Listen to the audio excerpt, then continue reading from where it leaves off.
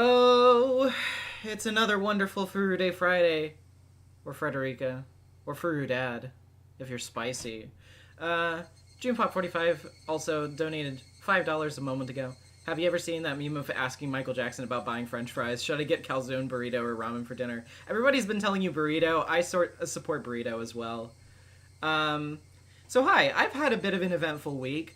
My ceiling fan's pull chain completely pulled out. So I had to replace it, and I also had to get a friend to help me replace it. That involved turning off the breaker in my room and then disassembling the ceiling fan. It was really fucking annoying. So that was great. Also at the top of the stream, before we get started, we don't really need to get into like the details super hard or anything, but some discussions were had on the server, and I would ask from now on to everybody in the chat, from now on, let's tone down the Keiichi Force Femme jokes a little bit. I know that you guys have been having fun with that, but yeah, for particular reasons, it might be best to forego that a little bit more in the future. Just putting it out there. But anywho, other than that, I don't really think there's any other particular housekeeping to get to. We are going to finish this arc tonight. We're going to finish the question arcs tonight. It's gonna be real exciting. So let's go ahead and get right into it then.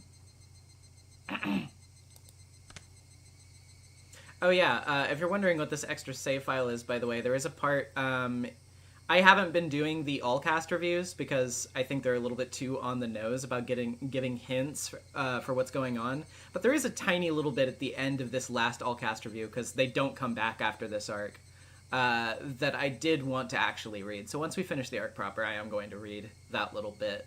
Not the whole thing, just that little bit. Anywho.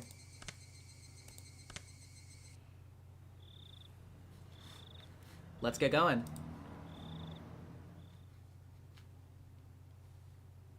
I had a restless night's sleep. I did nothing but turn over repeatedly during a night that seemed like it lasted for eternity. Even then, I eventually fell asleep at some point, not realizing how high in the sky the sun had risen. I shook off the urge to go back to sleep. It was then that I noticed that the phone was ringing. The time was almost 10:30 in the morning. It was clearly too late for a wake-up call. Akasaka-san? Good morning. It's Oishi. Waking up to the sound of Oishi's voice was a little too much of a shock. My delicate ears were ringing, but thanks to that shock, I was suddenly wide awake. Hello. Am I going to read them at the end? I mean, not really. Not at the end of the question arcs, because I think they still give too many hints for the stuff that shows up in the answer arcs, and not at the end of the series, because by that point you already know what's has happened at that point anyway, so there's no real need. Annie McGarden with the 20 euros. Just wanted to say that my partner and I have been breezing through your Higurashi streams, and the VA work is top-notch. Oh, thank you so much. Really appreciate it. Good morning. Could it be that you just woke up? Even though you're on assignment, it's still not good to be asleep during regular business hours. You're absolutely right. I'll be more careful in the future. I have another tidbit that might wake you up even more. There was something interesting mixed in with the lost and found at the Inamizawa police box.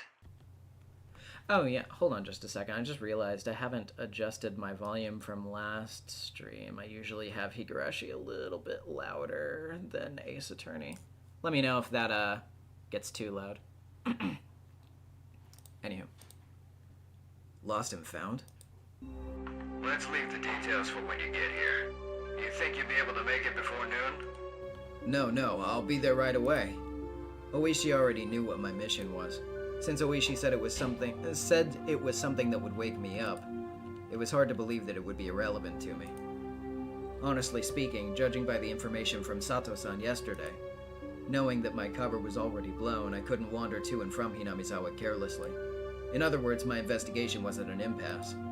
If there was some information that could pull me back on the trail, that would be nothing less than a stroke of good fortune. After vigorously washing my face, I pulled on my jacket and hailed a taxi, heading towards the Okonomiya police station. Oh, you're here. The genius mahjong players arrived. My apologies for being late. So, exactly what popped up? With absolutely no intention of reminiscing about last night's mahjong game, I pressed him to get to the point. Oishi, anticipating that I would act that way, cut to the chase without any resistance. Like I said earlier, something arrived from the Hinamizawa police box as lost and found this morning. Lost items that were turned over to the police box were sent to Okonomiya Station after the paperwork was filled out. Oishi pulled out a plastic bag from a drawer and laid its labeled contents on the desk. Is that a wallet? Indeed. There was small change inside, but no bills. We thought that a pickpocket threw it away after pulling out the contents. At first. I didn't understand how this wallet, so far removed from Tokyo, could possibly be related to the kidnapping. If it had drawn Oishi's attention, it would have to be something dramatic, like if the wallet belonged to the missing grandchild. That would be absurd. Like something that convenient would happen. If that was it, then there were probably initials written on the wallet, like the initials of Toshiki Inukai, the minister's grandson, T.I. Thinking like that, at this point I didn't suppose that this wallet was something that could get Oishi so excited. Oishi, after putting on a pair of disposable plastic gloves, handed me a pair of the same. I didn't feel that this wallet was such an important thing, so I had my doubts about whether there was any point in putting on gloves. However, I didn't want Oishi's intentions to go to waste, so I put them on. Oishi opened up the plastic bag and pulled it out, showing me the back. As I had imagined, there were initials engraved there, but it was slightly more detailed than what I had thought, with Toshiki I marked on it. Oishi grinned at me with a look on his face that said, "See? We can't confirm from that this belongs to the minister's grandson," I informed him calmly. This wallet was irrelevant. It was nothing more than Oishi's overeagerness. First of all, there was absolutely no way in this distant locale that the missing grandson's wallet would be found with such convenient timing. After all, the Onigafuji Guardians wasn't related to the case in the first place, so there was no way this wallet belonged to the grandson. Why I wanted to decide that was the case, even I didn't really know. Even though what should have been a top-secret case was leaked before I had even been dispatched. In this situation, how could I say this was definitely unrelated? Would it be more prudent to pay more attention to this wallet? It had only been a couple of days since I arrived in Hinamizawa, but in those couple of days, due to the number of remarkable events, my nerves might have become just a little frayed. Shaking my head slightly, I cleared it of unnecessary thoughts. Oishi opened the wallet zipper, revealing the contents. Inside was small change and a number of crumpled receipts. Oishi, from that jumble, pulled out a folded card. Seeing that, my heart stopped for a moment. It was a card from a dental examination. The name Toshiki Inukai and the age, a perfect match. The dentist's location was in Tokyo. There was no need to explain any further. How far was it from Tokyo to Hinamizawa? It was far enough that taking the bullet trains and cars would still take several hours. Why would a wallet with a dental examination card from Tokyo inside show up in Hinamizawa? Could it belong to a tourist who came from Tokyo? Or maybe a villager on vacation to Tokyo just happened to pay a visit to the dentist? No, it had to have fallen into somebody's bag by accident. In my mind, I desperately struggled to find a possible excuse as to why this wallet didn't belong to Toshiki Inukai. It was just that it wouldn't do for this wallet to belong to him. It was as if it just wouldn't do. However, weeding out any possibility for error one by one, the haze surrounding the wallet in front of me faded, gradually letting it come into clear focus. See? I felt a shiver of electricity run up my spine. My pulse quickened, and a thin film of sweat began to coat my entire body. From Oishi's point of view, I was probably slack-jawed and spaced out, with a slovenly look on my face. Did you get information from the dental office? That's your job, Akasaka-san. I didn't go that far. When did this wallet show up? The person who picked it up was a villager. They did so yesterday, it seems. No, not that. I mean, when was this wallet dropped? It rained here last week, exactly 7 days ago. Doesn't look like the contents are water damaged, so the longest it would be is probably 6 days. Does anybody else at this station have knowledge of the existence of this wallet? The officer who first encountered it at the Hinamizawa police box, and also the 2 or 3 people in charge of the lost and found. Other than that, it's just me and you. If it's involved in a classified case, it'd be bad to talk about it, wouldn't it? I don't intend to wag my tongue. May I borrow a phone? Go ahead. Dial 0 to get an outside line. I dialed the phone number inscribed on the examination card. I could hear my pulse pounding inside my head. Could there possibly be something so absurd? The addresses on the receipts and cards inside the wallet were all from around the area where the grandson lived. The name on the examination card was also a match. The time we deduced that the wallet had been left behind also matched up with the timeline of the kidnapping. Of course, it was possible I could just laugh it off as a big pile of coincidences. There wasn't any strong evidence. Rather than all this circumstantial proof, the contents of the phone call I was about to make would have much greater meaning. Hello, sorry to keep you waiting. This is Nakagawa Dental Office. Hello, this is the Okonomiya Police Department. I have a misplaced wallet here and I'm trying to get in contact with the owner. Would you be able to help me? Inside the wallet there was an examination card from your office. Yes. The name is Toshiki Inukai. If I give you the number on the card, would you be able to look up the phone number? Yes, thank you. If you could. Still holding the receiver, I pulled out a notebook from my breast pocket with my free hand. I opened it up to the page with the grandson's address and phone number recorded on it. Yes, hello. Yes, go ahead. I compared the phone number written in my notebook to the one that was being read out on the other end of the line. During that process, I spun around to look behind me uneasily. I locked eyes with Oishi. Oishi looked puzzled, wondering what the matter was. Why would I feel uneasy and look behind me? That was because the person on the other end of the line was reading out the numbers as though doing so straight from my notebook. It seemed that HQ was in quite an uproar thanks to my report. No matter how many times the authenticity of the evidence I had linked to the grandson was called into question, I could only respond that it was the truth. When the lead investigator first picked up the phone, I was grilled about the evidence I'd found that was almost too good to be true, if I do say so myself. But after having doubt after doubt dispelled, he fell into silence. The receiver was finally handed over to the section chief. When he picked it up, the background thrum on the other end of the line disappeared, and I knew that it had gone completely silent. After asking the same questions about the wallet that the lead investigator did, the chief quietly spoke his next words. We'll dispatch several people as reinforcements. They should be able to make it there by evening. Akasaka-kun, please continue your investigation of the area. Get some information on the spot where the wallet was found. Kano-san will select some people and head directly there. The fact that he was sending Kano, the lead investigator, here meant that the chief had decided there was a possibility that the Onigafuji Guardians were somehow implicit in the kidnapping. However, it felt as though until the lead investigator, whom he trusted, had verified the evidence with his own eyes, he was still going to be skeptical about it. How'd it go? It seems that HQ is sending reinforcements. I was ordered to investigate the area. Where was the wallet dropped? Around Takatsudo, apparently. This is Okinomiya. All the way over here, this is Hinamizawa. Then, even further upstream, way around here is Takatsudo. Oishi explained where the wallet was found by pointing to locations on the map on the wall. This place called Takatsudo was even more remote than Hinamizawa was. There's hardly anybody living in the area around Takatsudo. It was deserted a long time ago. It's littered with abandoned houses, so it's really quite desolate around there. Oishi-san, could I ask you to guide me to Takatsudo? Yeah, I don't mind. You can't really get in and out of Hinamizawa as you please by yourself, after all. Of course, I'll have to make you wear the cap and mask again. That Oishi had agreed to accompany me was very reassuring. If Sato-san's info was to be believed, my cover had been blown. I wasn't sure if the villagers had realized that the fresh meat dispatched from public safety was the tourist that had visited the village yesterday, in other words, me. But deciding that they hadn't noticed would have been overly optimistic. Given a cursory thought, Takatsudo, where the wallet was found, couldn't be ruled out as a hiding spot for the kidnappers. The Takatsudo area didn't have any residential buildings, nor was it alongside a highway. There wasn't a reason for even the locals to go out of their way to visit it. It was exactly what you would call a long-forgotten ghost town at the end of the road. You couldn't ask for a better place to hold a kidnapped grandson. Also, you couldn't get to Takatsudo without passing through Hinamizawa first. Those several conditions made the area all the more important. I couldn't brush it off any longer.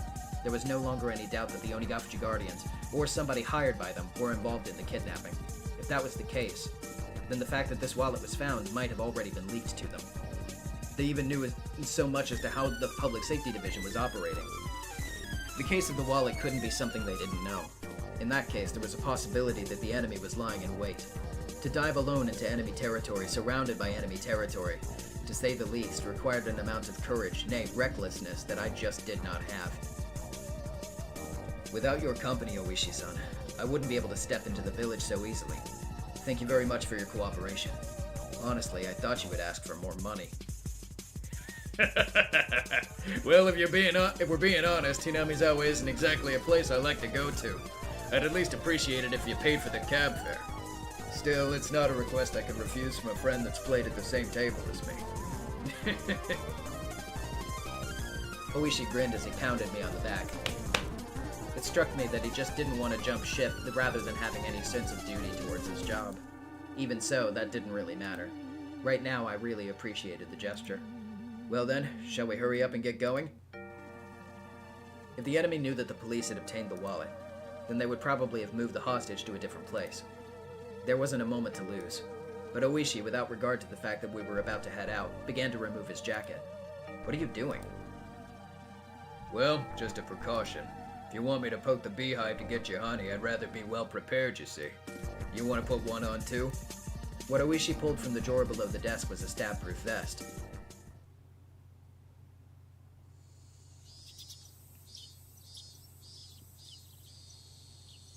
His name was Toshiki Inukai, the grandson of the Minister of Construction, Inukai. There was only one reason for him being here.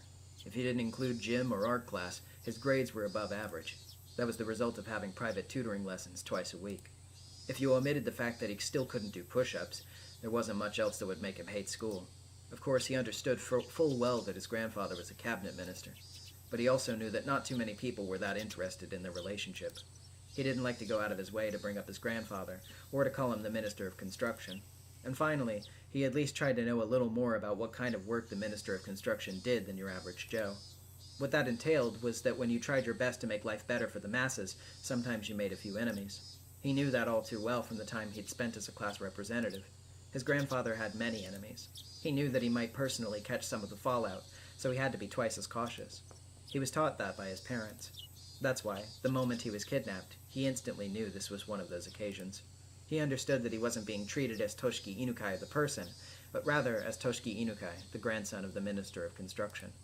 That he wasn't personally at fault, but this was the result of some unavoidable trouble with his grandfather's work. It made little difference, but when he realized it wasn't because of anything he did, he was able to relax, if only a little. Of course, at first he was struck with the terror of befitting his age, wondering what was going to happen to him. But after a while of being tied up and only being able to stay lying down, he began to ponder a great many things. First, he thought about the reason he was being abducted like this. He understood the answer to that easily.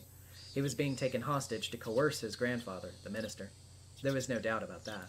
He didn't know exactly what the Minister of Construction did, but it was easy to imagine there was much to be gained from threatening him. He respected his grandfather more than most. He earnestly believed that his own grandfather was within the top 20 of the most important people in Japan. That was exactly why he wouldn't forgive anybody who tried to threaten his beloved grandfather. More importantly, he wouldn't forgive anybody who would use him as a tool to threaten his grandfather. His grandfather was really busy, and rarely had time to meet with relatives. That's why, with what little time he did manage to scrape together, he just dropped by unannounced. And as an apology for not being able to meet during New Year's or summer vacation, he doted on his grandson very, very much. The number of times that Toshiki was looked upon with disregard just because his grandfather was a politician and minister certainly weren't few. But he never thought even once that he wanted his grandfather to quit being a politician, because it was his beloved grandfather. He wanted him to continue his career as long as possible from the bottom of his heart. However, Toshiki was now being held hostage, and his grandfather was being threatened. His grandfather, who called him the apple of his eye, was surely suffering. He might do anything to save his grandson, maybe even putting aside his ideology if it was required to save his grandson. He might cave into the culprit's demands if it meant saving his grandson. When Toshiki thought about that, an inexplicable anger welled up within him. In his current situation, he was unable to forgive the cowards who would make his beloved grandfather suffer by using such dastardly means. That feeling swelled up inside of him, displacing the fear. What he thought of first was something any boy would imagine. Get out of these bonds, beat up the bad guys, then hand them over to the police. Images of all the brave heroes from all the manga he had read passed through the back of his mind. In his imaginary scenario, he slipped his bonds easily, floating like a butterfly to evade his captors, then stinging like a bee to bring them all down. In the end, it was nothing more than his silly little fantasy, but with his vision obstructed and unable to see anything, it was something that he could get into more than any anime at the moment. In actuality, he was enjoying these little scenarios in his head for the long period of time he was tied up. His captors hadn't really done anything to him that they would feel sorry for. However, eventually he began to grow tired of his fantasies, and more realistic scenarios began to run through his head. It was then that he realized that none of them were a solution. Yes, he wanted to do something for his grandfather who was being threatened. That he was being held here to inflict pain on his grandfather was the thing that he could least forgive, and also the most vexing. And then he noticed. There was a much simpler way he could save his grandfather without having to beat up his despicable captors. That was, to remove himself as a hostage from the hands of these villains. If he was to disappear from here, his captors would have nothing to threaten his grandfather with. The captors had restrained him, but they didn't treat him roughly, and they made sure he was well fed enough. Meaning at most, he was nothing more than a means for their threat. They weren't looking to bully or kill him out of spite. If he behaved, no ill would befall him. Realizing that gave him a strong sense of courage. And carrying his train of thought this far, he let it run its course to its natural conclusion. Right now, at this moment, Toshiki Inukai had decided to escape. His ears had been stuffed with a sponge-like material, acting as makeshift earplugs. However, they didn't actually do much to block out any sound, and he could overhear everything his captors were saying. Realizing this was to his advantage, even when his captors spoke to him, he acted like he couldn't hear them due to the earplugs. His captors, thinking that he couldn't hear their conversation, talked about all sorts of things without any reservations. Thanks to that, he was able to obtain various pieces of information. First off, this wasn't Tokyo. It seemed that this was quite a distance away, and on top of that, in the countryside, nestled deep in the mountains. It also seemed that his captors were inconvenienced living out here, so he could deduce that this place was far removed from any sort of town. Finally, whenever they went out to buy food or other supplies, they would always take a car. That fact caused him some dismay, because he knew that the method he learned at school of running around blindly while shouting for help wouldn't work here. He paused his little mental escape scenario there. His ultimate goal was to find somebody who could help him. If somebody who fit that description wasn't close by, his chances of escaping successfully grew slim. A desolate, far-off land deep in the mountains. a place where you couldn't even go shopping without using a car. In this situation, escaping would be very difficult. He grew depressed, and after a little while, he returned to his original scenario. Imagining becoming a hero like in the manga he read and beating down his captors became his respite. However, as he played those delusions out in his head, his heart, hating to surrender, continued to search for a way to escape. And then, he thought of a way. If the goal was far away, then all he had to do was get closer. His goal, in a nutshell, was to find somebody who would help him. In other words, somebody other than his captors. If he faked being sick, then his captors would have to take him to the hospital, or bring a doctor to him. They would probably be reluctant to do that, but he already knew the hostage was more important than anything. In the off chance that something happened, like him dying, occurred, they wouldn't be able to threaten him anymore. Luckily, he had an experience that would help him fake a serious illness. At the end of last year, he was inadvertently involved in a car accident and had to undergo surgery. The scar from that surgery was still clearly visible on his lower torso. He recalled the pain and suffering from that time. The existence of that experience would make a huge impact on the realism of his performance. He was quite confident in his ability to fake an illness.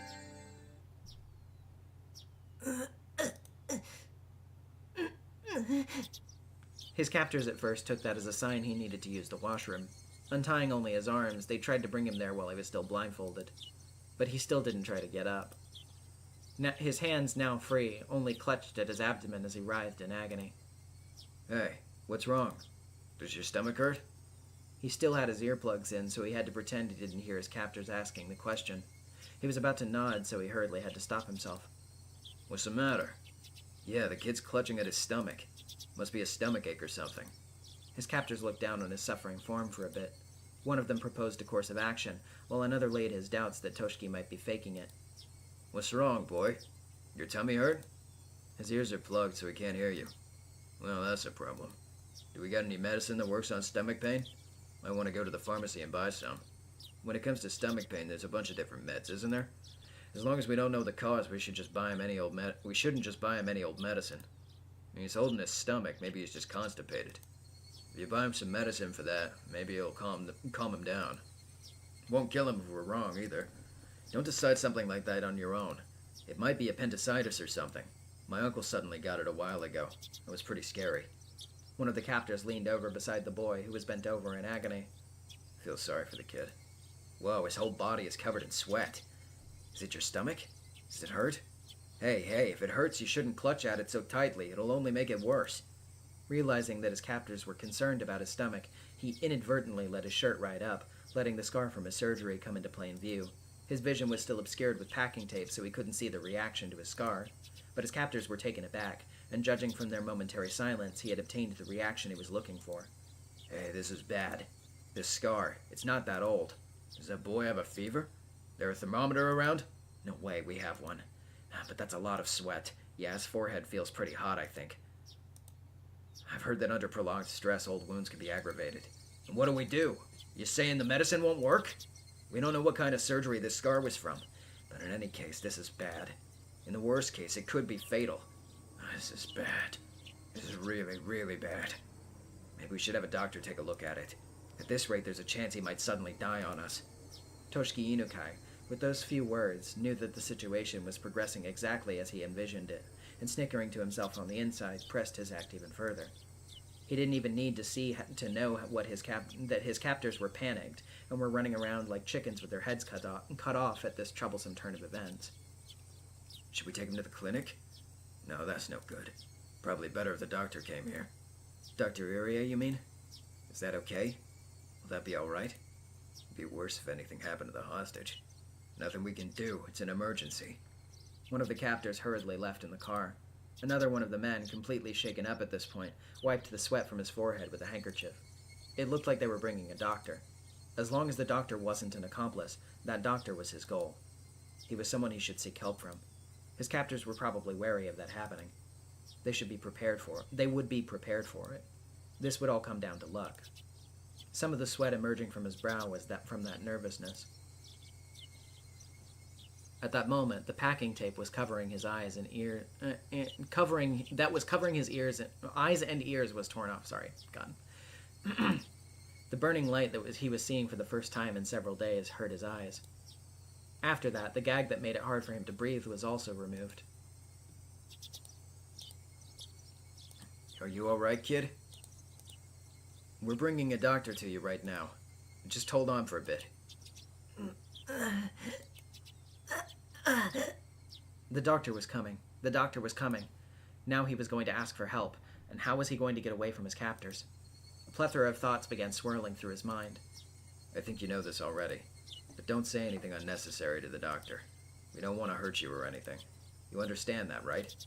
Toshiki Inukai nodded while feigning pain and obedience. His expectations and the enemy's expectations. Whether they doubted he was faking his illness or not, they knew what his goal was and would try to stop it. His stomach contracted from the stress of this gambit, making it seem like his stomach really was starting to hurt. Now it really was.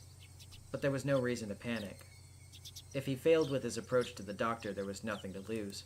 If there was something to lose, it was this method of faking illness to get in touch with the doctor.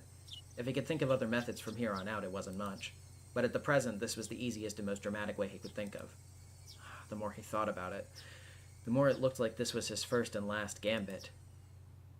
Eventually, he heard the sound of a car approaching once again. The sound of the car doors being hurriedly opened and shut. The sounds of several footsteps approaching. A young man in a white medical coat. As he acknowledged the boy, a suspicious look showed itself on his face. Who is he? He's not one of the kids from the village, is he? The captors didn't respond.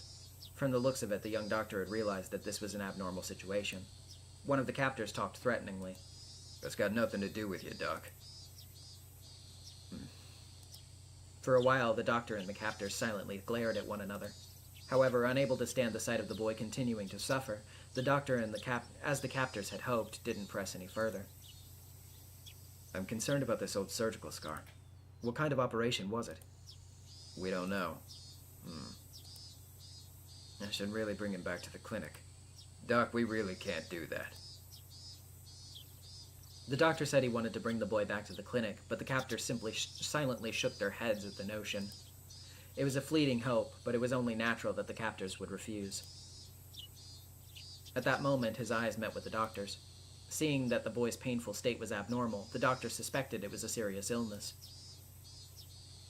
Are you all right? I'm a doctor. When was this surgical scar from?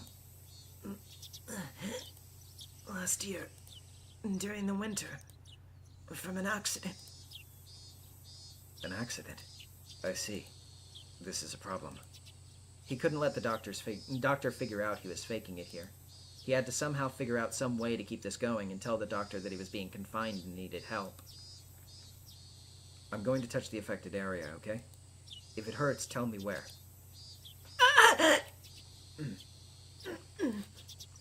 Seeing that it was extremely painful, the doctor crossed his arms and began to ponder. He had to somehow get himself to a hospital. To Toshiki Inukai, faking this illness was the performance of a lifetime.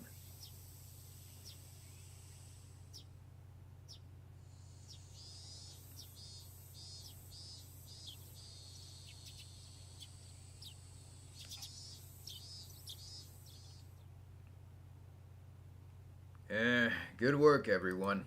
I know it's hot, but please do your best.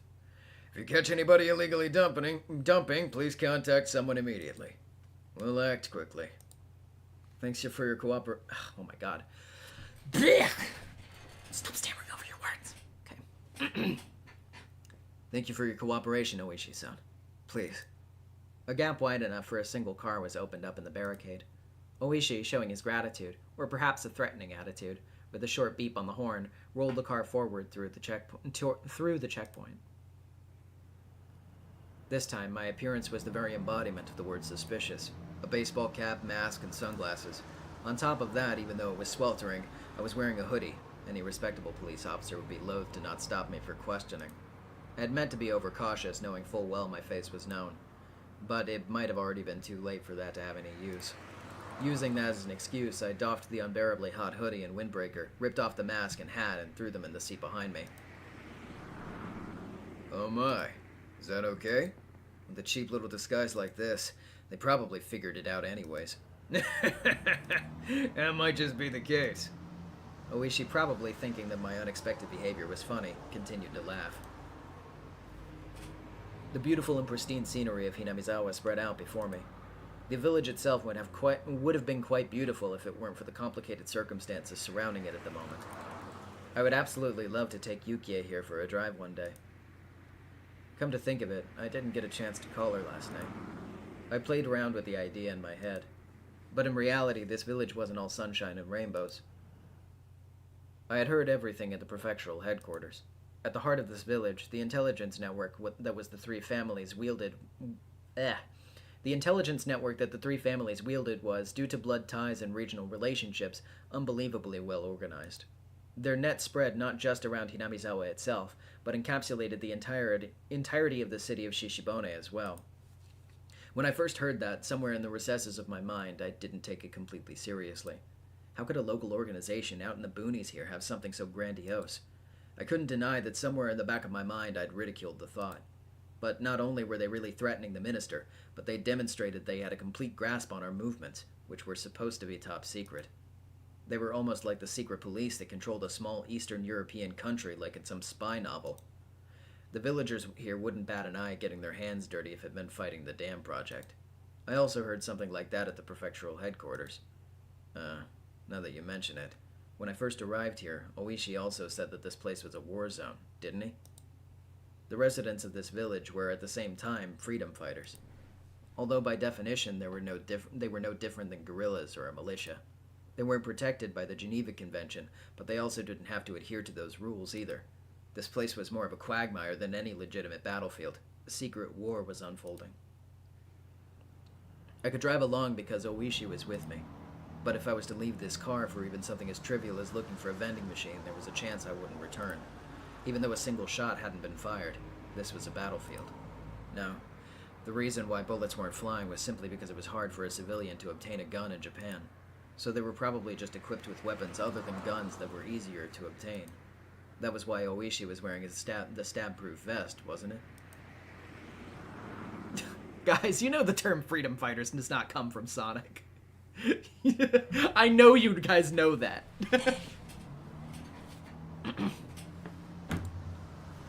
Akasaka-san, you nervous? The fact that I was apprehensive was, of course, picked up on by Oishi.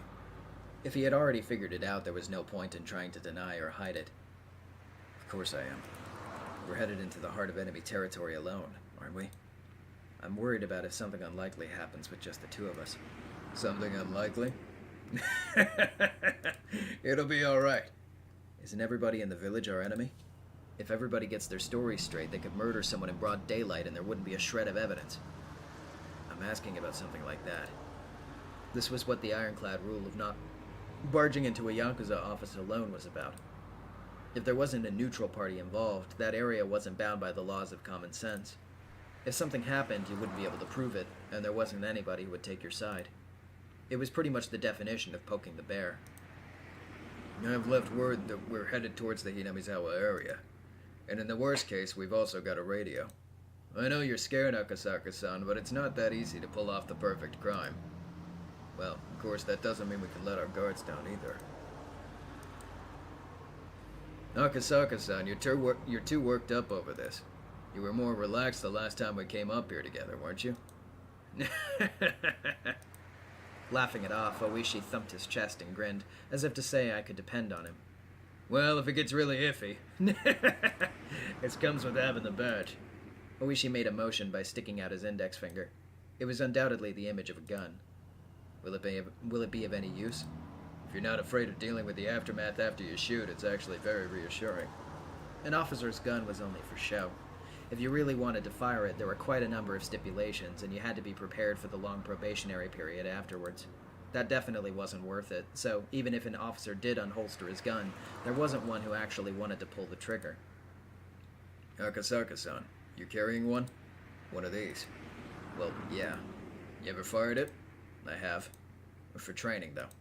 Well, I guess that'd be true. Well then, have you, Oishi-san? Me? Nah, there's no way. What was this? I thought he was laughing at me because he had experience. The two of us laughed together. I've also never pointed the barrel at anybody. I've looked down the barrel of a gun a few times, though. Just being made to look down the barrel like that's enough to shorten your lifespan by about 3 years. Even if he had never fired a gun before, you couldn't even begin to compare the amount of experience Oishi had over me. At a time like this, I could only marvel again at how reliable Oishi seemed. Come to think of it, I didn't want to come this way in the middle of the day. But there's no way for a car to get through other than here. Akasaka-san, just in case. Put on the mask again to hide your face, please.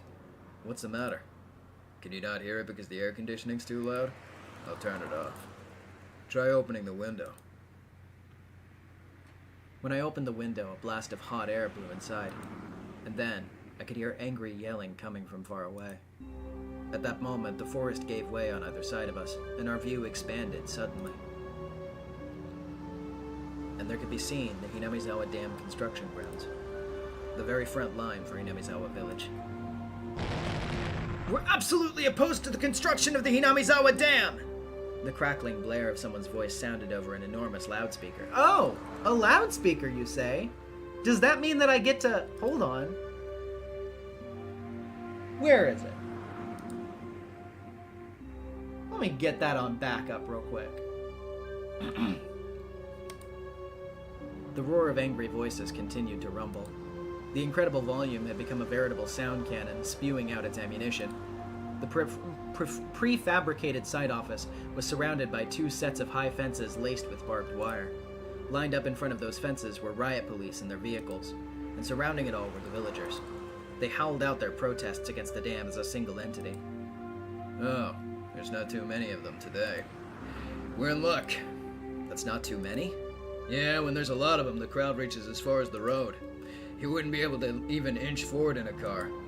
At first, due to their overwhelming intensity, it looked to me like there was more people than there actually was, but upon closer inspection there were at most 50 to 70 of them. But the 6 or 7 propaganda trucks lined up that looked like they belonged to a band of thugs were a strange enough sight. The villagers were also wearing helmets and bandanas, as well as covering their faces with masks, adding to the oddity of it all. The propaganda trucks, after braying their chorus, had their volume turned up even higher and began to flood the area with sutras. To say that the noise was downright violent wouldn't be an understatement. From this distance, it was still this loud. The glass in the office was probably rattling from the noise. You can't do anything there but take it. Those riot squad guys, every one of them is wearing earplugs, but they're still having their hearing damaged. Poor subs. Can't you do something about it with noise ordinance laws? Our prefecture doesn't have any laws regarding noise ordinance. Also, those are sutras, right? Can't regulate religious activities. Those guys are pretty smart. Is what I think Oishi said. Actually, no matter how tightly the window was shut, the booming sound of the sutras still filled the car. I couldn't even hear what Oishi, who was sitting right next to me, was saying. As the car approached the line of propaganda trucks, the blare became difficult to bear. It wasn't enough to just plug my ears with my fingers. I had to hold my head to keep my skull from splitting apart. If I had seen this terrifying energy sooner, I would have probably understood what Hinamizawa Village was much quicker. Now I knew. They wouldn't blink an eye at sacrificing themselves in order to protect their hometown. So goddamn noisy. Shut up, shut up, shut up! My head throbbed and felt like it was going to split apart. My eardrums crackled, and on top of it all, I felt like I was going to throw up. With the road crowded with the throng of squatters, the propaganda trucks, and the riot police's vehicles, there was no easy way to get by. Even if you tried to shoo the squatters with the car horn. They were also wearing earplugs, oblivious to noises from the outside world, and wouldn't easily move. The car could only inch forward at a snail's pace. Even then, the car eventually got through, starting to leave the tumultuous noise behind. Oh. I might have passed the only line I needed that filter for. At least in this chapter, anyway. Oh well. I wasn't even expecting it to be there, to be honest, so I guess it's fine, but... oh well. Hey, the old guy that was playing Mahjong with us last night? Remember him? I remembered that there was an older person who didn't exactly mince words. The guy that Oishi called Old Man. There was someone like that. You see, he's the foreman of the main construction site. He's probably holed up in that prefab building trying to work while irritated out of his mind. Poor fella. You wouldn't be able to stand it if it's like that every day. Yeah, there's no end to the number of people who can't handle it and quit. But every time that happens, their wages go up, so I won't say it's in vain. Even having to deal with all that noise and hostility, they still made a wage that Oishi found enviable. Damn it, these guys. Can they hear or can't they? A group of squatters were in the way of the car. Oishi, sufficiently annoyed, laid into the horn, but there was no indication that they were moving anytime soon. In this din, could they not even hear a car horn? Or did they hear it and they were being malicious? If there were any riot police nearby, they would have made people move, but it just so happened there weren't any around here. Jeez. Wait just a minute. Oishi opened up the door. The hot air and even more heated roar of the crowd came spilled into the car. Not came spilling, just Oishi said something as he grinned widely, but I couldn't hear what it was. He was getting them to move. Something like that. Oishi stepped out of the car and closed the door. The din faded slightly. I stared blankly as Oishi headed towards the group and started some sort of conversation. Maybe we'd find the minister's grandson at Takatsudo. At the very least, I wanted to find him there. Find him and slip the cursed bonds of this incomprehensible village. I could only pray. At that moment, a shadow was suddenly cast over me. Somebody was standing right outside the passenger side window, blocking the sunlight. I spun around, looked up, and realized who the backlit figure was. Huh? It was a girl. It was Rika Furude. The girl stared down at me with a bored look in her eyes. I didn't have any justification for it, but I felt like I'd been found by somebody I shouldn't be found by. To fill the silence, I raised my hand as I mouthed a meek greeting. Of course, there was no way she heard my small voice in this clamor, but even then, she should have seen me wave my hand in greeting. In spite of that, she simply stared down at me with a cold look on her face. At that moment, the noise and heat spread throughout the car once again. Oishi had returned to the driver's seat. Taking a look, the group that was blocking the road had started to move aside while glaring our way. Sorry to keep you waiting. Shall we go? Oishi registered the figure of the girl behind me. One of the villagers came over and picked her up. In a manner of, "It's dangerous, so get away." It was then that she whispered one or two words. However, I couldn't hear any of it. Well then, let's go. I'm gonna gun it, okay? But of course, still within the speed limit. And to go with the 5 pounds, blue thing has found you. As if to shake off the still audible angry voices, Oishi floored the gas. Along with the roar and the din and the shouting, the villagers and the girl quickly disappeared behind us. Okay, yeah, so I guess I didn't need it. Oh well. As soon as we're through here, we're in Takatsudo. Are you okay if we end up getting into a firefight? Don't be fumbling with the safety at the last moment, you hear? Oishi laughed mockingly again. I was more concerned with what the girl had said, however, as I was vaguely bothered by it. What was she trying to say with that apathetic and candid expression? Suppose it's normal if you're nervous from here on out. But if you don't deal with it, there's a chance you might do something rash. But there was no longer a way to confirm what the girl had tried to tell me. It might have been that the girl who warned me to go back to Tokyo again, or else, was saying to me, who was here now, ignoring that warning. Even though I warned you, what a fool. I had the feeling she said something like that.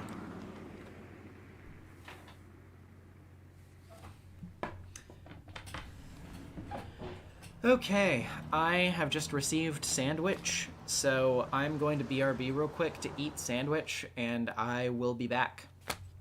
Yep. See you in a few.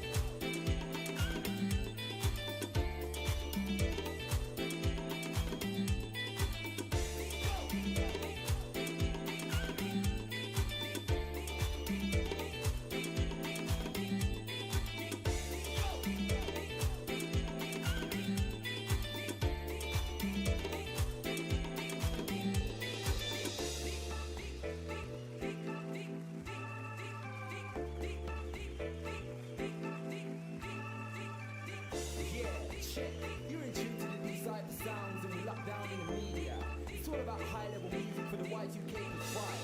Shouts out to the UK talent. Just keep pressing on and moving forward. Cause UK talent is nearly at its peak, yeah. Don't give up now, it's not long. It's just a matter of time.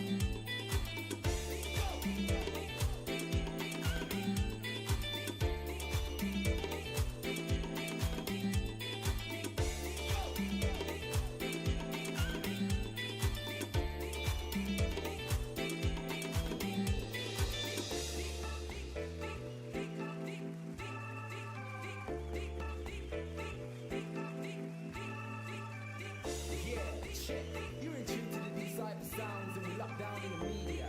It's all about high-level music for the Y2K vibe. Shouts out to the UK talent. Just keep pressing on and moving forward. Cause UK talent is nearly at its peak, yeah. Don't give up now, it's not long. It's just a matter of time.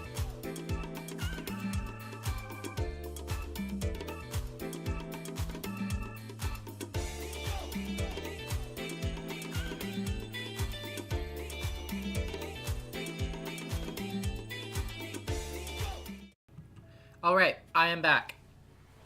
I was a good sandwich. But now we have to get to the real shit. So let's do it. If you were to call Hinamizawa a rather lonely village... Excuse me. Oh no, what got over me? If you were to call Hinamizawa a rather lonely village, then Takatsudo was outright desolate. For your everyday city boy like me, I just couldn't understand why anybody would force themselves to live here. There were signs that people had, but they were all covered in dust or enveloped in ivy, indicating that it was all abandoned. What kind of sandwich was it? It was a Philly cheesesteak. People really lived in a place like this, didn't they? Well, it was a long time ago. A remote place like this is pretty rough for old folk to pretty rough for old folk to live. Yeah, okay.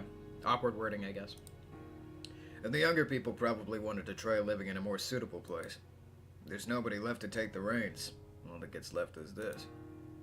Even if I had no personal attachment to the village, seeing the disused buildings made me feel a little sentimental.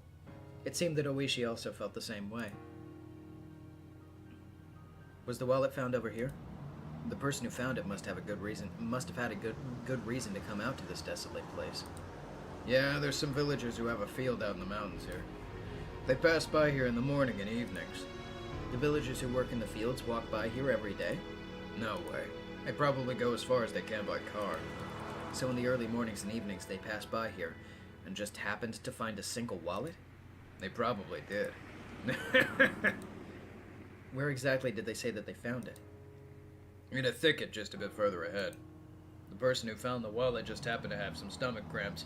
Was planning to use the thicket to do his business, it seemed. If it was there that he happened to find it. Probably hoping there was some toilet paper in there. Everything about that story just seems a little too convenient. Right from the discovery of the wallet, I just can't shake the feeling that something is off. Fan of stuff, you are correct about that. The government did offer all of the villagers in Hinamizawa pay, or, you know, a sum to basically help with their moving expenses. The villagers just don't want to abandon their village. It's not a matter of money.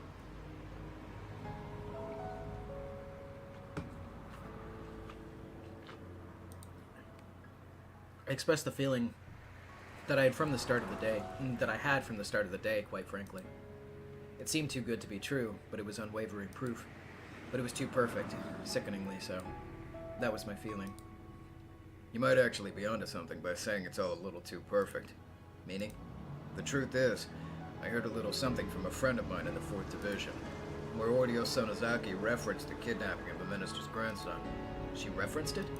It's been several days since the minister's grandson's been kidnapped. Oh boy. It'd be nice if they let him go soon. It seems that old Ordio muttered something like that while on a veranda. And that little musing was conveyed to the various people working deep behind the scenes at the Sonozaki family. Right. I had heard something earlier from Sato-san, the informant, that when the leader Oryo had a concern, somebody in the family would be considerate. So, in essence, she gave the order to release the hostage? I see it that way. The wallet being conveniently discovered was just a ploy to hand the boy over to the police. Why would they release the hostage? Well, there's only one reason why somebody would release a hostage, isn't there? What is it? They reached a deal. That would mean the minister promised to halt the Hinamizawa Dam project. The dam project will definitely go away. At that moment, those words that the girl had said resurfaced in the back of my mind. In the end, it was turning out exactly as she'd proclaimed. That young girl knew the circumstances. She knew everything about this kidnapping incident, from the beginning to the end. Akasaka. The girl unexpectedly called my name. What is it? Go back to Tokyo. Before long, you will woefully regret coming to this village. That would be an incredibly pathetic thing to see. So I thought I'd warn you right now. Why would I come to regret it? Stop whining. When you tried crossing the road when the don't walk sign was up, did your parents finish explaining why it was dangerous before pulling you back to the sidewalk? They'd pull you back right away, wouldn't they? They'd pull you back before explaining why it was dangerous, wouldn't they? In other words, it's something like that. The girl who knew everything from start to finish had warned me in the beginning. Go back to Tokyo. Hagasaka is such a coward. We'll probably find the boy, but what happens afterwards will probably be a bit of a problem. Jupiter, it's because there's actually a voice shift there. That's why I do that. She actually, like, does do a different voice.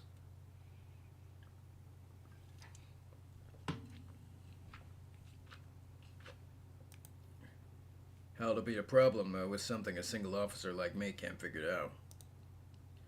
Do you know a girl named Rika Furude? What I had said was such a non sequitur that Oishi sat in stunned silence for a while. Of course I know her. She's the only daughter of the Furude family. One of the three families. What kind of a girl is she? Well, well. This was an unexpected name to hear. I'm a bit surprised. Does public safety think the Furude family smells fishy and wants to keep an eye on them? Share some of that information with me, please. No, it's not like that. It's just something that caught my attention. Well, whatever. Wouldn't do not to answer a question from a friend I've sat at the same table with. I'm honored that you call me a friend. So, that little lady is, well, somewhat of a village mascot. She's beloved by everybody in the village. Some of the older folk worship her especially. Worship? I don't know much about it, you see. Girls born in the Furude family have somewhat of a sacred implication, it seems. It's one of those local beliefs in Hinamizawa. The living incarnation of Oyashiro-sama or something like that. So the story goes, apparently. Oyashiro-sama. Now that you mention it, I think I saw Oyashiro-sama written on some of the Alliance's banners. What is Oyashiro-sama exactly? It's the name of the guardian deity of Hinamizawa. They believe it'll exact punishment on those who do ill towards the village.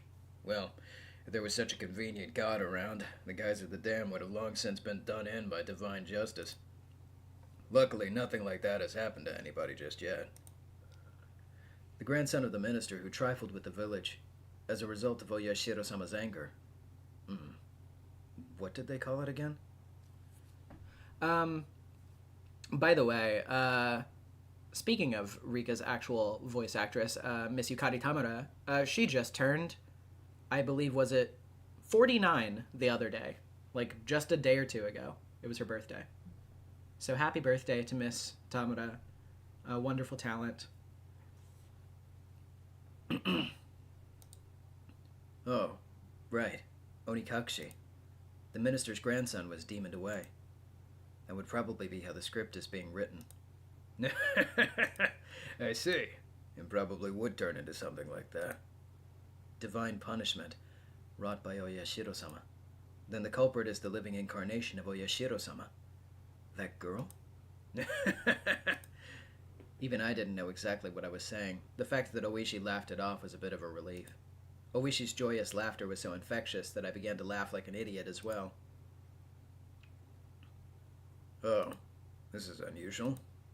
Oishi, after laying into the horn several times, rolled the window down and leaned out, waving his arm in an exaggerated manner. It was a car headed the opposite way. Until now, we hadn't run into any other cars except our own. And of all places, it was this desolate location. It seemed that Oishi knew the owner of that car. The other car also chirped its horn and came to a stop. Dr. Irie, good afternoon. The other car's window rolled down slowly, revealing a young man in a white overcoat. He was about my age, or perhaps a bit older. But you really can't judge somebody by their appearance. Why, if it isn't Oishi-san, good afternoon. Fancy meeting you here. That's my line, Doctor. Never thought I'd see you here. What happened? Oh, nothing. Just a little house call. Oh, really?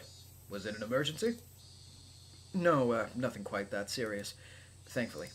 It's always for the best when the patient gets better without the need of medical care. I'll take my leave here. If I don't get back quickly, my staff will be angry with me. Being the head of a clinic must be tough. Well then, take care.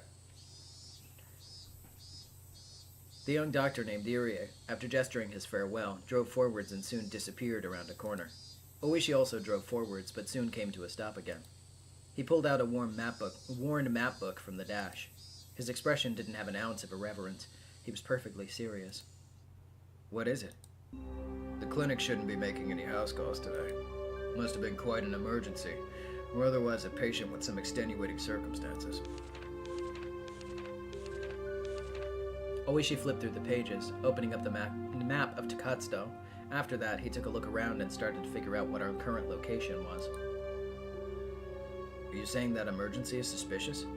Didn't I say? There's hardly anybody that lives in the Takatsudo area. The road we're on right now is here. Dr. Irie came from this direction. Having no sense of our surroundings, I couldn't digest anything about the place he was indicating on the map.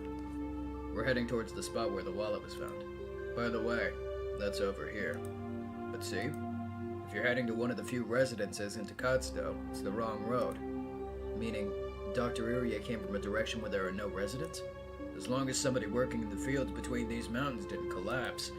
But if somebody collapses and you call a doctor, normally you'd bring them back with you for a more detailed examination.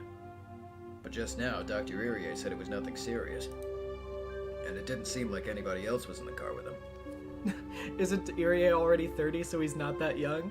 I'm about to be 30, like, in a couple years. Don't say that. Stay your tongue. Hush your mouth. Oishi didn't say any more than that. I also said nothing more. That doctor just now examined a patient. Close by.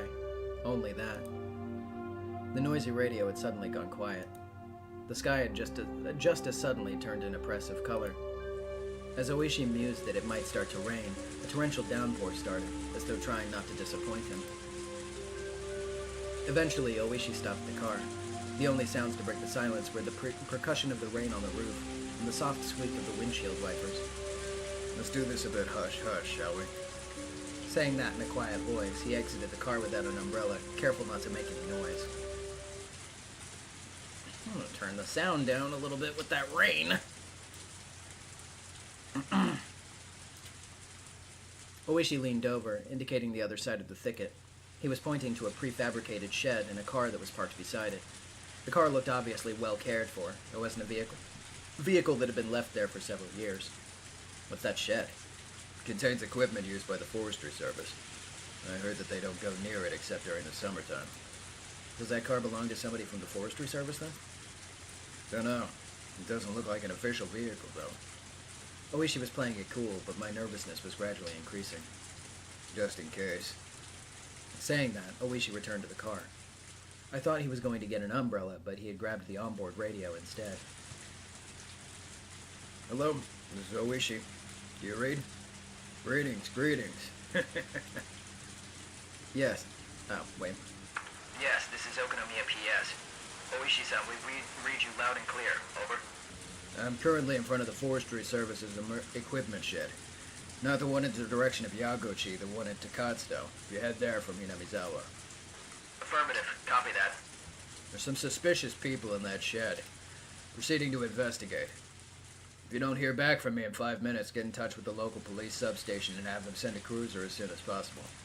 If you would, please. Understood. Well then, shall we go take a look?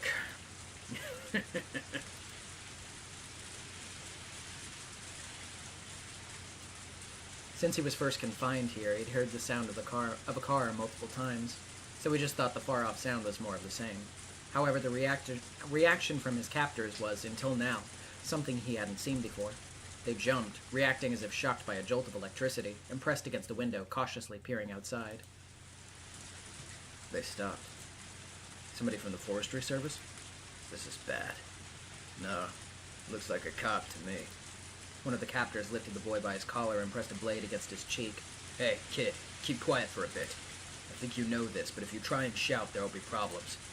Toshiki Inukai was sure that the doctor had reported things to the police. He had felt relief when he thought that he was saved, but not imagining that his captors would resort to violence when they were cornered, his anxiety remained unabated. What do we do? Gotta buy time. Take the kid and slip out of the back. We'll meet her back here when the heat is off. One of the perpetrators grabbed the boy by the collar and forced him to stand. Of course, Toshiki Inukai tried to resist by feigning that his illness had been aggravated by this rough treatment, but his captors paid no heed. The door was violently banged upon. Excuse me. Hello? The door was banged on again. Toshiki Inukai hesitated for a moment to respond to that voice by yelling. However, when he was being indecisive, his mouth was covered, taking that option away from him. The leader of the captors waved at the others to go. The younger perpetrator nodded in response, and while keeping the boy's mouth covered, started heading towards the back door. Not others, but yeah. Hello? Do you need something? How do you do? It's the police. Would you mind opening the door? This sudden rain has us in a bit of trouble. I'll just open. The moment the lock was undone, Oishi forced the door open, and with a gleam of menace in his eyes, he pushed the man aside as he stepped into the room. Then, in the small and empty room, he was able to quickly discern that the boy he was looking for was nowhere to be seen. I heard this was an equipment shed for the forestry service, but there's nothing here at all. There was nothing inside the room that would indicate that this was an equipment shed. There was only a mountain of blankets, indicating that somebody was sleeping here, alongside empty food packets strewn about. Yeah, it's been empty for some time now. Never seen no equipment stored around here. But this is the forestry services building. This is the forestry services building, isn't it? You from the forestry service? How about you? How about you? Police? The two of them glared at each other suspiciously. Both Oishi and the man steadfastly refused to reveal their identity before the other did. The man, judging from the sharp look in Oishi's eyes, realized that it would be hard to talk his way out of this one. No matter what he said, the most time he could buy would probably be a few dozen seconds. Only the sound of rain filled this tense moment. Just then, they heard the sound of a struggle from far off. Oishi had a hunch. There was no doubt that Akasaka, who was circling around back, had run into the perpetrators who were trying to slip away. As Oishi thought that, the man in front of him reacted a moment faster. The man swung with an attack that was more intended to obscure Oishi's vision, rather than actually hit him in the face.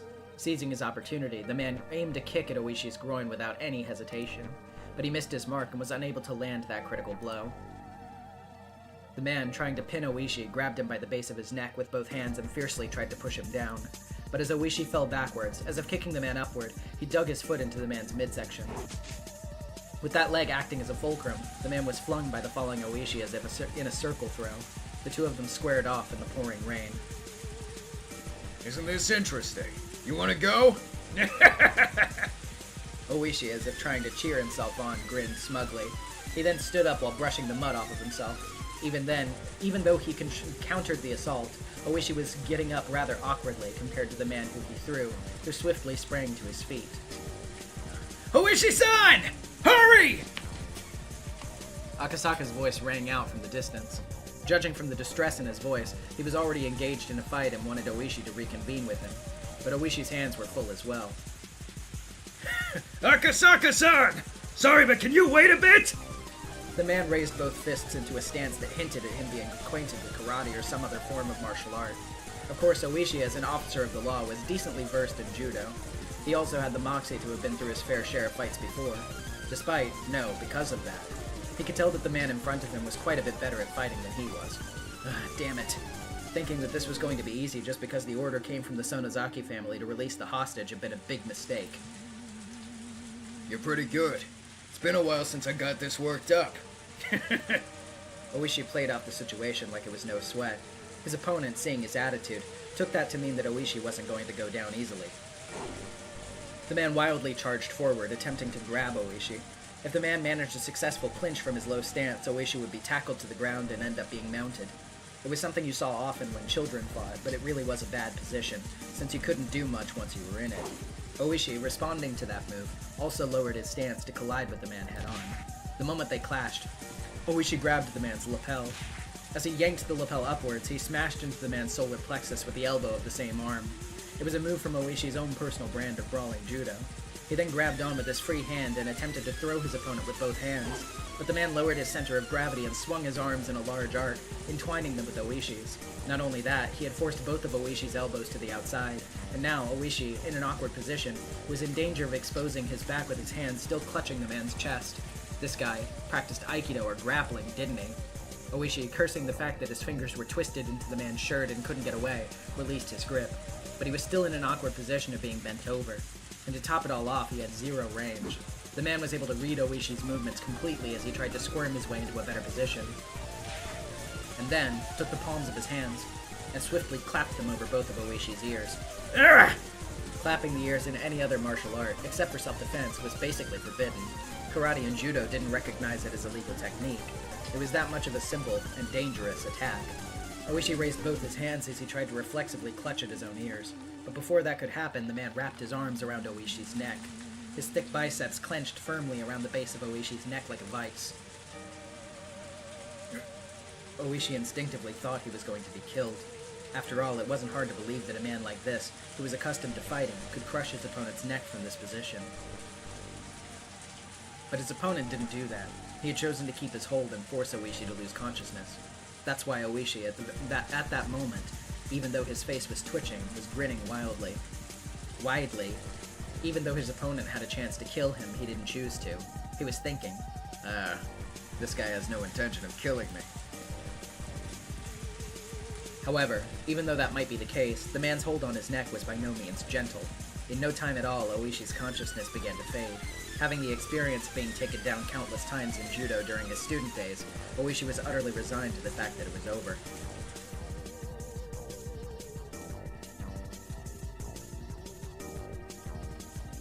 Akasaka was finally recovering from the intense pain of being kicked in a rather sensitive area. He had bumped into the captor carrying the boy by the back entrance. He had seen Toshiki Inukai's picture plenty of times, but he wasn't able to immediately ascertain if the boy in front of him was the real deal, with his mouth covered in packing tape. Also, with his limited experience, it wasn't hard for him to panic over how to deal with the situation. Of course, the perpetrator didn't overlook this momentary lapse. His kick landed squarely in a critical spot, with Akasaka not even having time to call for help. As the man flung the boy over his shoulder, he headed towards the front of the shed. But upon hearing Oishi's bellowing voice, he gave up on going that direction. He then dashed off towards the forest, as if the weight of the boy slung over his shoulder wasn't even there. Akasaka was lost for a moment.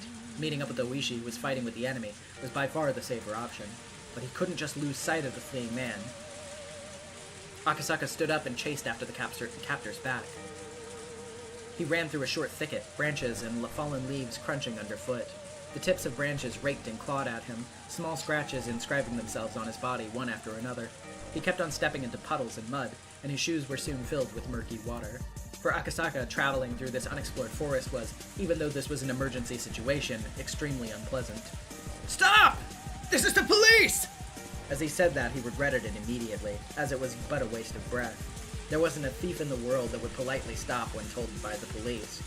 To a city boy like Akasaka, running through this forest was an arduous task. However, it must have been no easy task either for the man carrying the minister's grandson. He neither gained nor lost ground in his pursuit.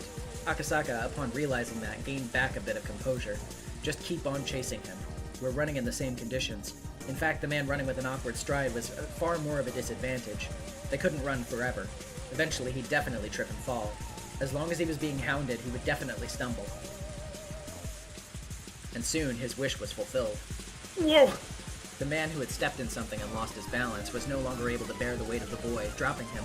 Akasaka, in all honesty, didn't care about the perpetrator at all, just as long as he could ensure the safety of Toshiki Inukai. So if the perpetrator ran off by himself, it was perfectly acceptable. But if it seemed that Toshiki Inukai was important to the man as well, and didn't choose to just run away empty-handed, Akasaka didn't know what to do in this kind of situation. His first priority should probably be to ensure the safety of the boy, subduing his captor being less important. Grappling with the perpetrator wasn't something he planned on, but most likely it was either do or die. Akasaka's moment of indecision proved to be fatal.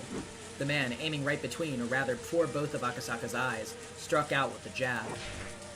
Not wanting that, Akasaka raised both his hands to shield his face. At that moment, the man kicked at his unguarded midsection. The pain almost felt like his vital organs were being squeezed out of his body, but he latched onto his opponent's leg. But his opponent didn't hesitate one bit. Leading with his seized foot, the man jumped at Akasaka, applying pressure and pushing him down. Akasaka was unable to withstand that and fell, but under no circumstance was he letting that leg go. The two men fell together in a tangled heap. The man was desperate to pull his leg free from Akasaka, but having fallen in an awkward position, was unable to. The two of them rolled around on the ground, floundering about trying to gain an advantage. But Akasaka, who was holding onto his opponent's knee with both hands, and that opponent, who had complete freedom to move his upper body, were in two completely different situations. The man gained a positional advantage on Akasaka, who was still latched onto his leg and couldn't move away, and pounded full force on his head with both of his fists. Not only that, he found a rock nearby and beat it against Akasaka's skull. The difference between being hit with a fist and being hit with a rock was vast. Akasaka quickly thought of letting go of the man's leg to free his hands to protect his head, but if he let go here, the man would get away. If he didn't dig in here, everything would be for naught. The boy he was trying to save was right there. He was going to save him and go back to Tokyo. If he could do that, then it was goodbye to this freakish village. Without looking, I could tell my forehead had split open and was gushing blood, but I didn't let go of the man's leg. How could I? I won't let go! When the man realized that no matter how much he beat my head, he wasn't getting away, he used both his hands to grab my throat as if to crush my windpipe. I pulled my head back as a slight form of resistance, but it was of no use. The man's hands enveloped my neck and began to crush it like a vice. It was less about the pain of not being able to breathe, so much as it was choking so hard I felt like I was going to throw up. It felt like my stomach was going to turn itself inside out, but I could only endure it. Damn it, damn it, damn it, damn it! My throat hurts! I won't let go. I can't let go! I didn't want to be here. I wanted to resolve this and go back to Tokyo. Go back to Tokyo. Talk to Yukie. All about our unborn child. We were going to talk about our bright future! I had no intention of loosening my grip. However, it loosened just a bit, and the man's leg came free. The man kicked as hard as possible, and I tumbled backwards. My head was spinning, and I was unable to get up right away. No, I couldn't even put any strength into getting up in the first place. Even so, I couldn't back down. If I let him escape now, this chance would never come again. Even just catching their scent was nothing short of a miracle. If we weren't able to get to the minister's grandson back here, there wouldn't be another chance. The man tried to drag the boy to his feet, but the kid was displaying some unexpected resistance, allowing me to get up unnoticed. I grasped the rock the man had just beat me over the head with. Now it's my turn! The rock should be able to supplement what meager strength I had left, adding more than enough power to my attack. My fist, still wrapped around the rock, dug into the side of the man's torso. It seems like it hurt him quite a bit. The man rolled around for a bit, clutching his side. Freed from the man's grip, the boy hid behind me. Toshiki Inukai-kun, right? I've come to help you! To the boy, those were the words he was waiting for the most. But the crisis was still not over. That was because even though he was still clutching at his side, the man had gotten up again and had taken a fighting stance. I could see in the man's eyes the resentment at the pain I'd caused him, and the confidence that he could still beat me. If we were to clash head-on again, he might not even stop if my head were split open. Stop resisting! Surrender quietly! You should just hand the boy over. Do you want me to snap your neck? Who would listen to you now? Reinforcements are already on their way! There's nowhere for you to run! The man reacted adversely to the word reinforcements. That was because he now knew that arguing like this was just a waste of time. It wasn't just a waste of time, but put him closer and closer to danger. Realizing that, the man shifted mental gears almost too quickly. Then let's finish this fast! How about this? What? What the man pulled from his back pocket was, of all things, a gun. Of course, I'm a police officer. It's not like I don't know what a gun is, but having one pointed at me was something I'd never experienced before. Was it real? Of course it was. There's no way it'd be a replica in a situation like this. Put both of your hands behind your head and lay down quietly. Don't get cocky, you villain. I won't do anything you say. You stupid idiot. You not know what this is without me shooting you with it? Then shoot! Reinforcements will hear the gunshot and head right over here! You stupid! We're in the middle of the forest, and on top of that, it's raining. You'll never hear a thing. As long as he still held that gun, no matter how much I yelled at him, I was at a distinct disadvantage. But I still had a fighting chance. If I were in his shoes, instead of wasting time yelling at each other like this, I'd just shoot him and take the boy. That way was the fastest and would suppress any sort of further resistance from him. But the man was demanding my surrender without having fired a shot. Meaning that he either didn't want to shoot or couldn't. In other words, the man in front of me was soft. If I could buy just even a little more time, the factors that would lead to my victory were numerous. Oishi was probably on his way, and the reinforcements we called for before coming here should already be well on their way too. Not only that, they should have contacted the local police box. Without a doubt, somebody stationed in the village would be here much quicker than that. Damn it! Do I have to put a bullet in you to understand how dangerous this thing is? There's no escape! Don't add to your crimes! At that moment, I heard the rustling of foliage and heavy footsteps approaching. If Oishi was coming here, it was a whole new ballgame. The man couldn't have more than one gun. Oishi-san! Over here! Over here! Huh? I had thought that time was on my side, but I'd failed to even imagine that the enemy could also have reinforcements. You could tell the man who just appeared was one of the perpetrators just by looking at him. What are you doing? If you don't hurry up, the police will get here. Stop lollygagging! Damn it! What happened to Oishi-san? The chubby fella? He's down for the count. He is? Damn it! The boy, sensitive to the impending danger, curled up behind my back. How could this be? Damn it! Your buddy isn't coming. Serves you right. Shoe's on the other foot now. As I backed up against a large tree while still protecting the boy, the second man also pulled out a gun. Won't be saying this twice. Put your hands on your head and lie down. I refuse! As I shouted in protest, blood erupted from my left shoulder. It took a few moments to register that I'd been shot. Compared to the ones from in the movies and TV dramas, the first actual gunshot I heard was simple and mundane. In fact, the sound was more akin to small fireworks I used to buy from the corner store as a kid. But there was no comparing the pain. It was a fear you knew only after you'd been shot. Sir? Are you okay? Are you okay? The boy, in his confusion, tugged at my clothes, agitating the wound even further. I wanted to put on a bold face and reassure him, but my voice was hoarse and had the opposite effect. I'm all right. I've already called for backup.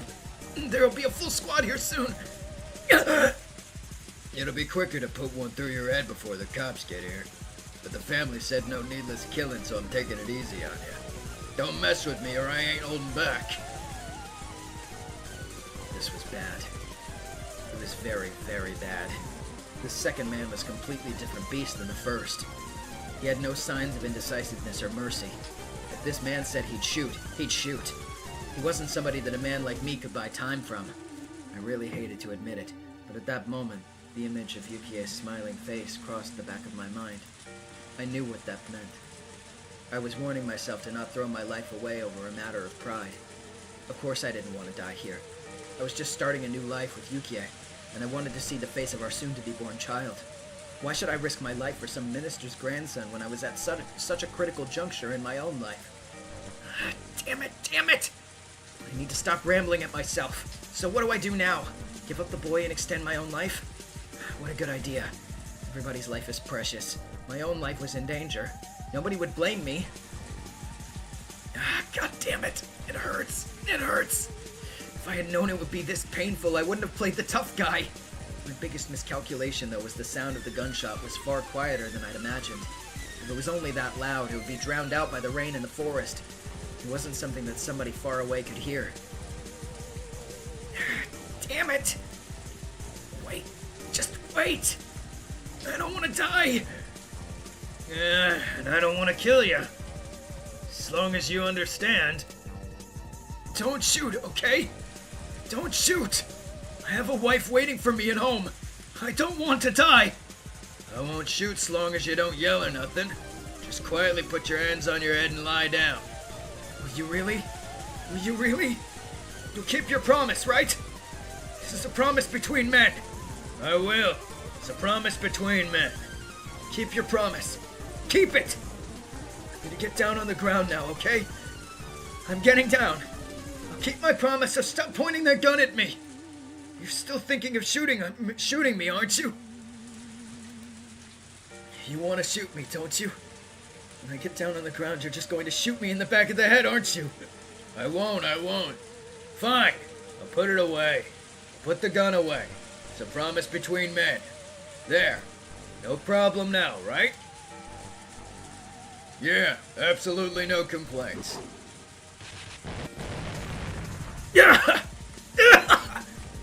It was all over in a flash. The moment he lowered his gun, Oishi didn't let his chance slip by. Oishi had been assessing the situation for quite some time from behind the two men, but since they had their guns trained on me, he didn't really have a chance to jump in. Seeing the look on Oishi's face indicating that he wanted me to create an opening, I took that role completely. Oishi forcefully lifted the arm that was holding the gun. He then took the gun away from the man's hand in only an instant. The other man, who was a bit slow in grasping what was happening, pointing his gun at them, but with his ally grappling with Oishi, he couldn't pull the trigger. If that man was the only one that was wrestling with Oishi at the moment, he might have shot without hesitation. But this man wouldn't shoot. He couldn't shoot. Oishi kicked the other man away, and while aiming the stolen gun with his left hand, pulled out his own. With guns akimbo, he was aiming at both men at the same time. I do believe that's checkmate. It was perfectly played. But heedless of the guns pointing at them, the men shouted, "Scram!" as they scattered away at full speed. It was over in an instant. Those two running away without putting up a fight was honestly unexpected.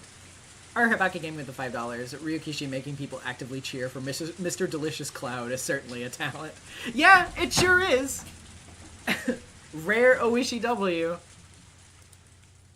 Oishi, quietly clicking his tongue in admonishment, slipped both guns into his pants pocket. Those guys know their stuff. What do you mean? An officer won't fire at somebody who's fleeing. I want to keep my pension here. Oishi and I grinned at each other. Are you Toshiki Inukai-kun? The grandson of the Minister of Construction, Inukai? Yes. This is going to be a major incident.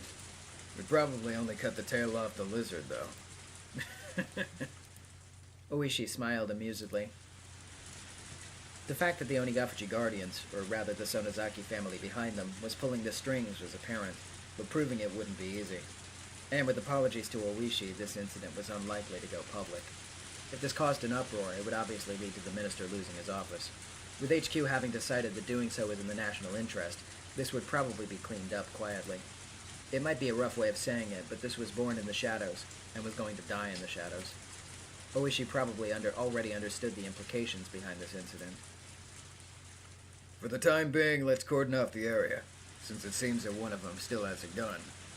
After that, let's get Inukai-kun to safety and get you to the hospital. As the tension in the situation faded, the pain from the gunshot wound in my shoulder blossomed once again. My forehead was also stinging painfully, and had grown hot enough to start a fire. Thinking that the tension had caused me to sweat, I wiped my forehead, but what came off was a large amount of blood. I realized that my shirt had been stained bright crimson from the blood flowing from my head. I turned around. The boy was safe and sound, without a doubt. There would probably be an investigation on the man who ran, but that was for another day. At this point in time, I could safely say we'd cleared the major hurdle of securing the boy's safety. As soon as I recognized that, it felt like the lights in my head had been hit by a power failure.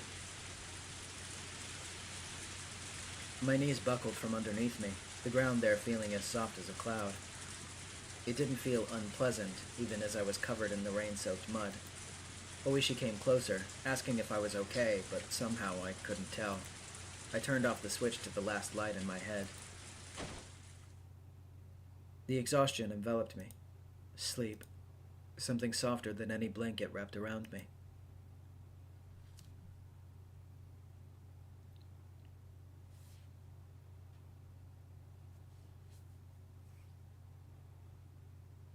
Hey, wake up. Get up, dude.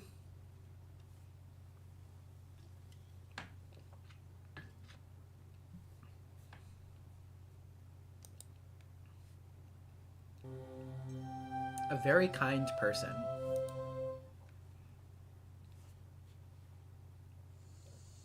Patients admitted to the hospital can only accept calls at fixed times. That's why she wouldn't be receiving a call from him today. Yesterday, she had teased him that he got lonely easily, so he might have struggled with the idea of calling her sooner. That was much easier to imagine, rather than that he might be too busy to call. Because he's just that type of person. Yukie, whispering that, smiled to herself. The announcement that visiting hours were over played at the hospital over the hospital intercom along with some music. She exchanged pleasantries with the family of the patient that was staying in the same room as her.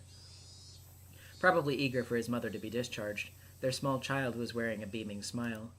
That child's mother was pregnant in the bed next to mine with what may be their new brother or sister. They were probably ready to burst with the expectations, dreams, and worries of having a new sibling. The joys of a growing family. Bathing in those warm feelings, I stroked my own belly, which had grown quite large. I had talked with him about how many children we wanted to have. We talked about how if we had 3, it would certainly be lively. However, there was the inescapable worry of whether I'd be able to handle giving birth that many times. There isn't a mother out there who would hate to give birth because of that worry, though. Yukie, smiling as she said that to herself, gently stroked her stomach. The Metropolitan Public Safety Division, the place where that man's sense of justice had led him. That person was actually a very gentle, very fragile person. He didn't talk much about the specifics, but I didn't think he was suited for the assignment he was on right now. But as long as he said that he was going to try his best, I would watch over him warmly. Your father, you see, is a very hard worker, you know? Yukie seemed to be enjoying herself as she talked to her own belly. At that moment, Yukie suddenly became concerned about something and looked out the window. It used to be this time, long ago.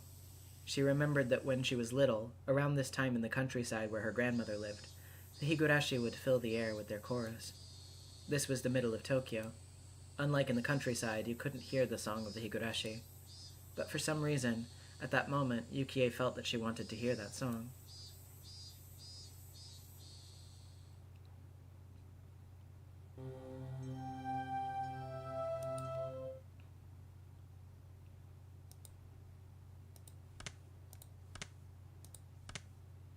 Continue. That was my first time losing consciousness. You often hear of regaining consciousness on top of a bed, but this was my first time actually experiencing it. Hello? Are you okay? Realizing that I was awake, a young doctor called out to me. I didn't intend to respond, but it seemed my body language had told him that I was conscious. My head was wrapped in bandages. The scratches all over my body had also been treated. My sense of pain also returned with my consciousness, causing me to groan from the intense pain shooting all throughout me. Don't try to get up, just stay lying down, please. It seems that you took quite a few blows to the head. I want you to stay rested so we can monitor your condition for at least the next 24 hours. Where is this? This is my clinic. Pleased to meet you. My name is Irie.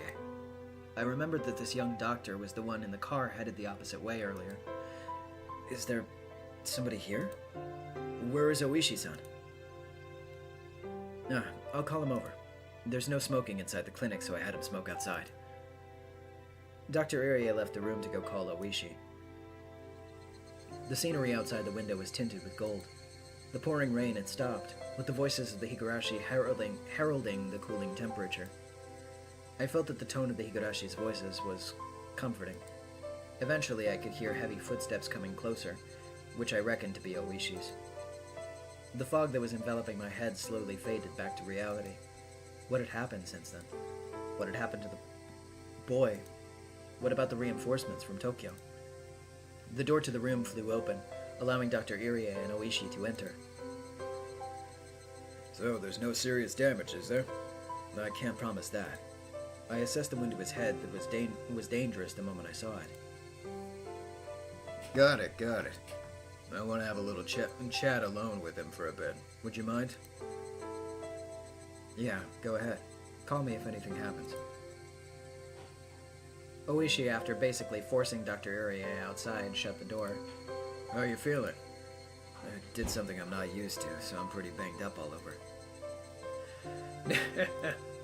Oishi brought over a folding chair that was leaning against the wall and sat down beside the bed. Were the perpetrators arrested? Unfortunately, no. They probably already fled the prefecture, or were being hidden by the villagers. Well, we won't let them get away. What about the minister's grandson? They're taking care of him at the station. But your colleagues from Tokyo are rather insistent that nothing can be recorded. Shige-chan doesn't like that too much. The kidnapping was a confidential matter, so his custody was also probably being kept under wraps. How the kidnapping of the minister's grandson would be handled, how it would be covered up, treated like it never happened, would be handled by the brass. If this case ended up with the nation going into an uproar about it, then our job had been done. The possibility that the minister had negotiated with the perpetrators couldn't be ruled out. But something like that was no longer my concern. My role in this case was over. Sorry for the trouble. You must think that the public safety is a rather unseemly place, don't you? No. We all work on the government's dime. Oishi laughed boisterously. When we first met, I was somewhat prejudiced against Oishi, but now that feeling was gone completely. It'd be more convenient for us if this case was handled properly instead of being hidden away. If that happened, we'd be able to have something to go with the Sonozaki family with since they were behind it all. Well, if we just start poking around, we'll get all sorts of pressure put on us, though. What a mess. Are you going to continue the fight against the Sonozaki family after this? Nah. There's all sorts of dark rumors swirling around about them, but it's not like I have any personal grudge. It'd be wise not to step on any toes here. Oishi laughed happily, and I couldn't help but laugh along. Oh, that's right. There was a word at the station from the prefectural police. Your colleagues arrived at Nagoya and are driving up here right now. You got your battle scars, so you're being recalled to Tokyo, apparently. That's how it's shaking up. Good job. Your work in Okinomiya is safely over. I was being recalled to Tokyo. I inadvertently breathed a sigh of relief when I heard those words. I'm deeply thankful for your cooperation, Oishi-san. It seems the collaboration PFA you didn't go to waste. I kinda meant that as a joke, though. Oishi took out his wallet, casually pulled out several large bills, and jammed them into the breast pocket of my shirt. This isn't a refund on the collaboration fee, you hear? This is just me gifting you a little spending money. The booze around here is pretty good. Use this to buy yourself a little souvenir. Oishi flashed me a grin. If your injuries turned out not to be too serious, call me before you head back to Tokyo, will ya? The old man at Sato-san said they'd like to sit at a table with you again. Oh my. Can't refuse that. And no tricks this time. Just some plain old fun. They always say that. This world's done for if an active officer can cheat that blatantly. It's not often that we meet somebody who's more than a match for us. It's too bad you're going back to Tokyo. When I heard the words "going back to Tokyo" from Oishi, I was reminded once again that I was relieved from my duties. Soon Yukiya would be giving birth. It might still be possible to attend the delivery that I had at one time given up on. When I thought that, the pain from my injuries became trivial. I wanted to hurry back to Tokyo and see Yukiya at once. Can you pretend your injuries are a bit more serious and hang around Okinomiya for a bit? I can introduce you to a few nice places. Of course, I won't make you pay for everything. I'm terribly sorry, but I'll have to take a rain check on that. My wife's due to give birth any day now. I want to hurry back home. Oh my, oh my. I didn't know that. Then you shouldn't be hanging around here. You have to hurry back home. For a while after that, Oishi asked all sorts of questions about my wife, teasing and bantering with me. Well then, how do you feel? Think you can get up? Yeah, it's not so bad, thanks to you. I can get up and walk no problem. I stood up and shuffled around for a bit, which seemed to amuse Oishi. Nah, I just thought you might not feel comfortable at a hospital in Hinamizawa. Dr. Urie said he wanted you to stay overnight, but we still haven't caught the perpetrators. For the time being, this is enemy territory for you after all. Are you saying this hospital isn't safe? Well, Dr. Urie is somebody who's well regarded in the community. I don't think anything will happen while you're here, but I'm more worried about your mental health. I'd relaxed a bit now that things had progressed this far, but it was exactly as Oishi had said. When I realized that this was enemy territory, I suddenly felt uncomfortable. With leaving being the only thing left for me to do, the chance that I would come to harm was logically fairly low. But that didn't mean I was completely safe. That's right. If I'm just going to be lying down, then doing it in a hotel bed won't be all that different. Right. I also think that's for the best. At the moment, I caught a glimpse of the clock over Oishi's shoulder. It was the evening. The hours when I could call Yukiya at the hospital were almost over. I wanted to tell her as quickly as possible that I'd be back at her side. I want to call Yukiya at the hospital. Is there a public phone in the lobby? You newlyweds are all like this. If I recall correctly, there's one by the register. I'll be waiting here, so go on ahead.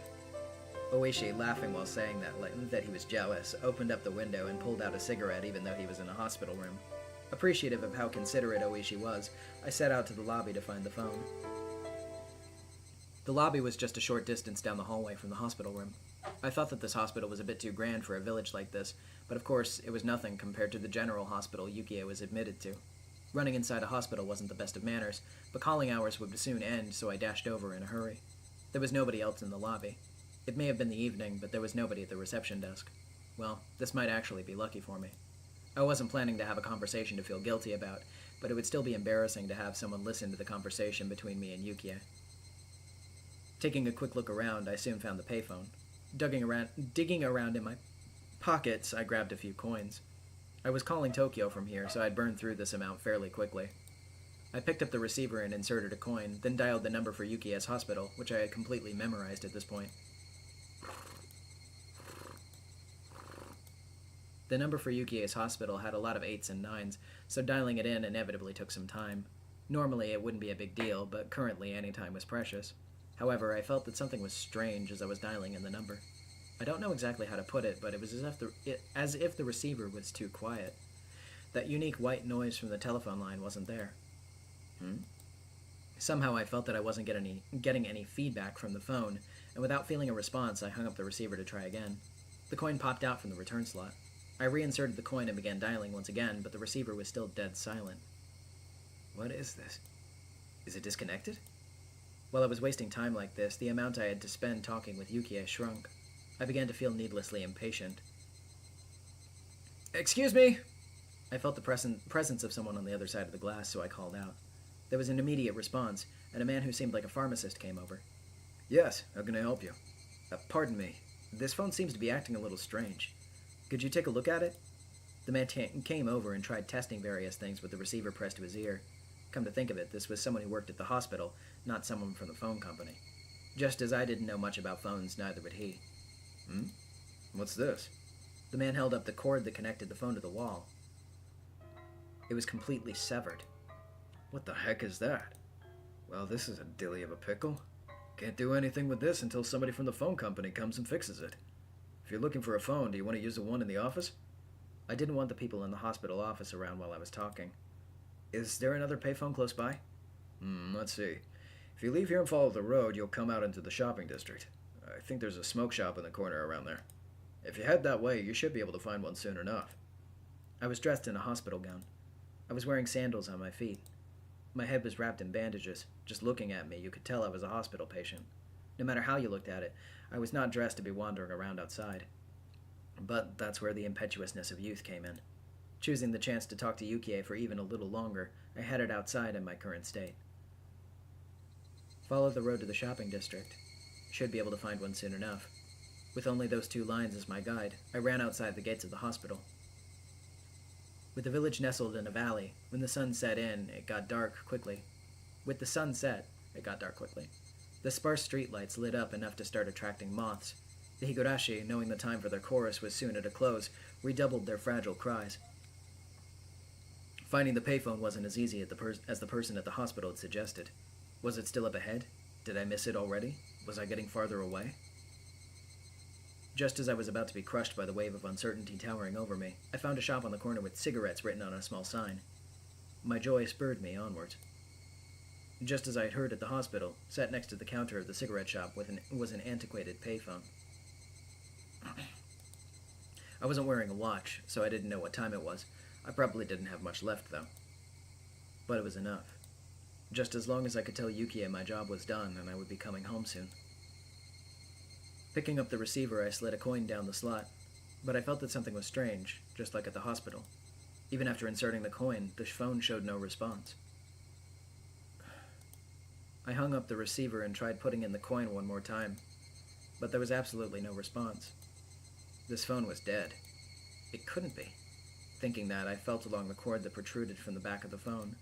Doing that, my hands found the end of a completely severed line. What is this? Having now had the same thing happen twice, my bafflement was accompanied by a sense of unease. It seemed that the cord had been severed cleanly by a sharp blade of some sort. And I may be mistaken, but it didn't look like much time had passed since it was cut. Excuse me? Hello?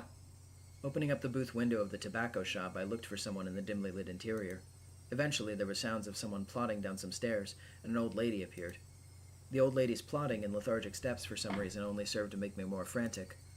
You need some cigarettes? I'll need to get my husband. I'm not here to buy cigarettes. Rather, this phone here. Realizing that saying the phone was broken and asking them to take a look at it was going to get me nowhere, I swallowed back my words. Sorry, it seems that this phone is broken. I was wondering if you could tell me where there's another payphone. The old lady moved her jaw up and down slowly as if chewing on the meaning of my words. It seemed that she wouldn't understand until she'd digested things thoroughly. So the phone is broken? That's a dilly of a pickle. You should try another payphone. The old lady directed me to another payphone that seemed quite a ways away. Her way of telling me was so long-winded that I had inadvertently started to get impatient. At that moment, I spotted a clock in the dim interior of the store. The minute hand was just about to point straight up. Even if there was a phone right here that I could use, I would only be able to tell Yukie good night with the time I had left. On top of that, my destination was a remote payphone which I didn't know the exact distance to. If I was of a normal state of mind, deciding to give up the phone today would have been a natural thought process. But at that moment, I'd become somewhat stubborn for some reason. Unable to use the phone in the hospital, and coming out here and still being unable to use one, there was no mistaking that I'd become quite insistent on using a phone. Thank you very much. I'll try looking for that phone booth. Refusing her offer to draw me a map, I left the tobacco shop. According to the old lady, even though the phone booth was quite far away, it'd be easy to find. If I just followed this road straight down, I'd eventually find it. Sandals flapping as I ran, I couldn't help but laugh at myself. I'll admit that I was quite steadfast about calling Yukie, but there were days where I was tired or busy, and when I wouldn't call her. Even today, my entire body was covered with injuries, and I was dead tired. On top of that, there wasn't much time left. Wouldn't be strange at all if today was one of those days I didn't call her. But having twice been foiled to call her, had I become hot-headed about it? Was I like a dog who had been told to stay with a piece of food dangled in my face? What am I doing? Even so, I couldn't quell the uneasy feeling sitting in the pit of my stomach. It was like that with the hospital phone, and the same with the one at the tobacco shop. Both cords were definitely not severed from being frayed by long years of use. The clean cuts indicated that someone had taken something sharp and deliberately cut them. But who? And for what reason? The more I thought about it, the more uneasy I felt, so I tried to push the thought aside. How much had I run so far? The scenery around me was no longer that of a shopping district, with residential buildings scattered about the lonely road. The surroundings had already grown dark. I was blatantly out too far for a quick phone call, and it was quite obvious I was far removed from the hospital. I recalled the clock that I saw at the tobacco shop. It might almost be time. I'd run for quite a bit, so my breathing had grown quite ragged. If I had just wanted to hear Yukie's voice, I should have just thrown away my reservations and borrowed the phone in the office. I regretted it a little. Well then, was it about time to give up? Just when I thought that, I saw the light in front of me. I had finally found it. It was a phone booth. It seemed the light in the phone booth had recently been changed, as it shone with a vivid white light, although in the gloom of Hinamizawa it was nothing more than a gathering spot for moths. But in any case, I had finally found it. As my hand touched the door of the payphone, I realized that I was breathing and sweating heavily. I didn't know what time it was right now, but even if it was just for a moment, I might be able to get in touch with Yukie. Since I had spent all of this effort getting here, turning back without even giving it a try was out of the question. Before I picked up the receiver, another wave of uneasiness washed over me.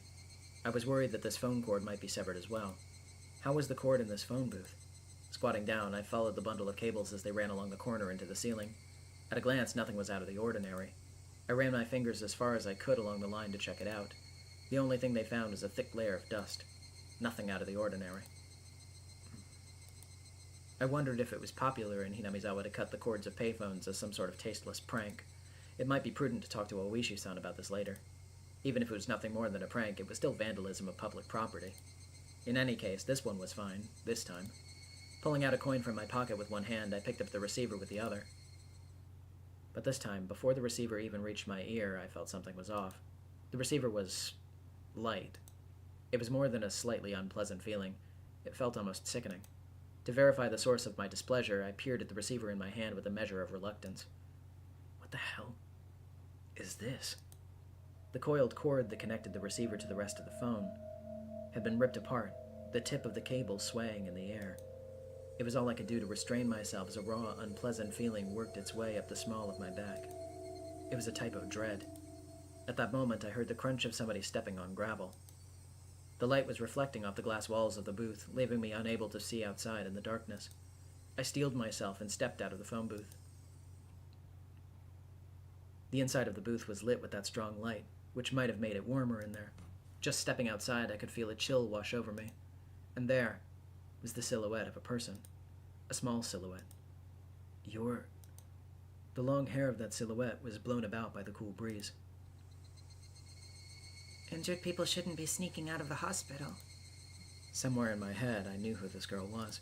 I didn't have any basis for it, but I knew that she was that girl. Right, Akasaka? She, Rika Furude, said that almost like it was a warning. Did you do this to the phone cord? Her expression remained unchanged, and my question was left unanswered. In other words, no response. Regardless, I felt that she had affirmed my suspicions. Why would you do something like this? Why? The last word had a tinge of anger behind it. I frantically tried to smooth things out, but she didn't seem very afraid. There's nothing that can be done. Huh? I interpreted her words as meaning that I wasn't going to be in time for calling hours at the hospital, but thinking about it, that would have been a strange thing to say. Why would she know something like that? I could take what she had said to have any other could take what she had said to have any other meaning. She just stood there like a mannequin, not even moving an inch, almost to the point that if the wind wasn't occasionally rustling through her long hair, there would be the illusion that time had stopped. I know very well that you think I'm creepy, Akasaka. No, that's not true. My denial came out almost like a bad piece composed for a poetry slam, but her words were right on the mark. I had always felt something ominous and uncanny about her, ever since her strange threats at the shrine. She had noticed that my expression was contrary to my words, seemingly laughing at the gap between them. Akasaka, you coward. I'm not a coward. Being laughed at by the small child didn't sit well with me, so I said that. Even if you find another phone, it's too late.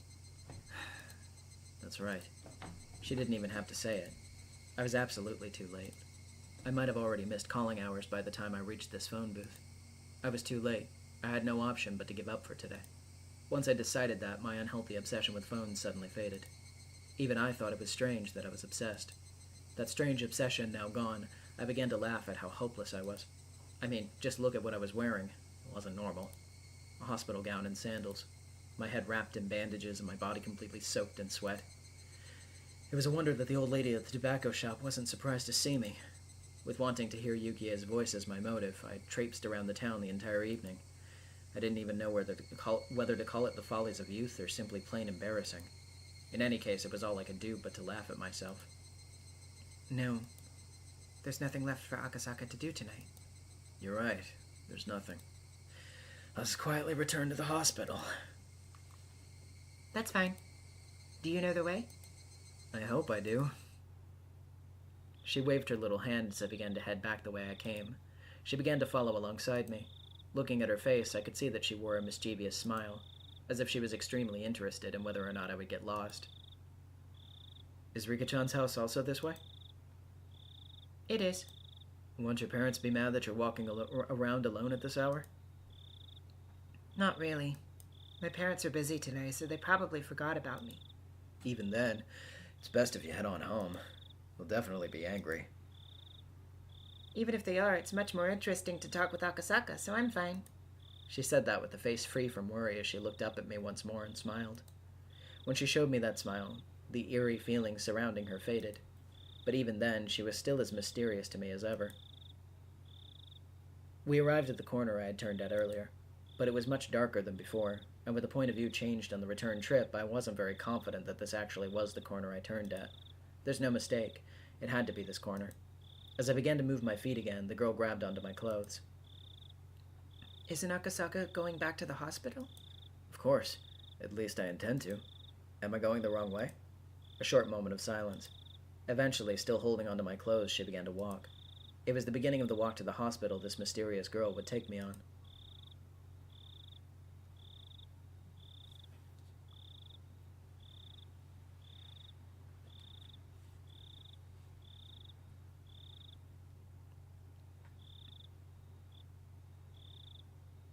The person who was running around cutting all the phone cords was you, wasn't it, Rika-chan? You shouldn't do that anymore. I'm not sure what you're talking about. Really? She tried to play dumb, but it was written all over her face. Nipa! It was obvious she was trying to laugh it off, but that adorable smile of hers just made me want to forgive her.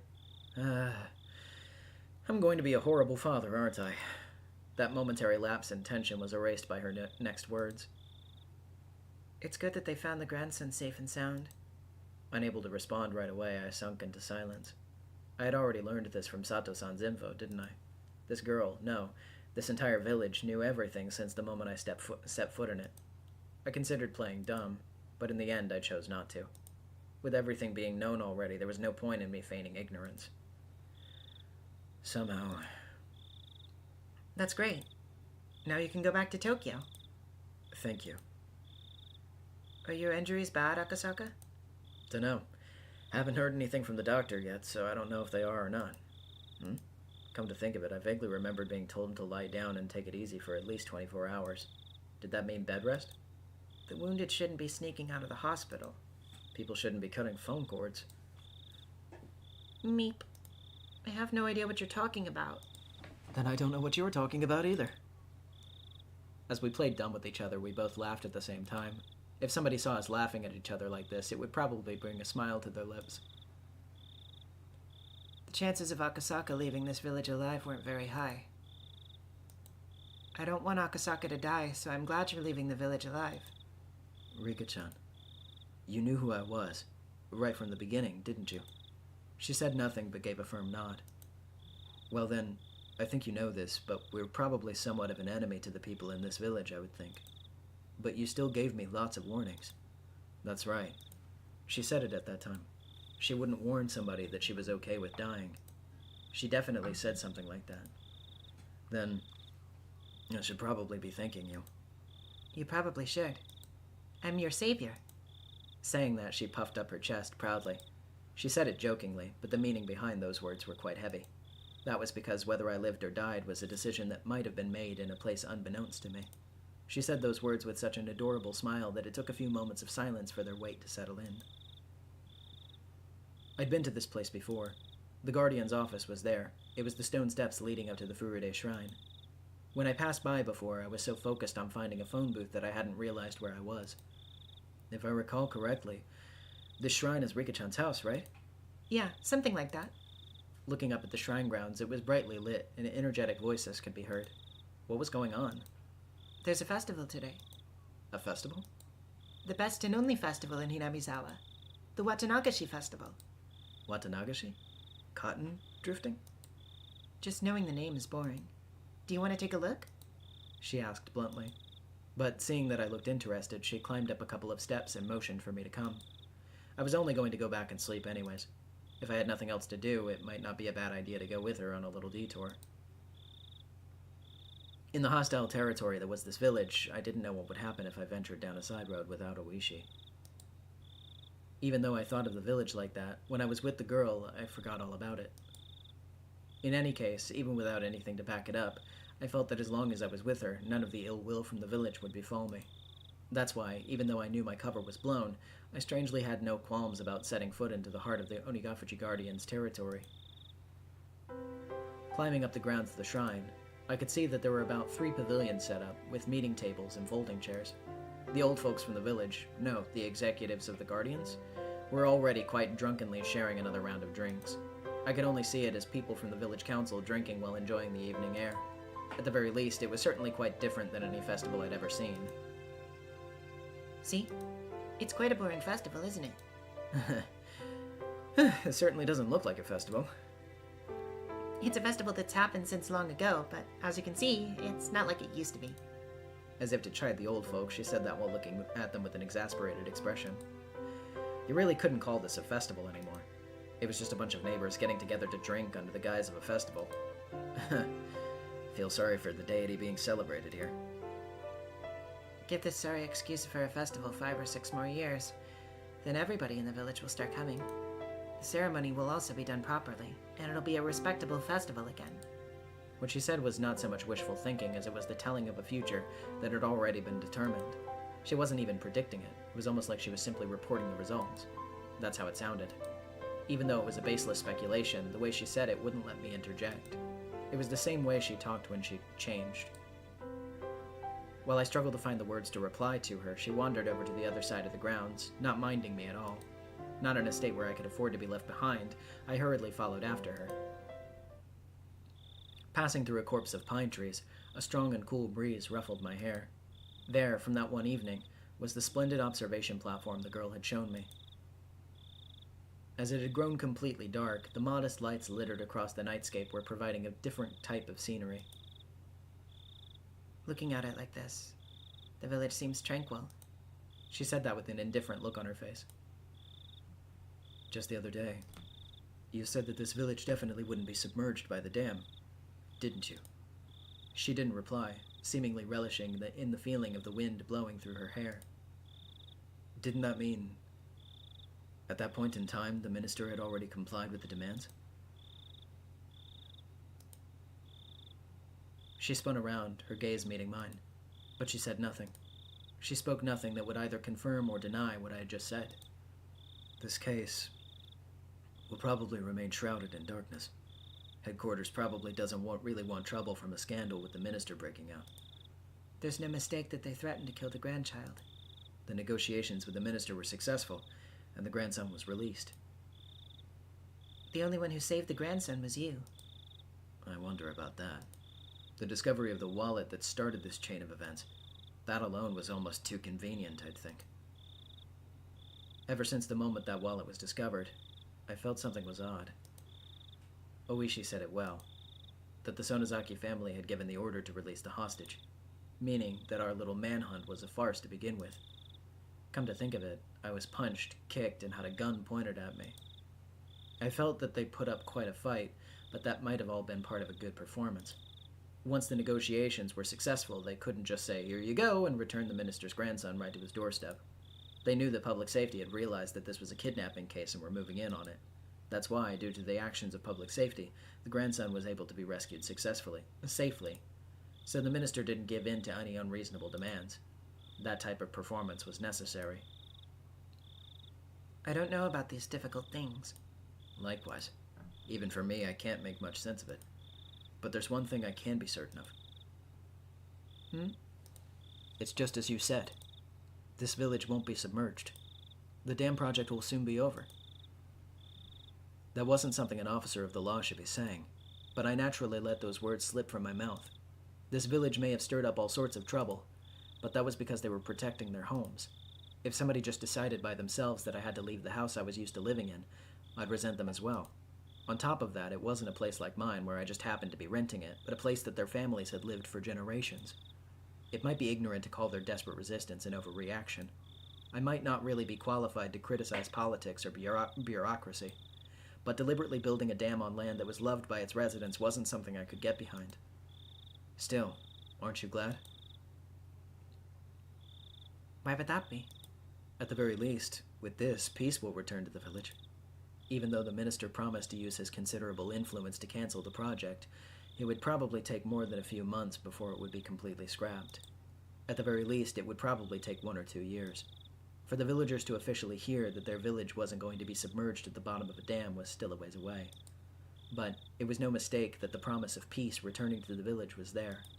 It turned out from the beginning to the end that it had already all been decided. Just as the girl had said, it was decided. There wasn't really a need for me to come here in the first place. There was absolutely no need for me to have come here and aggravate an unpleasant situation. If I had never come here, then the grandson's release might have been done in a more amicable manner. Peace? In this village?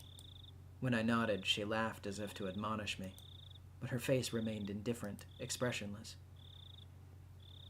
And then her eyes narrowed slightly as she snickered. Even though every year from now on, something bloody will occur. Rika-chan, what are you talking about? As the wind blew her hair about, the girl, as if taking pleasure in that was the only one who didn't know, in that I was the only one who didn't know, continued to snicker as she looked at my face for a while.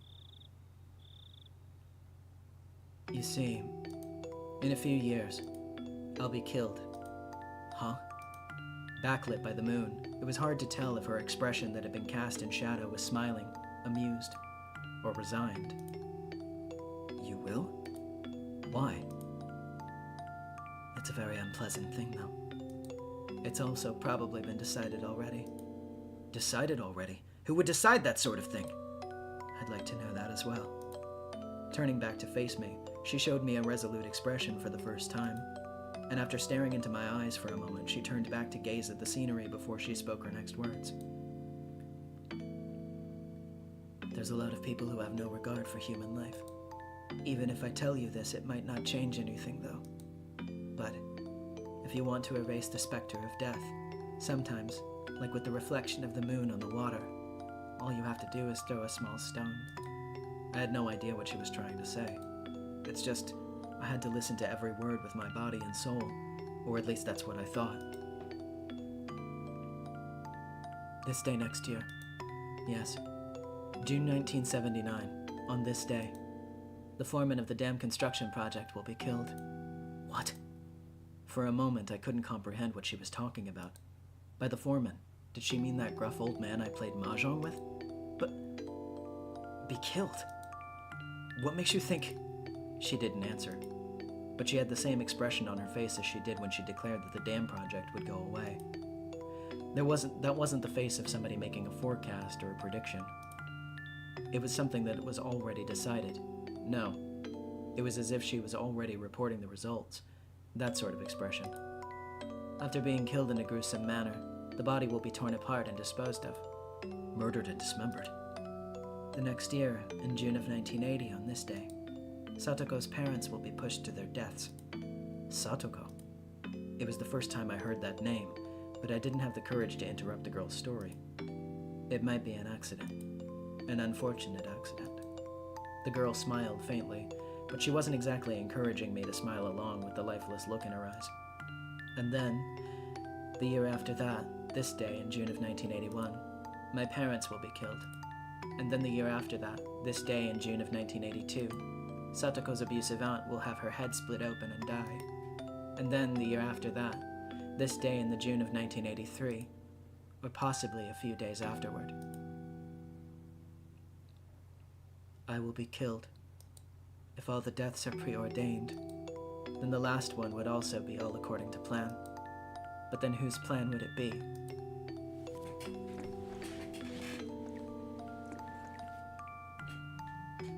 This village is full of murderers and people who have no regard for human life.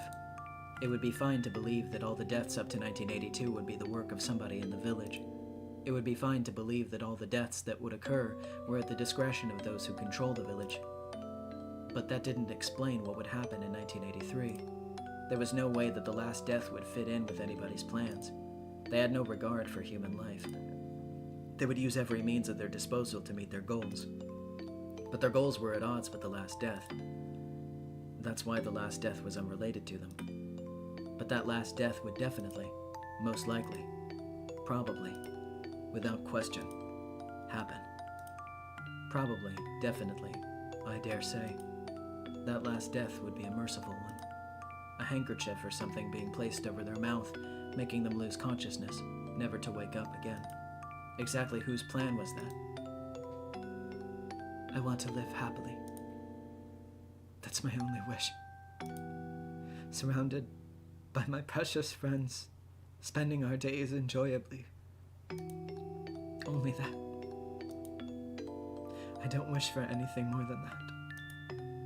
Rika-chan. I don't want to die. The girl, stoic as ever, let those last words slip in the end.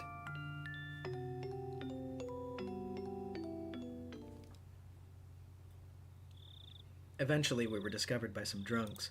The girl, as well as I, were dragged back to the festivities. Everybody was completely drunk, so even when they saw my head completely wrapped in bandages, they wouldn't let me leave. Well, certainly, if I was in a good enough condition to slip out of the hospital, it might not be that serious. The girl was mingling with everybody, being pampered like a kitten. Her expression was adorable, nothing like the one from just before. Predicting her own death and whispering that she didn't want to die. Having said that, having a silly and lively conversation like this, it was hard to believe that these people were the core of an extremist resistance group. Even if it was a shell of its former self, It was a festival where the people in the village gathered, so the 20-some-odd folk here should have included some of the village executives and some other important members. Hold on just a second. My eyes are really itchy. And if I wipe my eyes with my hands, they just get more itchy, so I always have to use a cloth. Yeah. Anywho.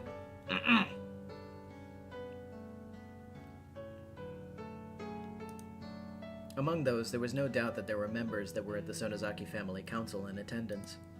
Meaning, even if we never met face-to-face before, there were people here who knew my identity. In a small village like this, they knew the faces of all the villagers that lived here. That's why, without even saying anything, it soon became obvious that I was an outsider. But they actually seemed interested by that, asking me all sorts of questions about Tokyo, drinking while musing on the faint relationship the city had with its villagers and empathizing with the rather meager environment. The confidential talks with the minister were finished, and his grandson was in police custody. Everything was over.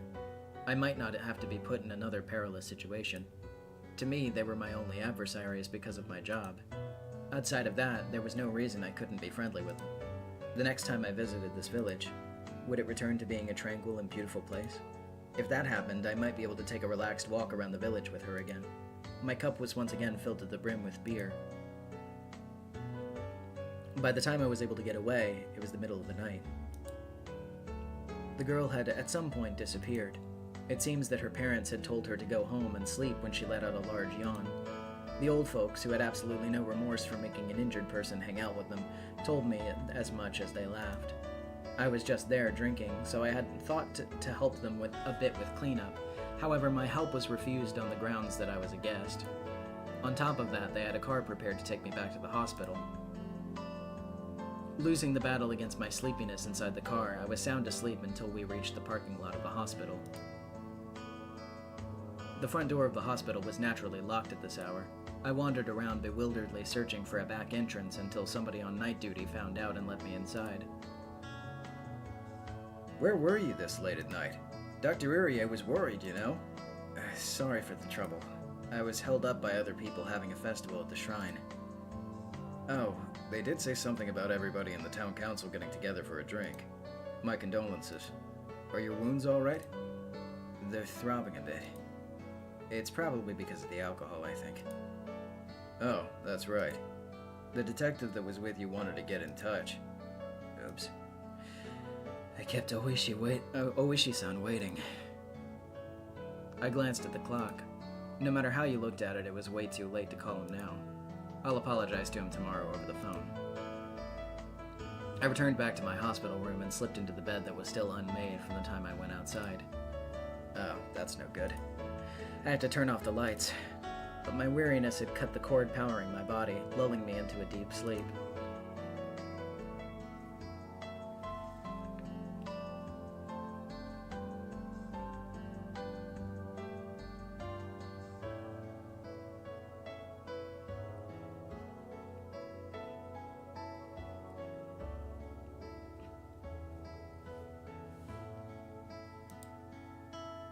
Lots of mother's diaries here in the tips.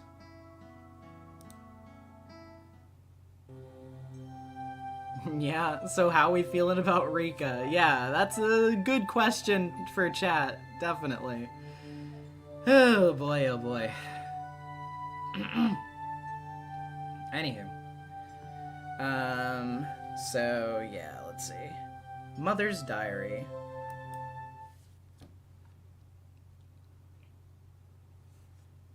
There was something I didn't like about my child.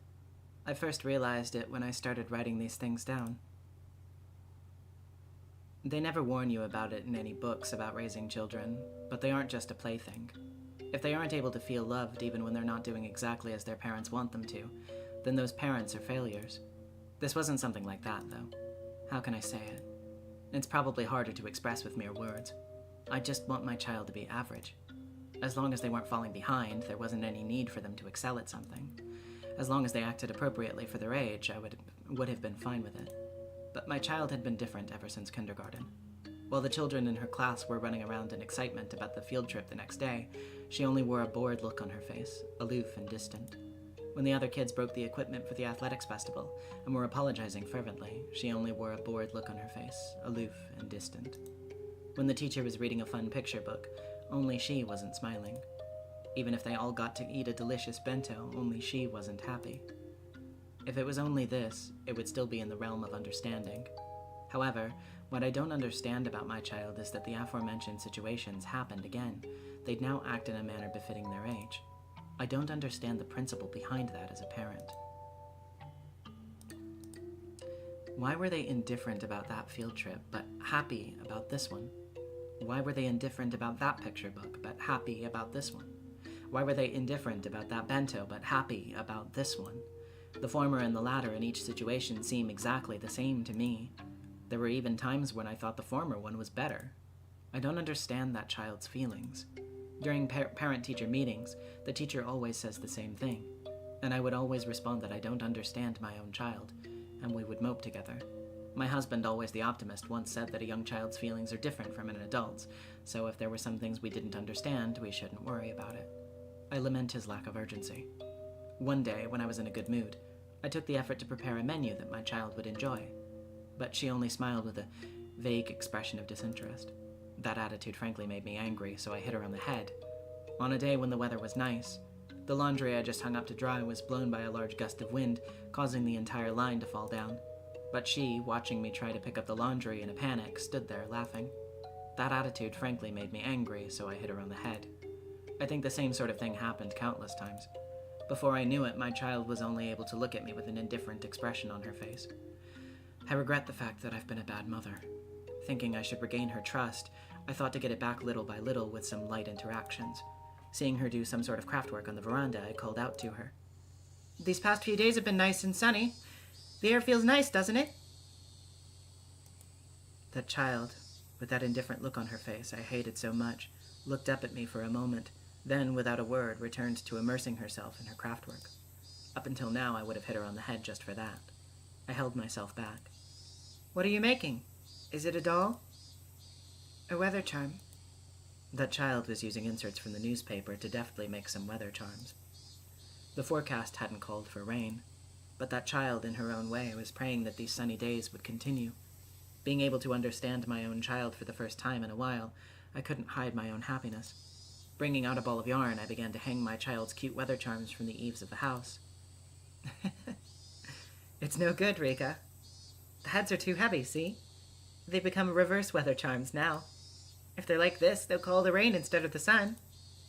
When I started to take them down, my child tugged at the hem of my shirt as if to stop me. That's because I made them to be upside down.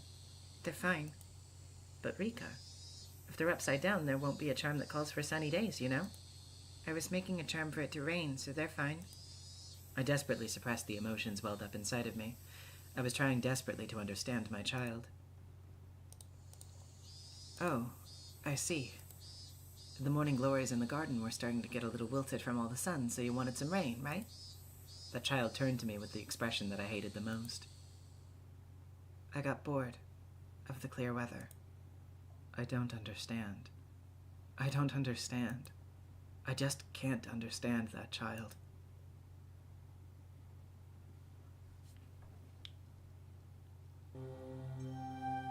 Mother's Diary 2.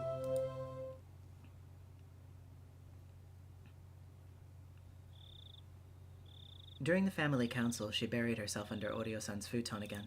Oryo-san dotes on her unwaveringly. No matter whatever insolence my child commits, she doesn't mind. It's almost as though my child is a kitten or something. Oryo dotes on her exactly like you would with a kitten. As her mother, I chided her for doing that. Until Oryo-san had said 3 times that it was fine, I chided her as a formality. Of course, she never lends an ear to any of my chidings. Knowing that Oryo-san's standing was far above mine, she behaves like that.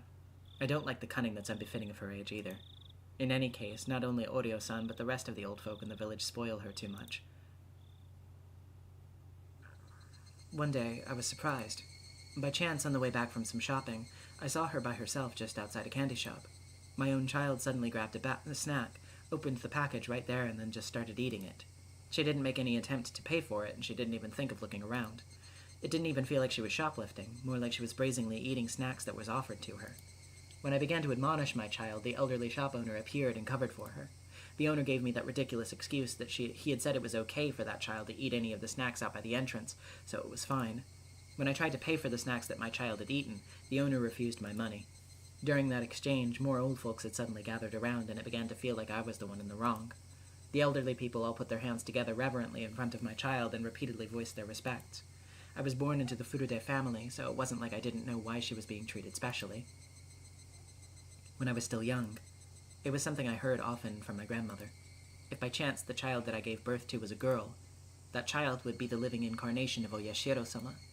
All the older folk believes that she's the living incarnation of Oyashiro-sama and spoil her rotten.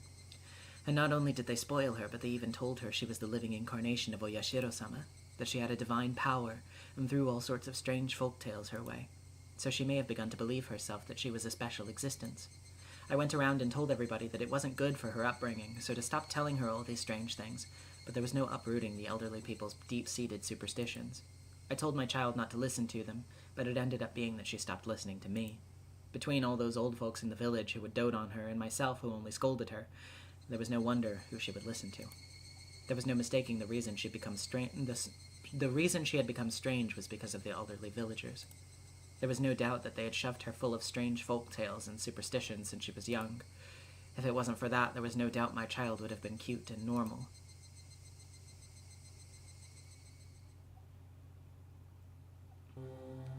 And Mother's Diary 3.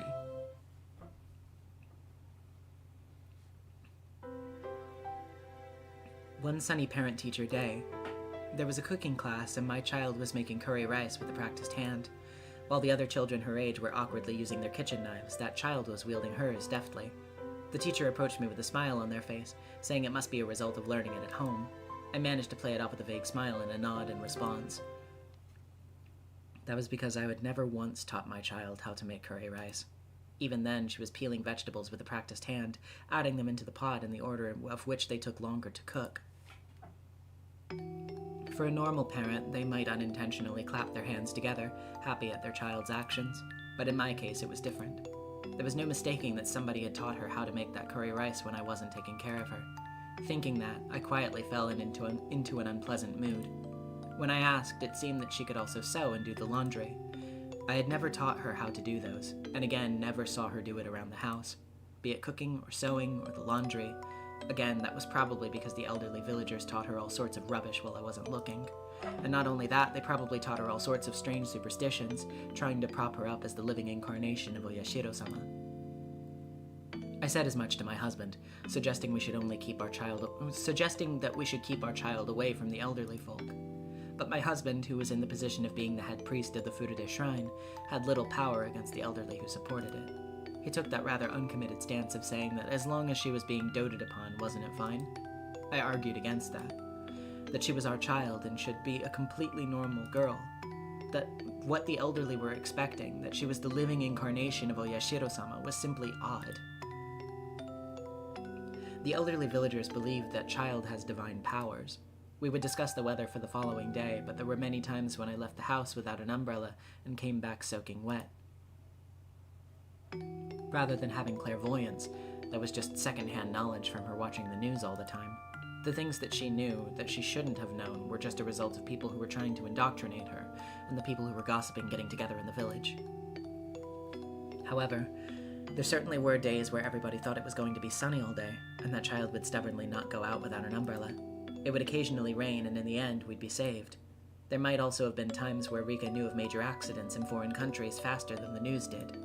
I thought that she must have heard it break out over the radio or something, knowing things she shouldn't have.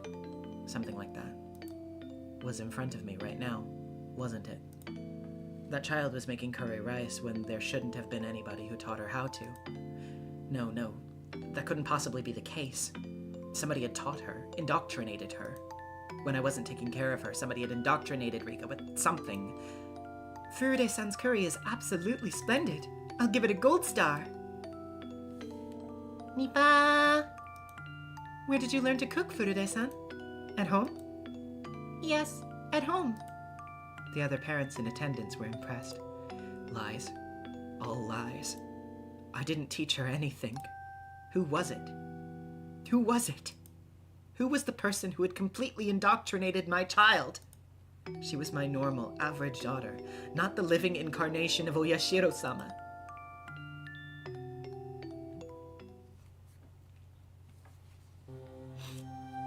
So, fun fact, by the way, if you've kept up with any of the cast names that I have mentioned in this franchise up to this point, Rika's mother is the first appearance, acting-wise, in the When They Cry franchise of one Miss Sayaka Ohara, who, as you may remember, went on to voice Beatrice in Umineko. Just a fun little fact there.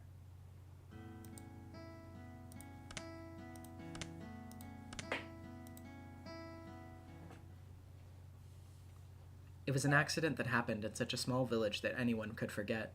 One day after the tragedy had come to a close, just as the scars had begun to heal, a young man thinks nostalgically of the little girl he once met. The words he couldn't ask that day, the promise he couldn't fulfill that day, those regrets and lamentations opened the fate that was sealed and become a single hope.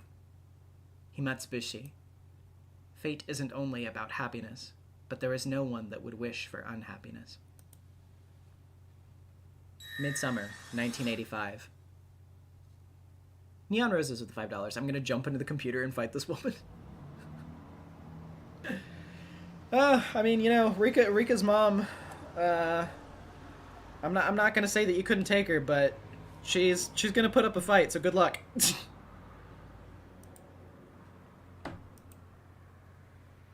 Papa? Are you there, Papa? Oh. Are you alright? Were you having a scary dream? Miyuki was sitting next to me. I quickly patted her head after hearing her say that. I must have had a bad dream while sleeping in the cabin. I was sweating profusely. No, it's nothing. I guess it's a little hot in here. I tried to wipe away the sweat while answering and looked around for a handkerchief or towel. And then, a cold drop ran down my forehead. Miyuki turned to me and smiled, then wiped my face with the towel she received at takeoff. Thanks, Miyuki. Of course. Thanks to her, I was able to shake off my slumber, so I got up from the aisle seat and looked out the window.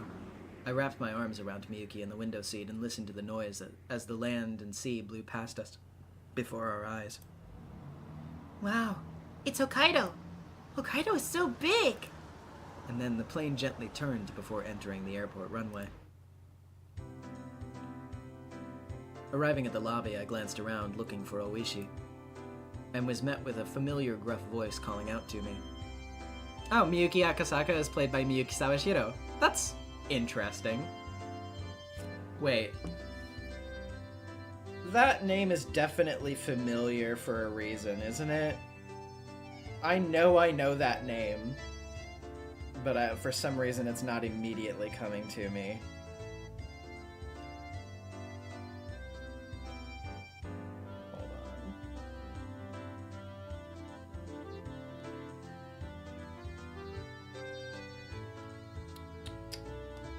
Hold on.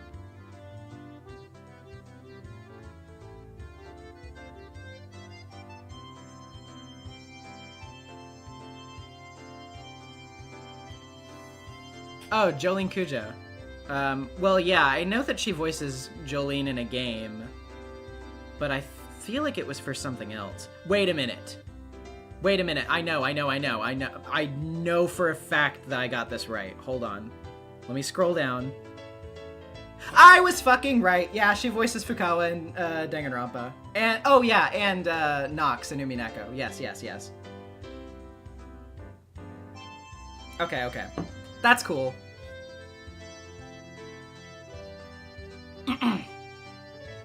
Arriving at the lobby, I glanced around looking for Oishi, and was met with a familiar gruff voice calling out to me. Akasaka-san! How many years has it been? It's been a while, hasn't it? Oishi-san! Really has been a long time. Oishi clapped his hand down on my shoulder, celebrating our reunion. Akasaka-san, you're looking pretty good. You look like a bona fide frontline investigator now. You're looking quite dapper yourself. Your posture seems a lot better. Is the ballroom dancing paying off? You should give it a try while you're still young. You'd be a hit with the ladies.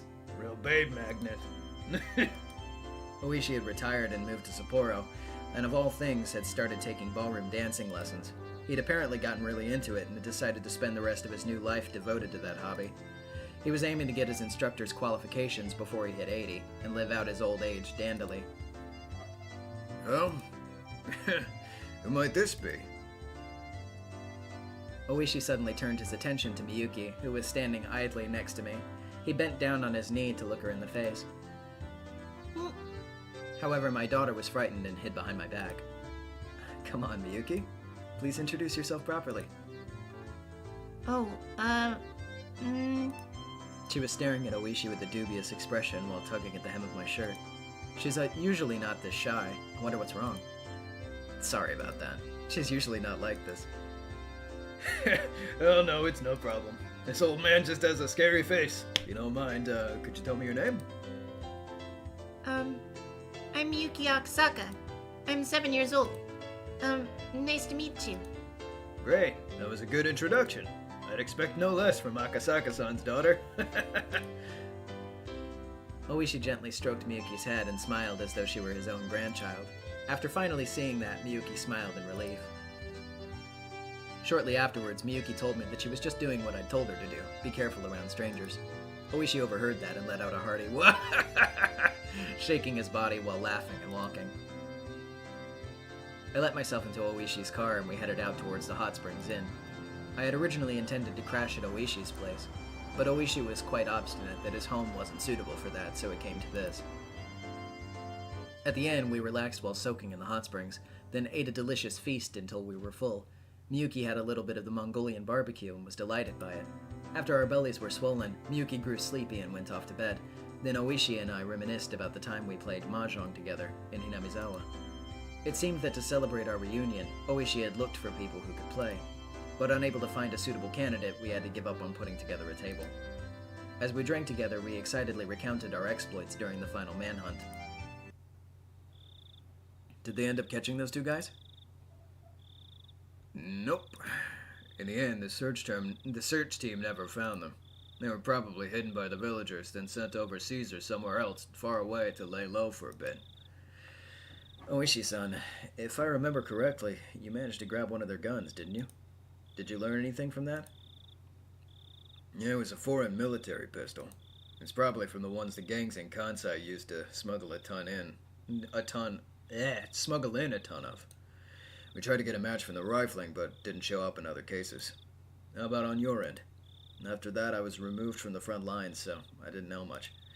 In the end, it seems like everything was settled under the veil of secrecy. Oishi smiled wryly as he sipped his chilled drink. Ugh. What happened after that? Sure was tough, huh? It's been 7 years now? Yeah. We held the memorial service a few days ago. I've become estranged with my father-in-law lately, so it was rough getting everything ready. That must have been a lot of work. It was then that the hostess brought in the extra drinks that we'd ordered before. While the bottles of beer clanked as she brought them in, we halted our conversation.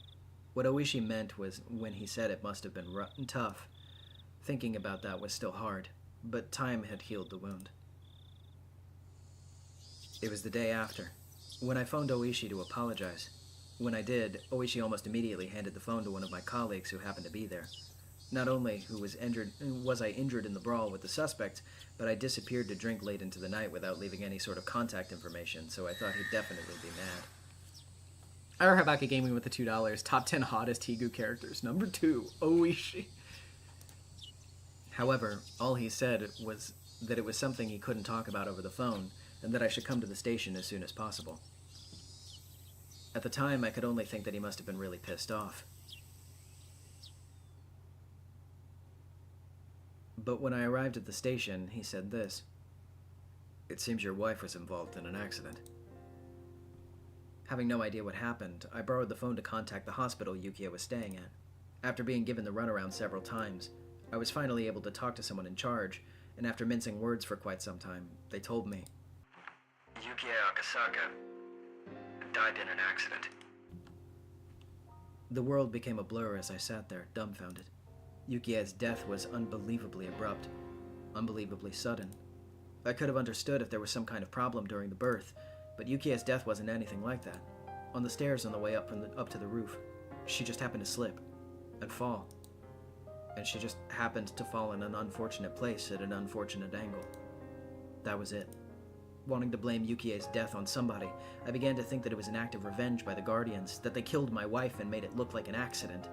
What I learned when I flew back to Tokyo was much more cruel than that. Yukie had a habit of going up to the roof to cool off in the evening. There was an elevator up to the 7th floor, but from there you had to take the stairs to get to the roof. Even late in her pregnancy, when the evening came, she would always head up there. Her father had always said not to push herself, but Yukie insisted that until the time she had no choice but to stay in bed, she should be allowed to do as she wished. However, I had never once seen Yukie go up to the roof. I only heard that from her father and the nurses. That was because whenever I visited her, she would spend that time with me instead. I heard the reason why Yukie went up to the roof from a nurse she had become friendly with. She had said that her husband was away on business a lot of the time, and that whenever he called, she was able to cheer him up and give him courage.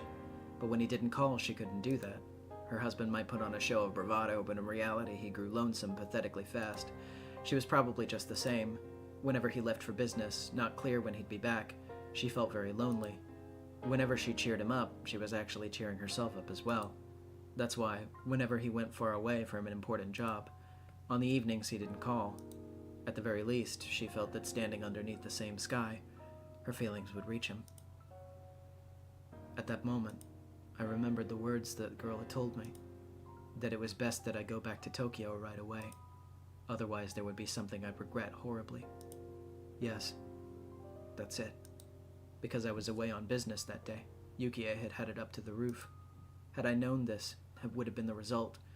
Had I done as the girl had said, and dropped everything to head back to Tokyo, I might have been with Yukie on the day that she died. If I was with her, she wouldn't have gone up to the roof. The day my wife died was on the evening of the 3rd day of my trip. Yes, it was right before the time I had the sudden urge to hear Yukie's voice and ran around the village trying to find a phone. The girl had gone around and cut all the phone cords. If she hadn't, and I had made that call, I would have undoubtedly learned of Yukie's death at that time and collapsed in tears. Of course, even though the cords were cut, it had only put me off learning of Yukie's death by that one evening. In the end, I had learned of it the next morning. However, when I managed to put my emotions in order, I realized it was that girl's small token of consideration. That's the first I've heard about that. Yeah, it's the first time I've talked about it. Could it have been a coincidence? She doesn't have any special powers or anything. Weren't you the one who told me, Oishi-san? That she might be the reincarnation of the god called Oyashiro-sama? Well, yeah. The old folks in the village believed that Rika Furude had divine powers. Divine powers? Oishi had originally said it as a kind of joke, but realizing that I was serious, he slumped his shoulders. I don't know if it's the truth or not. They said that she did things like prophesize the future and talk about things she should have no way of knowing. That she was clairvoyant, that it was divine revelation. Well, all sorts of things. Of course, they couldn't give specific examples, though. She prophesied Yukie's accident. Oishi tried to laugh it off, but out of respect to my deceased wife, he kept it restrained. Does that mean an active and capable investigator from the Metropolitan Police Department believes in divine powers and curses? Having him say that so bluntly, I couldn't respond. Of course, I had no intention of believing such odd things, but he could only say that because he didn't know what I did. Since I met that other girl, who both was and wasn't Rika Furude, I couldn't deny the existence of an otherworldly entity. Of course, I can't deny that it might not have been prescience, but rather a warning. Not prescience, but a warning. If what that girl had said was a warning about Yukie's accident, then things became much easier to understand. Basically, the line of thinking became that it was a threat, because I didn't go back to Tokyo and my wife was killed in a way that made it look like an accident. Not satisfied with the investigation into your wife's accident? Of course. I suspected foul play. I pored over the results, and even carried out my own personal investigation. There weren't any witnesses to Yukie's fall. There was the possibility that somebody had hidden, waiting to push Yukie down the stairs. However, the cleaning ladies frequented the roof to hang laundry, and the security cameras on each floor hadn't recorded anything out of the ordinary. There wasn't anything set up on the stairs, and I was unable to find anything suspicious. In the end, even after my personal investigation, I can't think that anything else happened other than a simple accident. Well, of course. There were the guys that took the minister's grandson hostage. It wouldn't be impossible for them to push a lone pregnant woman down the stairs without leaving any evidence. Oishi's expression had completely sobered up. They murdered your wife. When Yukie died, I thought that as well. More precisely, I wanted to blame somebody, so I created the most viable scapegoat. But without any clear evidence, that violent notion faded along with the wounds in my heart. Did that girl know beforehand about my wife's death and was threatening me? Or did she prophesize that death and was offering me a road to salvation? If I had to choose between the two, I would tend towards the latter. Oishi smiled slightly in disbelief as he poured more beer from his bottle. Then if I may, if what you say is true, that Rika Furude was a prophet who knew the future. If so, why didn't she predict that disaster? If she knew the gas eruption was going to happen, why did she remain silent? Even a few hours beforehand would have been enough. If the village knew, then most of the people would have escaped without dying. It was near the end of June 1983. Volcanic gases from the Onigafuchi swamp erupted and hit the village in the middle of the night. It was an unprecedented disaster where the whole populace was wiped out. It caused a wave of panic about volcanic gas across the country, causing people to overreact over any reports of odd smells. I hadn't heard of the blockade on the Hinamizawa area being lifted, so it should still be cordoned off. That's... It was my turn to be lost for our response. Well, if Rika Furude, the reincarnation of Oyashiro-sama, was killed, then the village might have incurred the god's wrath, making him call forth the miasma from the swamp to kill everyone. That explanation is what the survivors are whispering about. Sorry, Oishi-san. Did you just say that she was killed? Huh?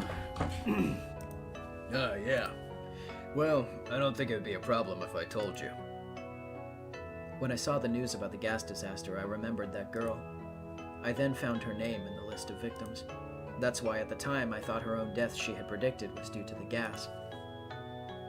It was after that I learned from the tabloids of the series of mysterious deaths in Hinamizawa during the 5 years leading up to the disaster that became known as the Curse of Oyashiro-sama.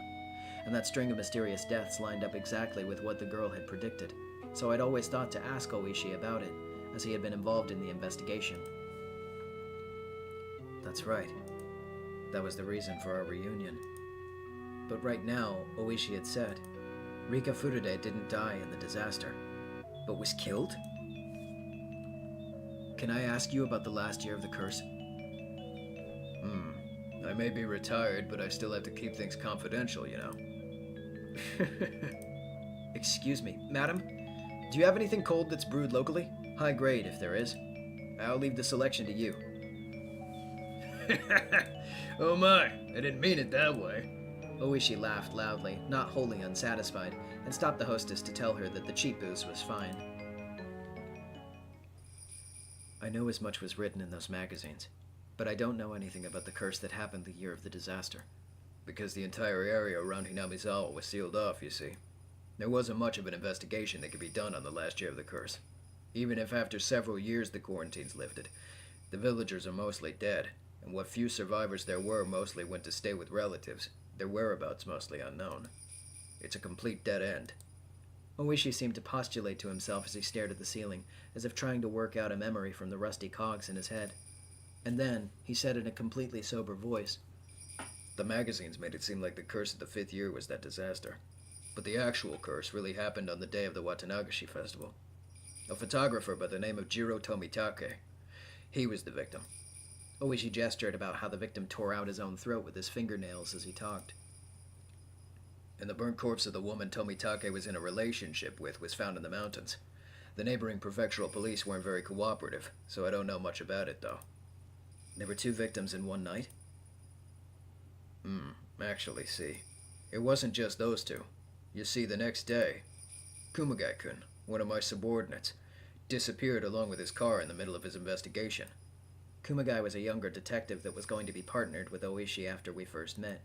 He was going around the village to question people about the incident with Tomitake. He might have gotten caught up in something. If he was with me, he might have been safe. Even now it still stings. That day, for some reason, I did a real number on my stomach. I had to pass by and going around outside. He got too close to the truth and was made to disappear? That's what I think. Kuma-chan was young and had a promising future ahead of him. But he still didn't have enough experience on the scene. He wasn't used to dealing with any complications. Oishi lamented the fact that he wasn't with his subordinate that day. And then, the next day, you see.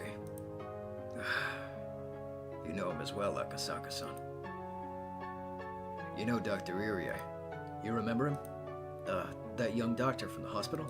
I vaguely remember. For whatever reason, he committed suicide with sleeping pills. No suicide note or anything. The autopsy confirmed that it was the sleeping pills.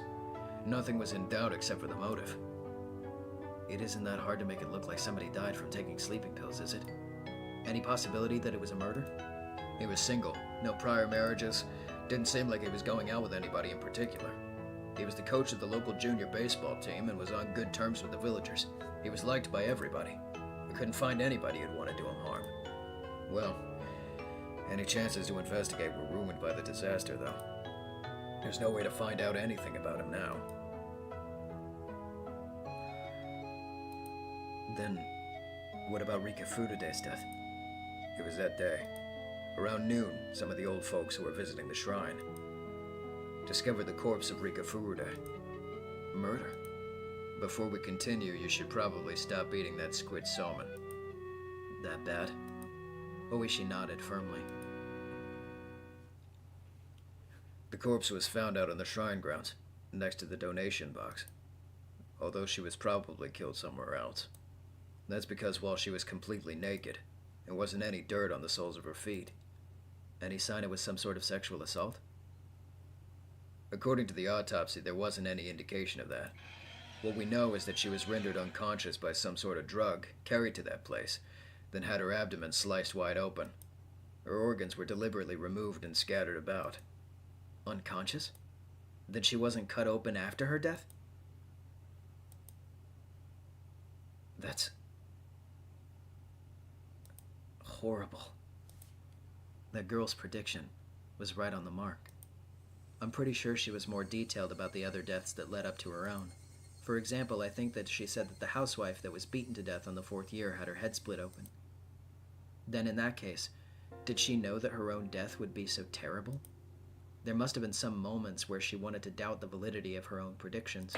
But as people died exactly as prophesied, as the years passed, that prophecy would only come closer to fruition. And then, facing the final year, unable to struggle against her own destiny, her all-too-young life was snuffed out. And in such a cruel way. Knowing that her days were numbered and unable to fight the tide of events heralding her end, my heart ached at her helplessness. About the way she died, it seems like it wasn't just somebody's sick tastes. What I'm saying is, I've told you before about how Hinamizawa used to be home to demons, didn't I? Yeah, I think I remember. The festival in Hinamizawa village, Watanagashi, the cotton drifting, seems to stem from the drifting of entrails. It seems that it came from the man-eating demons ripping apart their victims and throwing their organs into the river. In other words, in Hinamizawa, pulling out entrails had some sort of religious meaning? Well, this is according to the old tales in Hinamizawa, you see. To act as an arbitrator so that the humans and man-eating demons could live together peacefully, a god known as Oyashiro-sama descended from the heavens. If I recall, Rika Furude was said to be the living incarnation of that Oyashiro-sama, wasn't she? Yeah. So cutting open Rika Furude, who was a living god, would be to the village nothing less than an absolute sacrilege. Absolute sacrilege? In other words, you mean sacrilege towards Oyashiro-sama? The rest you should know, Akasaka-san. The wrath of Oyashiro-sama would occur that same night. Hi, Ma. Thanks for dropping by. The Great Hinamizawa disaster. The official explanation was that some swamp upstream erupted with toxic volcanic gas which enveloped the village.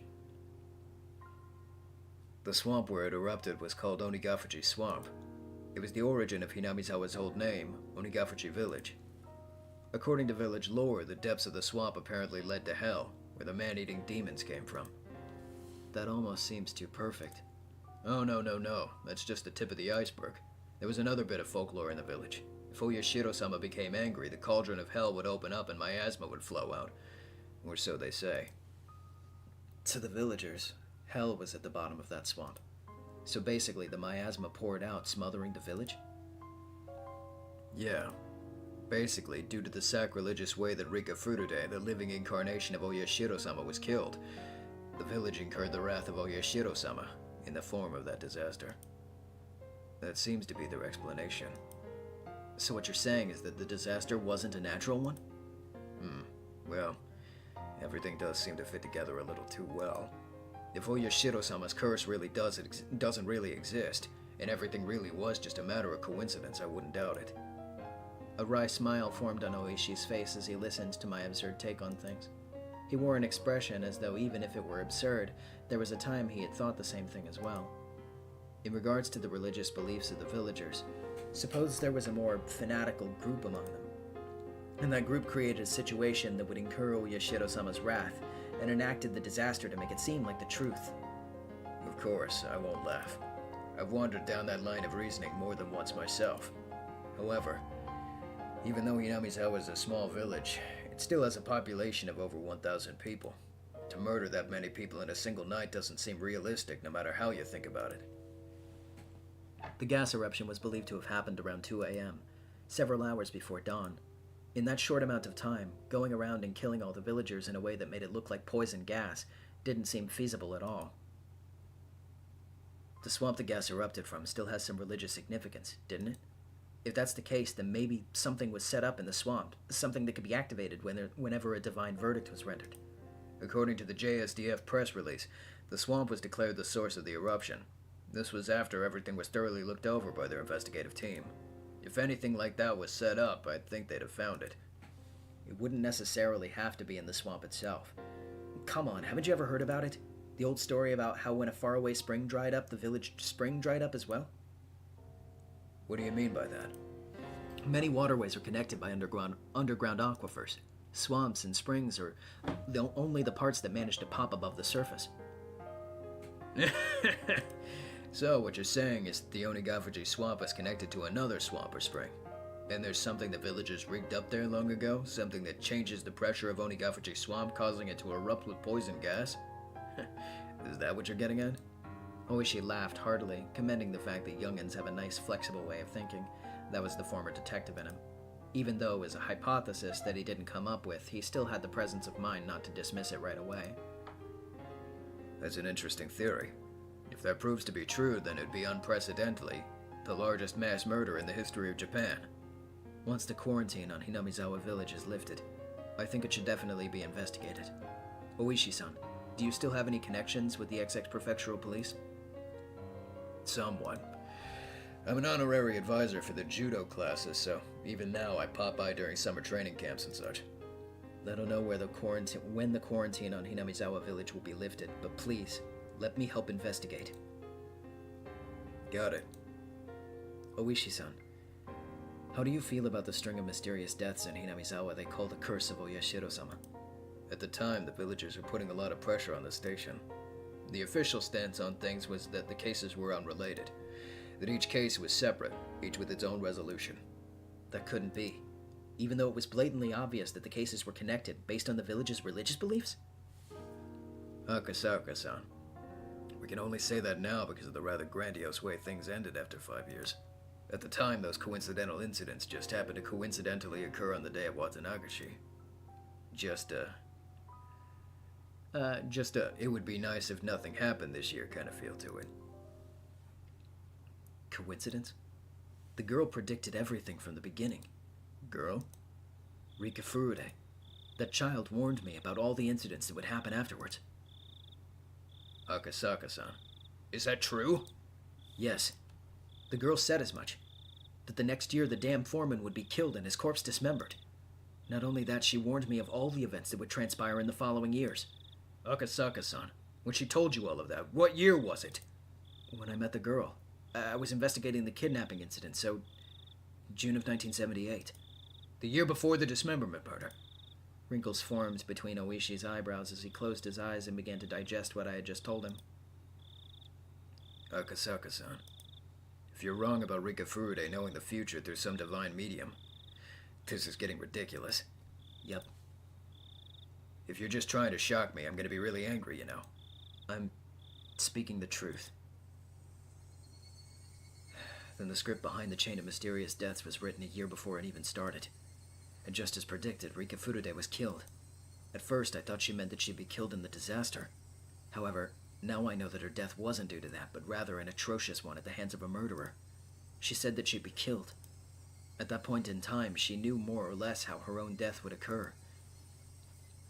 Then, why didn't Rika Furude try and run away? Even if her death was already spelled out for her, knowing that, she still had a grace period of several years, didn't she? She had plenty of time to try and run away or consult the police. Why did she just accept her death with no resistance? I don't know. Even though Rika Furude was doted upon by the older folks in the village, you see. After she lost her parents, she had no living relatives, and lived a fairly solitary life other than hanging around with some close friends. It might have been that she didn't have any power to fight or anybody to rely on. She must have tried signaling somebody for help in regards to her own death, though.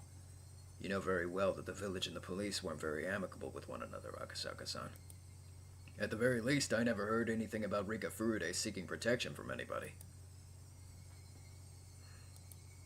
Or it could be that she simply resigned herself to being a religious sacrifice. It could have been something like that. There's no way that that was the case. I spoke decisively. At the time, she said it. She had definitely said that she wanted to live happily, that she wanted to spend her time surrounded by her dear friends. She hadn't given up on life. She had hoped to keep on living. At that moment, I became dumbstruck. What's the matter? Akasaka-san? No. It's nothing. I fell into silence. Oishi folded his arms and began mumbling in contemplation again. Eventually, he stood up and headed towards the hallway to find the hostess, yelling that he wanted a pen and paper. When Oishi, noisy as though he was just thinking, left, the room immediately fell into a chilled silence. I stood up. It was then that I realized that I was drunk enough to be unsteady on my feet. When I slid open the window, a beautiful yet somehow ephemeral moon drifted across the night sky. It was just now that I realized she hadn't accepted her own death. She wanted to keep living, happily and joyously. She had said that quite clearly to me, but I was a fool. I hadn't been asked explicitly, so I hadn't realized it. She had made it clear as day that she didn't want to die. Wasn't that her cry for help?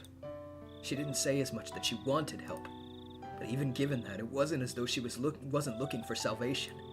Without any family, and unable to trust the police, she instead told somebody without any relation to the village, somebody from a faraway place, me, help me.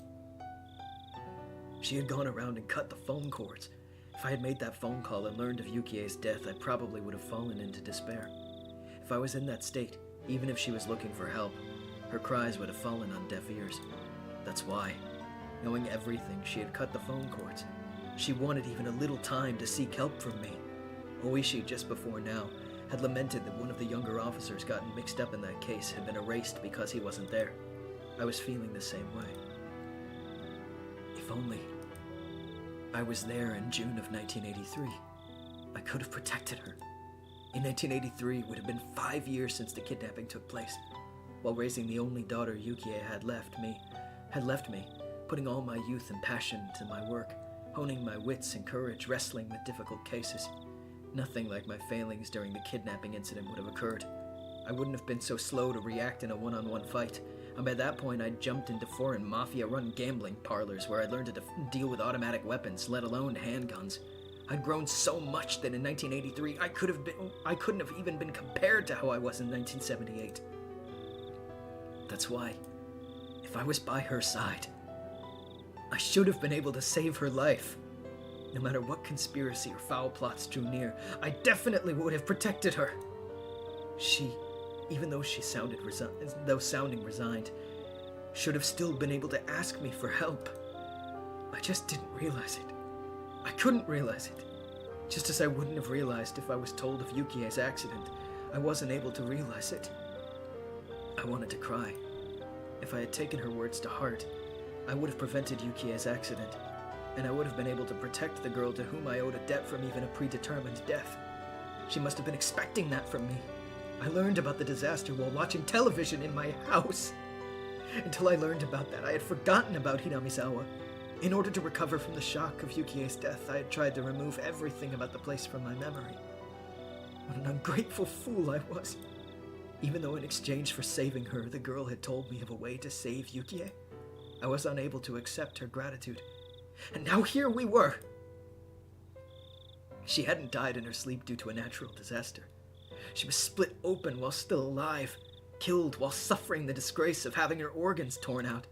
She must have known that beforehand, that on that day, on that year, she would be killed in such a terrifying way.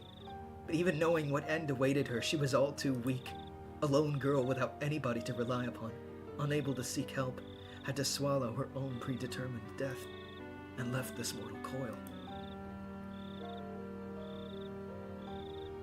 She said that she wanted to live. She said that she just wanted to live happily. That's all she wanted. She didn't ask for anything extravagant, for any person that ever was born. It was the very basest of desires. She never said a peep about wanting money, or that she wished she was in somebody else's situation. She had said it, that if all deaths were preordained, then hers was probably also all according to plan. She might have been that lone, frail girl, but I don't think she would have accepted it all without at least putting up a fight. There must have been, in some small way, some form of resistance that she mustered. And with what she could muster, seeking my help was part of that. God damn it! I howled. I stomped the floor. Why did I become a police officer in the first place? How could I call myself an officer if I couldn't save a single girl from the misfortune that was awaiting her? Was it because there was so much going on at the time that I couldn't process the fact that she was asking for help? Yeah, that's right, I was still green. If I was in that situation now, I would definitely have been able to help her. But it was already all over. Even if I wanted to settle the regrets she left behind, Hinamizawa as a dangerous area was still quarantined. Most of the people involved were already dead, with the few that did remain spread around the country, unable to be traced. The stage of that tragedy was still off limits as well. The police investigation was put on hold, the case slowly being buried in the sands of time. Just like how I wouldn't have known unless Oishi had asked me about it. Akasaka-san, you okay? At some point, Oishi had returned with a notebook in his hand. Until I saw the expression on Oishi's face, I didn't realize that I was in tears. I never realized she wanted help. Akasaka-san, calm down. But it's all too late now. She was killed in such an atrocious manner. She was counting on me, but I couldn't save her. I couldn't save her. I might also be at fault for not building up an amicable relationship with the village. If Rika Furude had told me about it, I might have been able to extend a helping hand. I wasn't able to build up enough trust for that. That's something I regret. When Oishi said the word trust, it weighed on me even more. Yes, she had given me her trust. She trusted me, meaning that she thought that I would have been able to ward off the fate of her foreseen death. She believed in that. I cried. I fell to my hands and knees as I began to bawl. Eventually, Oishi spoke quietly. Akasaka-san, does it upset you? It does! Then, there's only one way worth mentioning for Rika Furude to have her revenge. Is there really? Is there a way to do that? Oishi showed me the pen and notebook. In order to properly mourn the death of Rika Furude, we have to at least find out the truth. The truth? Yes, and not just Rika Furude. Lots of people died. Their lament must be immeasurable, but their deaths were left unsettled because of the disaster, and now we can't even investigate them, as their memory fades into oblivion. Many people died. The old man was killed. Kuma-chan was erased. Everybody was a victim. But the police can't even investigate it. Who's gonna take care of their parting regrets? Only we can. Akasaka-san. We find the truth. Yeah, we'll find it. I've been around every one of this string of mysterious deaths. I know all of the inner workings of the village. You were told an important truth the year before they happened by Rika Furude. We can do it! But they're already dead. That's right. Rika Furude died. You were too inexperienced, so you couldn't save her.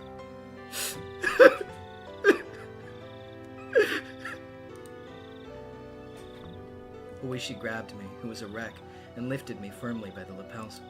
That's why! To atone for that, we reveal the truth. If what you're saying is true, then all the incidents were part of some greater design. If that's the case, then how we investigate needs to change completely. I intend to spend tonight summarizing all the information you and I have, and then get in contact with one of my former subordinates first thing in the morning. We're not gonna let the case go cold. We're definitely gonna crack it wide open. Crack it open. Crack it open. We will. Several years have passed, but it's not beyond the statute of limitations. Even if the case has been postponed, it's not closed. It's still going. We're going to keep it going. Yeah. You're right. Let's do it, Oishi-san. I won't let it end like this. I'm certain that we'll uncover the truth. We absolutely will. I demonstrated my resolve to Oishi by crying out those words. And just then, Papa? the sliding door behind me opened, and Miyuki revealed herself while sleepily rubbing her eyes. My shouting must have awoken her. Then she rushed over to me. What's wrong, Papa? Papa, why are you crying? It's nothing, Miyuki. It's nothing. I tried hard to smile while wiping away my tears, and though Miyuki looked like she was about to cry herself, she extended her little hand to me. Are you alright? Did you have another scary dream? Don't cry, Papa. And when she makes that gesture towards me, I saw the figure of another girl overlapping with her, and her innocent gaze and innocent expression felt frustratingly nostalgic, filling me with a painful torment. A girl who couldn't be here, because I didn't reach out to her. She borrowed my daughter's body to offer me words of comfort. Akasaka, please don't cry. It might be a hallucination, maybe a convenient illusion formed from my selfish dreams. However, this was her voice. I'm certain I heard it. Rather than blaming me for my mistake, she was compassionate. Why am I crying? After all, I have something more important to do than crying. Miyuki, before you were born, Papa met a girl in Hinamizawa who was like an angel. An angel? Really? Yeah. She was cute and kind. I wanted her to meet you, Miyuki. Right. That's already an impossible wish. That future is already gone. Then I want to be friends with that girl. Huh? I'm looking forward to it. Next time you go, take me with you. To Hinamizawa. Even so, there's something I can do. Of course. We'll meet her together. Someday. I'm sure of it. Yep. Someday, I'm sure, we will see her again. That summer, The Higurashi cried in Hinamizawa. Oishi and I vowed to bring the truth of the case to light and stood up. Everything ended in 1985. I, at least wanting to apologize, had searched for her grave. After the state autopsy, her remains were entrusted to one of the shrine's followers. In the future, when the quarantine on the Hinamizawa area was lifted, they would be returned to her family grave. However, unsure who exactly took the remains of Rika Furude, until today I couldn't even apologize to her. In the future, when the quarantine on Hinamizawa is lifted, all I could do is wait until whoever that person is returned to the grave. What I could do right now was not apologize to her. Instead, until I was able to meet her again, I would reveal the truth and dispel her regrets. Even now, sporadic eruptions of gas in the Hinamizawa area meant that the prospect of the quarantine being lifted wasn't happening anytime soon. Most likely, it seemed that she had no intention of meeting me again until I found the truth.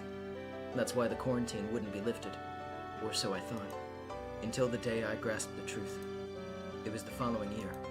Oishi and I co-authored a book on the string of mysterious deaths leading up to the Great Hinamizawa disaster.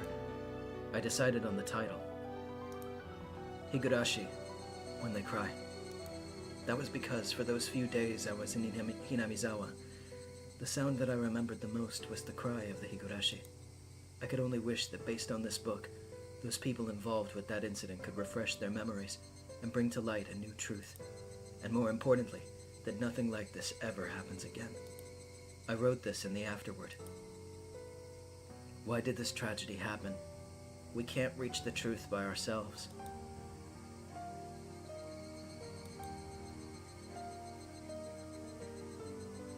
If you're reading this, please discover the truth. That is our only wish. Kuraudo Oishi, Mamoru Akasaka.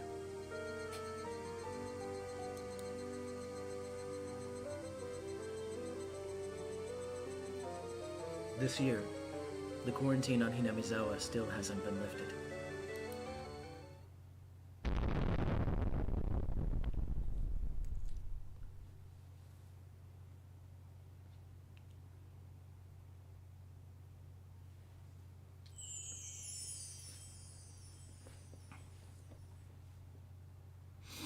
And that's Himatsubishi!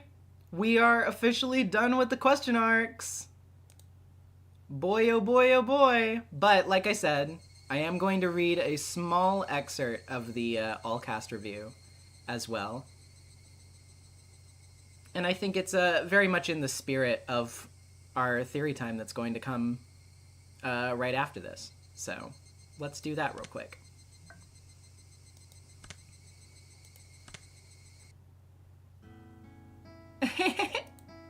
Hello again. Thank you very much for playing Higurashi When They Cry, Himatsubishi.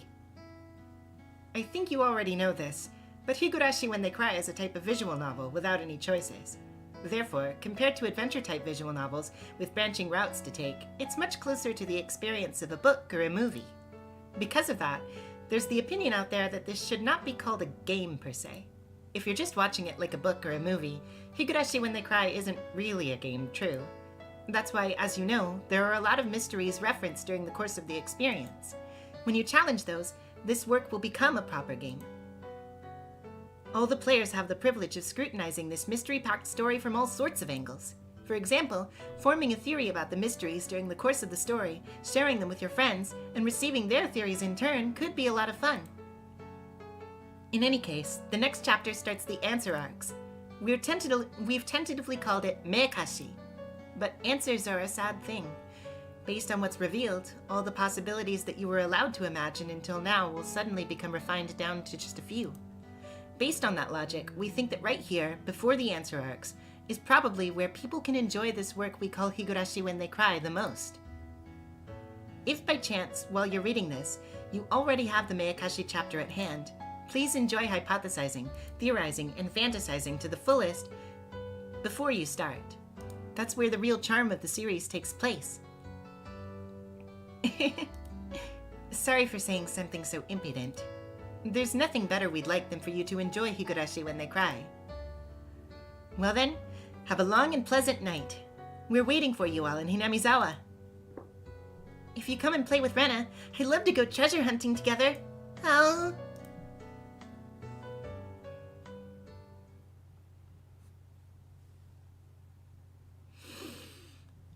And that, my friends, is the question arcs. So while I pull up art, I will put up our thinker Akasaka, and you guys can get to speculating, and we'll read some of your theories after I get art pulled up.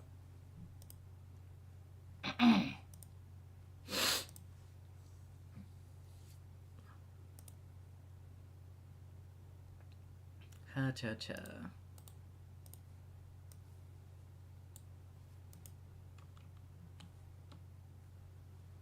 Let's see.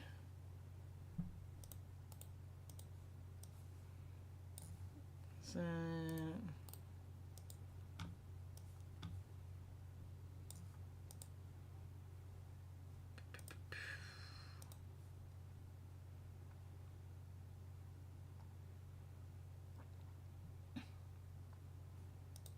Ugh. Art good.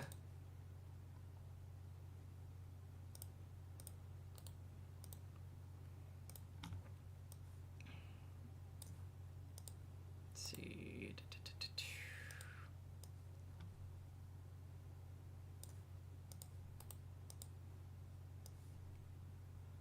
Get that. Get this.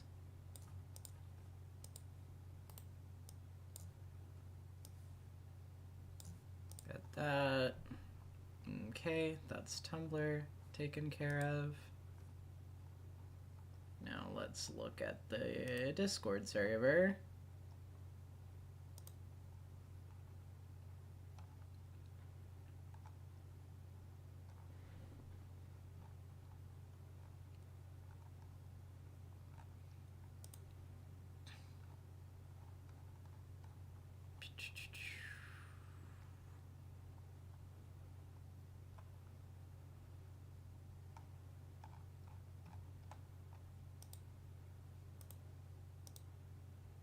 Oh no. Did Discord get rid of the open in browser?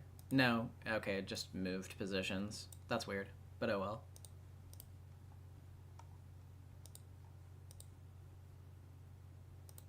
Strange. Strange and unusual.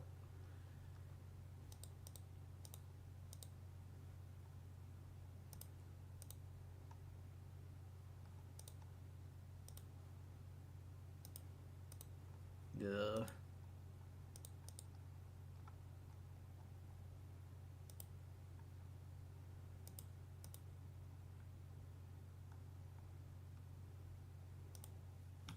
Let's see.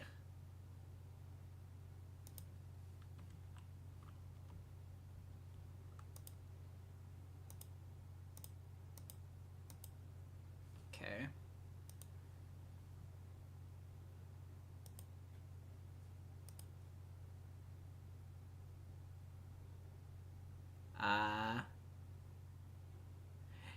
Yeah, this one that has late game Umineko spoilers in it, Chiyoko, I'm not Chiyoko, Evie. I'm not sure I'm gonna be able to open it. I apologize.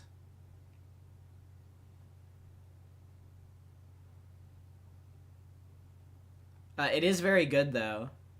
I do really like it.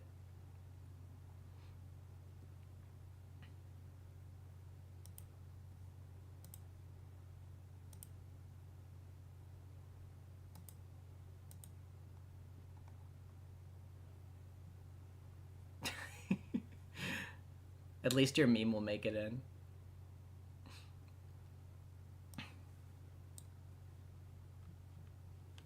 Okay.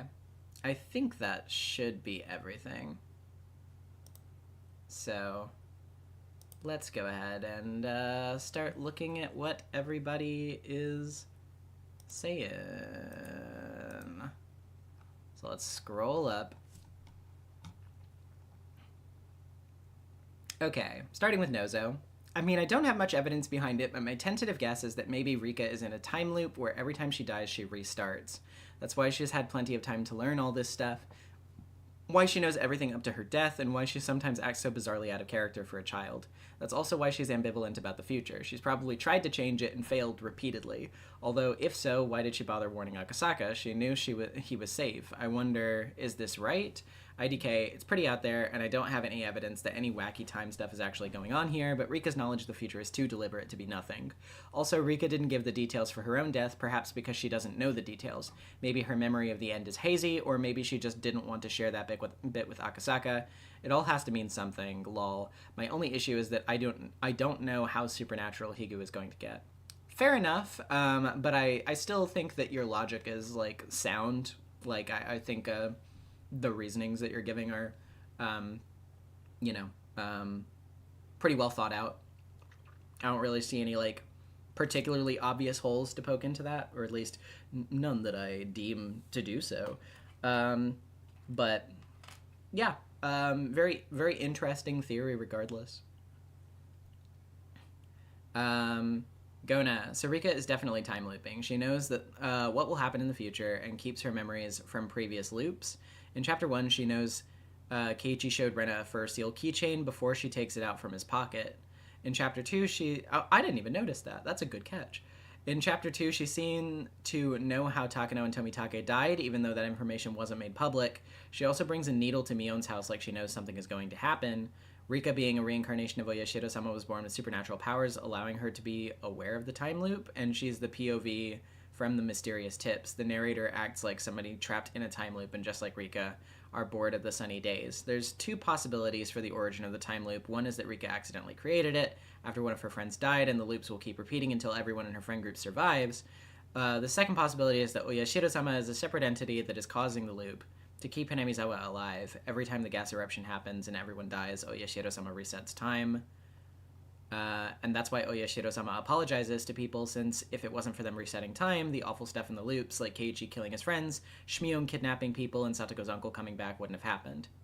Also a very interesting theory. I like how you are tying the Oyashiro-sama stuff into that as well, because I haven't seen a ton of theories revolving around Oyashiro-sama at present. I do think it is nice to see a theory sort of like on the basis of Oyashiro-sama being an actual entity, as opposed to just like, a cover for somebody or something.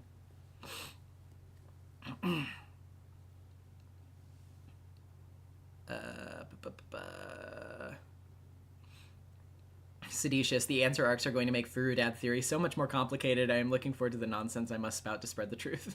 Good luck, soldier. You were the strongest one of all of us. Grifter's Bones. Okay, so first thing, Rika took that syringe with her back in part 2 because she did know that shit was going to happen. Cool, that's cool. Interesting.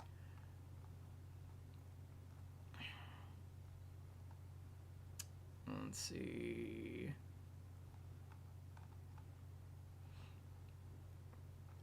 We should do a theory bingo. My theories are out the window now. I'm just going to be here for the ride. Well, fair enough, I suppose. Okay, Seditious. Not Furudad, but theory. Rika's in a situation where time rewinds for reasons she is unsure of, with the loops taking place after she is killed and going back to at least around when Akasaka arrives.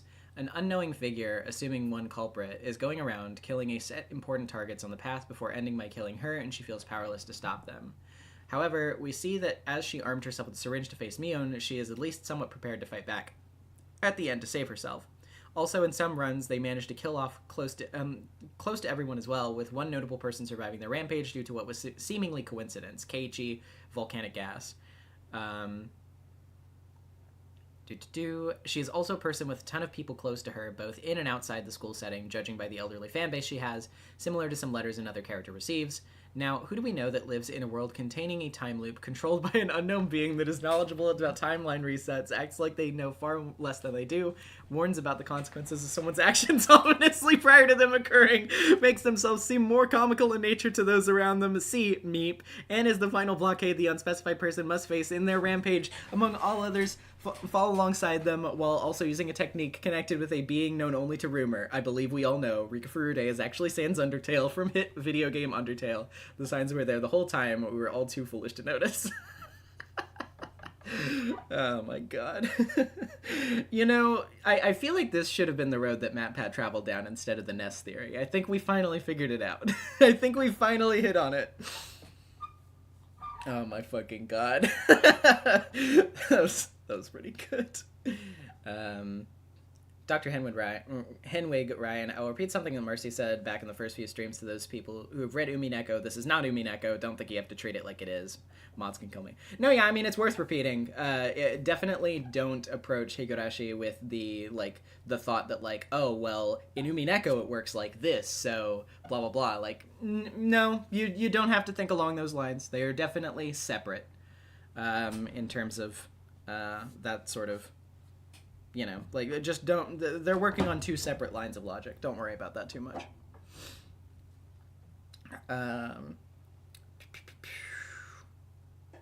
Let's see. Gona, by the way, I haven't forgotten my Shion and Mion were switched when they were kids theory, and I think baby Mion personality and behavior is closer to Shion's, plus someone has already commented how baby Mion is more feminine. Well, I mean, Mion wants to be feminine. She's said that before. Or she's at least expressed that want, so I don't think that's necessarily out of place, but... Seditious is the $10. I've been working on a Rika Megalovania-ish theme for like 2 weeks now, but it's not ready since I didn't think it'd be canon. Hopefully it'll be ready for the next Higurashi stream. No promises. That would kind of be awesome, not gonna lie. Please, by all means.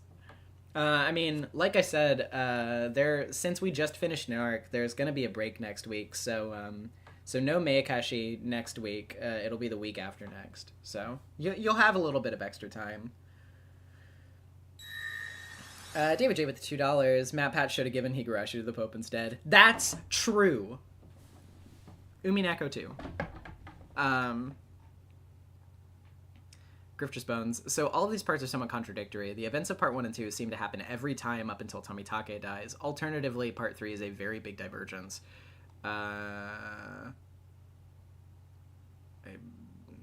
Did you post again yet? I don't. Okay, let's see. It scrolled me down automatically. Ugh. From the other two parts, I'm going to go come through the question arcs, though, because I absolutely missed stuff, especially in the first part. Rika's connection to the shrine and thereby Oyashiro-sama. With the confirmation that she's magic or some shit, this lends a lot of credence to the Oyashiro-sama as an entity, so I have to rework so much now. I do think the Sonozaki family is... partially believing in that. Like, Mion doesn't seem to believe in Oyashiro-sama, but her family is so steeped in tradition that it doesn't really matter. At a certain point, tradition is... yeah, you're not. Sorry. Don't mean to put pressure on you. I just caught up to your comments, I guess. Seditious, the $10. No, wait. I already read that. I saw both of these. It's just as I was scrolling down, I was like, big block of colors and words? I haven't seen those before. Anyway.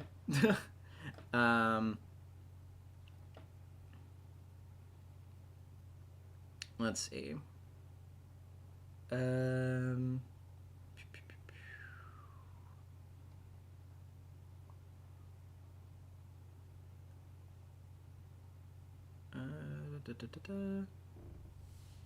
Just want to say, Nezumi, thanks so much for these streams. Higu's always been on my radar, but all the material made it extremely daunting to get into, so the streams have been a great sense of structure. Thank you.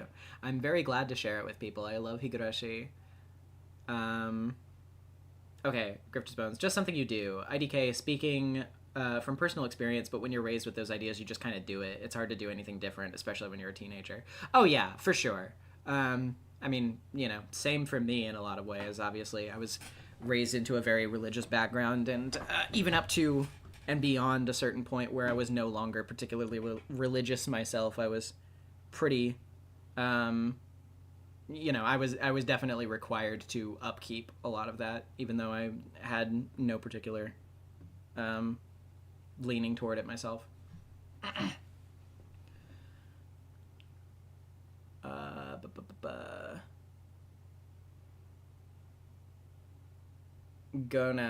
So the volcanic gas that hit Hinamizawa was a mixture of carbon dioxide and hydrogen sulfide. I looked up more about them. Hydrogen sulfide, H2S, also known as sewer gas, is a flammable gas with a strong foul odor that becomes odorless and very toxic at high concentrations, causing irritation of the respiratory tract and pulmonary edema. Carbon dioxide, CO2, at concentrations higher than 3%, CO2 can cause headaches, dizziness, increased heart rates, and difficulty breathing. Considering how the gases affect the throat and the ability to breathe, I think Tomitake and Keiichi's suicides were caused by exposure to the gas. I believe a combination of their mental state, Tomitake was attacked in chains by a group and Keiichi just killed his friends, plus the effect of the gas caused them to become hysterical and claw their throats, explaining why no drug was found in the bodies and why Keiichi believed he was cursed since no one was with him. It's possible that at some point the concentration of H2S and CO2 in the swamp was enough to cause symptoms, but not high enough to be fatal and spread to the villagers. However, in Chapter 3, Keiichi goes to the swamp the same night Tomitake died, and he's fine. Perhaps Tomitake got exposed to the gas from a different source. Maybe there's other magma pools in Hinamizawa. Also, do you know what else releases CO2 and H2S when burned at high temperatures? Human bodies. And we know a body was burned around the same time as Tomitake's time of death. But also cars produce CO2, air conditioning, gas theory confirmed 100%. Satoko's parents definitely planned to do something to her. They brought her to a national park right after heavy rain, so the place was probably empty. They didn't bring her brother, and Satoko herself said she thought she was going to kill her. She pushed them off in self-defense, and unfortunately the old fence came loose, and they fell down.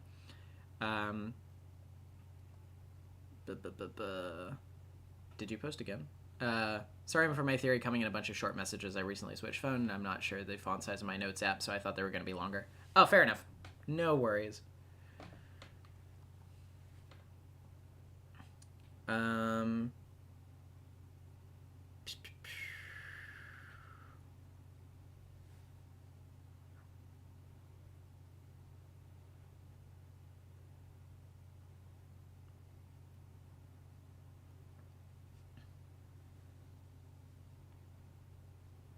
See.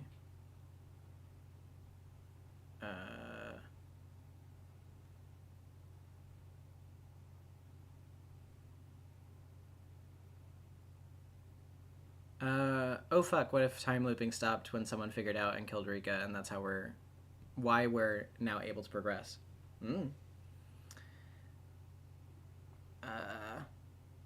Can't wait for the scene where Tomitake turns around and Keiichi flips the giant switch on his back, revealing the true form of Tomita piling in a mech suit shaped like a tourist. We didn't get any robot Tomitake art! Nobody did it! Why? It's so sad!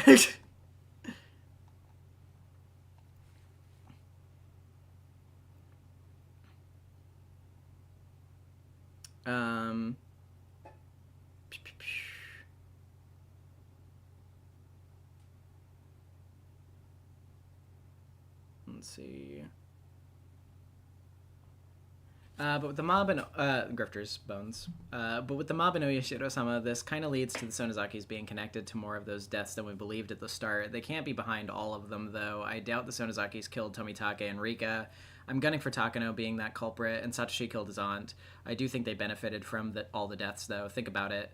Even if they don't do the murder or whatever, they benefit from the deaths of outsiders and the clout they gain, so they definitely wouldn't try to stop anything that's happening. That's fair enough.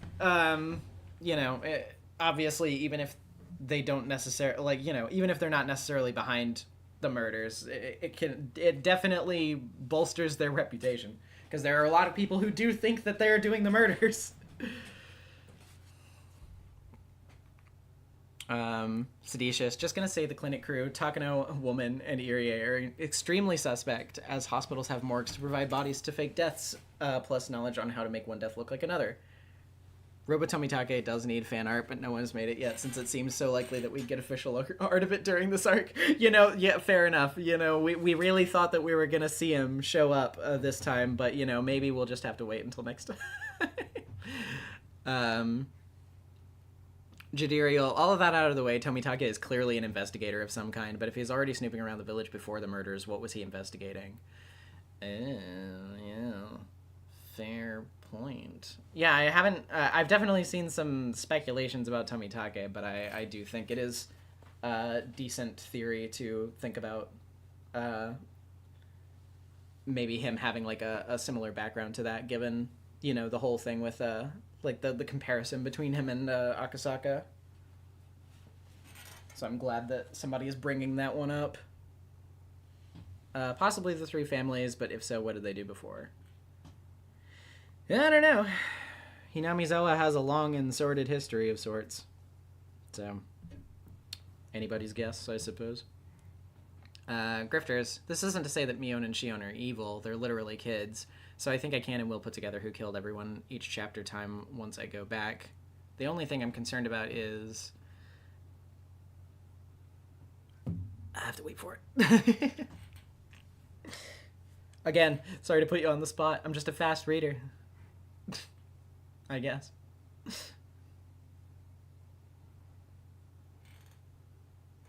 Arson. Yeah, that's true.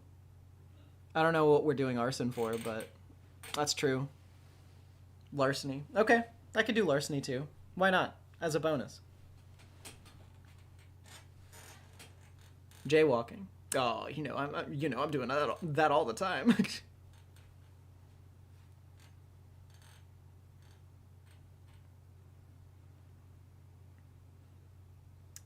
The only thing I'm concerned about is arson.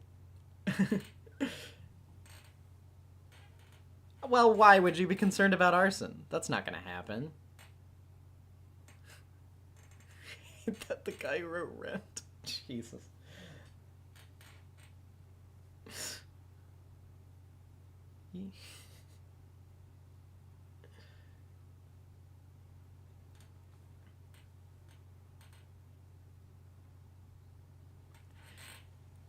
I posted new art on Blue Sky, by the way. Okay, cool. I will pull it up.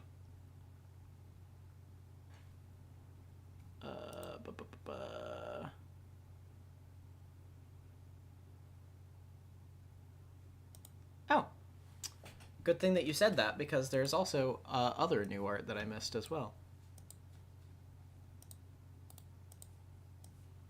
Okay, let's put that there.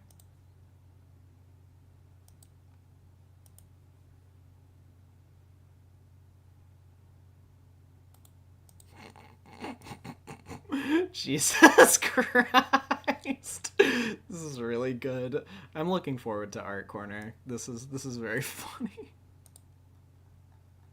Good job, Gona. Jesus. Okay. Yeah, only thing I'm concerned about is Irie's death. Like, honestly, I don't know who did it. Hate to say this again, but my best guess is Takano. Once again, if we assume she's alive, she has the means and maybe a motive, but honestly, all things considered, the gas might have got to him and he killed himself. Sometimes it's like that, TBH. Anyway, God bless Oyashiro-sama. I guess I will go watch Revolutionary Girl Utena after this. You should! It's peak. It's really good. Although, definitely, if you've never seen Utena before, and I just say this generally to people in the chat, I'm sure, Grifter, you've got it covered. But yeah, if you've heard good things about Revolutionary Girl Utena before, chat, and you think you ever want to check it out, please be aware and look up the content warnings for the show. Like, obviously, I think it's very well done. I think it's well written. It's not, like, bad, but it has some really, really fucking heavy subject matter in it that you really, really need to know going in. You do not want to get blindsided by that shit. Just warning you. I get very mad at people who recommend Utena to others and then just don't say, like, what's in it. I think it's very irresponsible that people do that. But anyway, that's all I wanted to throw into that.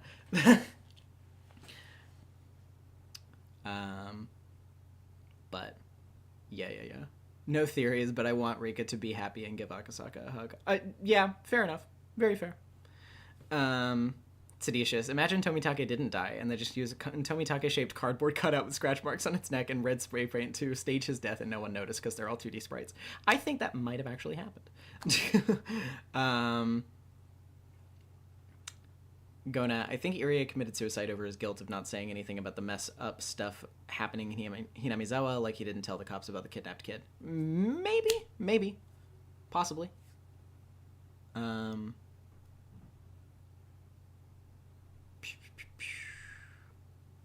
Yeah, I don't think it looks like there are any other... My theory went up? What?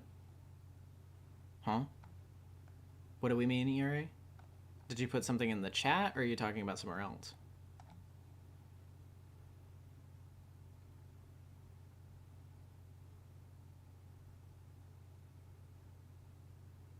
Oh my god, I forgot about the Tomitake glitch. I forgot about double Tomitake. That was really funny. In the chat? I didn't see one? Did I scroll by it? Am I stupid? Very possible.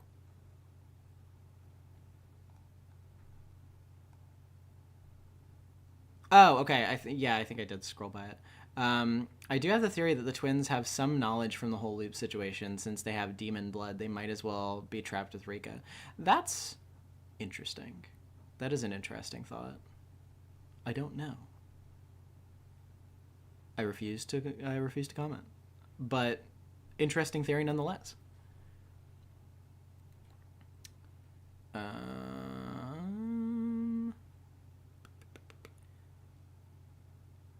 I noticed Oishi didn't mention Teppei disappearing despite a tip showing that, so it's possible that Keiichi just hallucinated killing him. I mean, it's possible. Maybe he just didn't care. Like, huh? Teppei Hojo? What? Who? Who? What? I don't think that's a real guy. I don't think I've ever heard of that guy before. At least I hope. I wish I didn't hear about that guy before.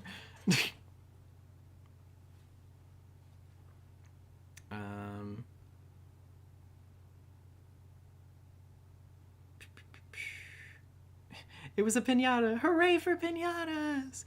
Woo! Casey and Friends, the official one, not any of the fan-made ones after that. I do not endorse them. Just the original Casey and Friends, the classic. Where did you get that popsicle from? I want one. Well, Casey, I got the popsicle from the fiesta. What fiesta? I want to go to the fiesta now. God, I'm just gonna like quote the whole thing. Okay.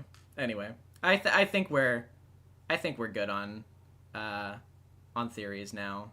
So let's go ahead and get to fan art. Yay. All right.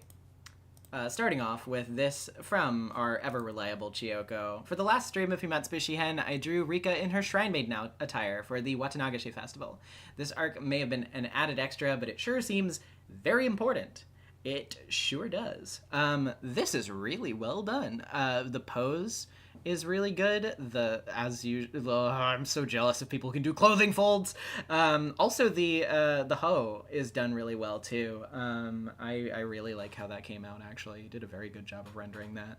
The little details on the staff and the end part are just I can't even imagine. Just trying to do this myself, it would look like shit. Well, no, I don't need to compliment your art by demeaning my own art. Let's be nice. Let's be fair to myself. Let's not do that. I'm sure it would look perfectly serviceable, but yours looks really good. That's what I'll say. See, take a lesson from me, kids. Well, kids shouldn't be watching this, so I don't know why I'm saying kids, but stay away from this stream, kids. Go watch Bluey or something. But yeah, this is really good. Very good job. Next up, the kids' metaphorical, the imaginary children.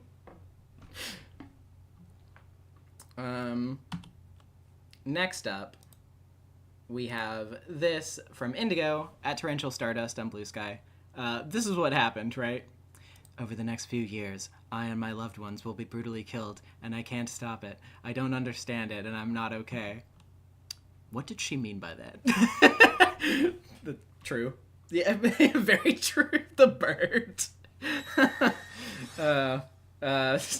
Very good, Indigo. Did you really with the Canadian $2, says someone who watched Higu at the age of 10. Yeah, I mean, yeah, I did, but I'm not saying that it was a good choice. It's just a fact of life. I almost drowned as a child too, but I wouldn't recommend children to drown. It's just that, you know, it just so happens that's what happened. But anyway, next up, we have this from Zecipher on Blue Sky. Haven't touched this since last week, but finished while watching the stream. Can't wait to draw Rika next. This is very, very good, as always. Your backgrounds always really impress me. You do a very good job with these. They're just like so... I don't know, like, you do a very good job with, like, little details to really make a space feel, like, tangible, if that makes sense. That's such a vague thing to say. That's, like, such a nothing compliment. It's like, oh, your backgrounds are, like, so good, like, they look real. You know what I mean? Like, you know, she fits into the space. It looks, you know, it doesn't look like she's just put on top of a flat PNG or anything. You know? You know what I mean? You know what I mean. Would you recommend that children almost drown? No. I mean, you know, a little Blue Star, a little near-death experience is good for kids. It builds character, you know? You really learn to value your life. No. For the record, that was a joke. I first properly watched Higu as a late teenager, but I was one of those kids who watched the most brutal scenes YouTube video out of context and over and over again in morbid curiosity when I was 12. Yeah, there are plenty of those. I only started doing backgrounds last year. Bad habit of not doing them for a long time. That's really fucking impressive, though. Like, for doing backgrounds for only the last year, you're doing really fucking good at them. Like, damn. Like, even I have a lot of trouble with backgrounds. And a lot of the time I'm just too lazy to do them, so I feel you on that too. But, like, genuinely, like, doing that for only a year and then having backgrounds this good, especially the ones that you, on the Mion and Shion pieces that you did, like, that's really, really impressive. Yeah, I would definitely be proud of yourself for that. That's really good. This was the one that I was laughing at, like Gona submitted. From Don Pompon on Blue Sky. Onikakshi. Circumstantial evidence, prejudices, and cop bullshit. Anyway, you're gonna die now. Watanagashi. Centuries-old xenophobic propaganda. Anyway, you're going to die now. The fucking Tails gets trolled face. Oh my god, this is really good. This is, like, genuinely, like, actually accurate. Like, this isn't even, like, remotely wrong. This is just what happens. Oh my god, this is really good. Keiichi gets trolled. Honestly, that sums out about, like, at least a good, like, 70% of Higurashi is just Keiichi gets trolled. That's true. Anyway. Oh my god. That's really funny. Very, very good art. Okay. Moving on over to Tumblr. My heart. Fuck. We have this from École Noire. That's AKOLNOIX. I don't know if it's Noir or Noix. I always instinctively pronounce the OIX as Oa, but I hope I'm right about that, or else I'll feel really dumb. But captioned just a normal kid. I don't in the tags. I don't think I quite nailed the proportion. Children in this age range can be quite difficult to get right, but I like how it turned out anyway. Yeah, this is really spectacular. You did a really, really good job with this. The like really stark color contrast between the white and like the painted ground, the long cast shadow, the clothing folds again, I must emphasize clothing folds. Holy shit. The hair, like the stringiness of it, like this is just mwah, chef's kiss. This is fucking fantastic. This is really, really good. And it makes me sad. It hurts me deep in my heart, and I am not okay. Also, I think I realized by the TBH, I don't know how to pronounce it either. It was just a key smash. You know what? That's very fair. That's very fair and valid. Hold on, let me scroll down just to make sure. Yes, okay, yes, you are the person who submitted the Keiichi and Satoshi art in Tatarigoroshi as well. I wanted to say, because I found out after we did that stream, I was like, holy shit, your art is so good, and then I went to look at your art, and I realized that you drew one of my favorite Meikashi fan arts, like, years ago. Like, I had seen that art years ago and reblogged it on my own personal Tumblr blog and been like, holy shit, this fucking rules. So, like, when I was like, oh, yeah, I hope you sell prints. I hope your art's real good. And then I just went and looked and I was like, oh, well, that explains a lot because I already liked your art to begin with. I just didn't remember that it was you. So now I'm even more happy that you've submitted stuff to the streams. That's really cool. Thank you for your submission. Atropos, no. Atropos, no. Next up, from Dingo's Trash. The question arcs are over, and I decided to draw Oreo to celebrate. I look forward to seeing everyone's theories once we start moving into the answer arcs. Seeing everyone try to make sense of Higurashi's story has been so much fun, and I gotta thank Marcia again for the streams. Her voice acting has been excellent, of course. Thank you. Also including my very self-indulgent Umineko OCs I've been cooking up. Let's tab over. Melchior the Witch of Solitude, and their furniture Getty and Freki. Melchior is a witch who has attempted to make countless game boards, but finds them incapable of finishing anything as their nature lies in a profound loneliness, yet they are more than happy to assist any witch that asks for their assistance, despite their status as a self-isolating being. I am definitely guilty of straying too far from Umineko's design rules, but their palette especially is very garish, but I like the pretty colors. Haha. Getty and Freki turned out way better though, so I'm very happy with the furniture that I created. I really like these designs a lot. That makes no sense! Why am I so bad at this? Stack again, huh? This sucks! With the red. I really like these designs, honestly. Like, even, like, quote-unquote, like, garish colors aside, like, I really like creative contrasts like that. Honestly, I think it makes a character design just, like, more interesting to look at and more, like, personalized. And I think you did a really good job with making these, like, unique. I think you did a fantastic job with these. And also, yeah, to Dr. Henwig's point, those are 100% Umineko OCs. Like, yeah, I don't think that they're particularly out of place at all, to be honest. From what I know of the art sensibilities, I would say that they also have maybe some overlap with Kikonia characters a little bit as well, but, like, I genuinely don't think that they feel out of place at all. So yeah, very, very good work. Next up, we have a doodle from Pining Tree at a-pining-tree on Tumblr. The girlies. Oh, one can only hope and believe in a world in which they are happy. Also, the heart hand and that pose always cracks me up. Very good. Also, speaking of the girlies, we have this from the Grand Arcana. Wait a minute, I recognize that. I did this joke already. I did that joke once before. I wanted to draw all the girls as Madoka Magica style magical girls, but only got to Satoko and Rika so far. I believe Rika would have a small blade or something as her weapon. I couldn't come up with anything for Satoko because of how trap-oriented she is. Luckily, my lovely mother, to whom I have been yapping about Higurashi to, suggested she gets a toolbox, which is hilarious to me. She's gonna throw wrenches at you. She's gonna Satoko fix it. I actually really like that. That's actually a really funny idea. Also, these designs are really cute. I like this a lot. The sort of like the Miko outfit with the bells and the tail are very fun. Yeah, this is really good. I like this a lot. I think you did a very good job rendering magical girl designs for them. you know, I don't look forward to what they're going to have to go through if they're in the Madoka world.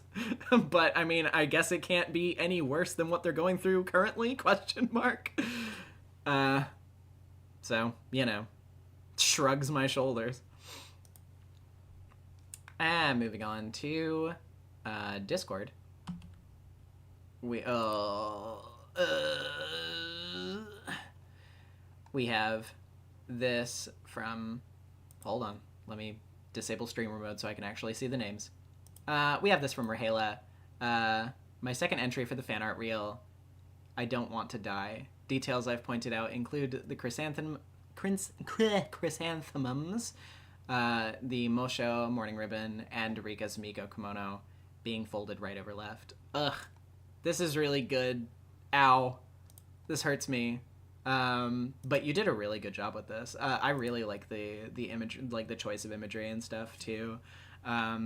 It's very deliberate and significant. And yeah, yeah, you did a really fantastic job with this. I also really like the expression on this, just the sort of feeling of dread, the resignment, the sort of like, it kind of works with the pose too. Like it's almost like just awaiting what is to come. You know what I mean? It's, oh man. Now I'm depressed. Next up, speaking of depression, we have this from Dav. Chapter 4 spoilers. There's nothing that can be done. Oh, Rika. Man. This is really well done, though. The contrast, the glow, the background, the expression especially. The expression you did a really, really good job on. And the fabric, too. Everybody's getting better at clothing folds without me. Everybody's moving on, leaving me behind in the dust, but that's fine. No, this is really good, Dav. You did a really good job with this. Arabaki gave me the $5. Being Maguka is suffering? No. In Puella Magi Madoka Magical World, being girl is suffering. I mean, true. That's also true. We have this from Chiyoko, submitted to the Discord. Got to finish at least this one for today. Sadly, I don't think I have time to finish one more, but it will definitely be done for the next stream. And this was, I remember, this was an OC that was submitted last week. And this is a really, really good rendering. You did a very good job with that. Yeah, Nyx's OC. Yeah, I really like this. I really like the funny pose as well.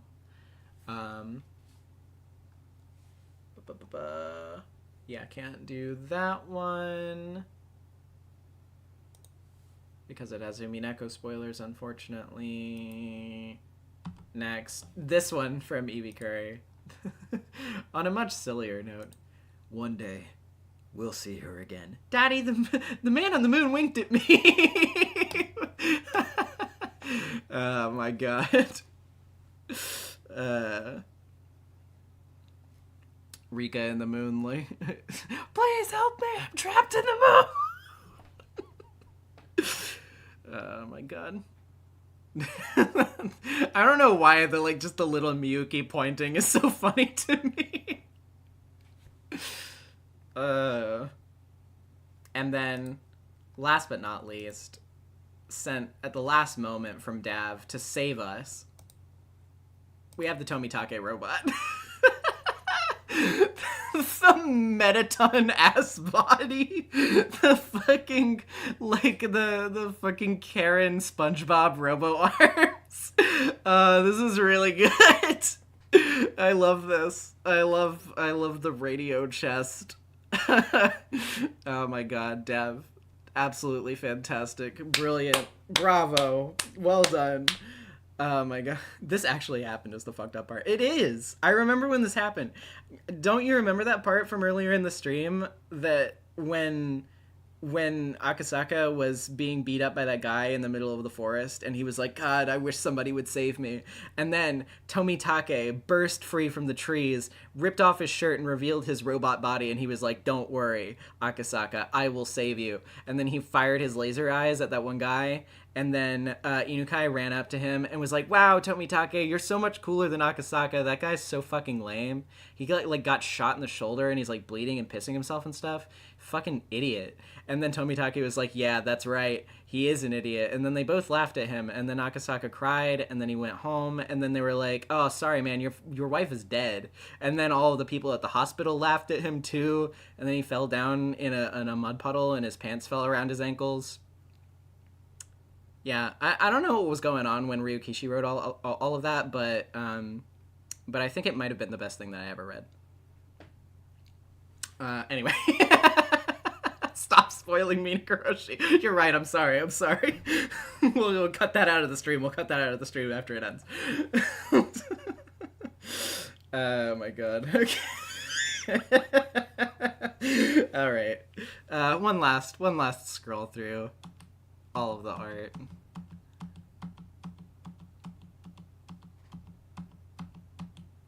Fantastic. Alright, so as I said, next week there will be no Higurashi on Friday because we just finished an arc. I know that this arc only lasted 2 streams, so it's kind of like we're going back on break after we just got back from it not too long ago. I apologize for that. But after that, we'll be going right into Meakashi, the first of the answer arcs, probably one of my favorite arcs in the entire series. And it's going to be a bit of a doozy, both content-wise and acting-wise. Oh, it's going to be difficult for me, so wish me luck. But I quite like that arc a lot, so I'm going to do my best to do a good job with it. So, you know, pray for me. Oh yeah, and that's right, and Dai debut. That's true. Because the answer arc is the answer arcs are when Ryukishi started to get money, so he was able to like actually start paying people to create a soundtrack for the game. So Dai, who contributed a lot of the best tracks in Umineko, debuts in the When They Cry series in the next arc as well, and contributes one of the most iconic tracks in the entire franchise. So that's gonna be great. But until then, thank you so much for joining me for this wonderful conclusion to Himatsubushi and another great stream. As always, I have really enjoyed it, as always, and I look forward to jumping into the answer arcs with all of you. So, and remember that next Tuesday, even though we don't have a stream next Friday, we do still have a stream next Tuesday, where I'll be playing Street Fighter 6 with my friend Luke, so you should stop by for that too. It's gonna be fun.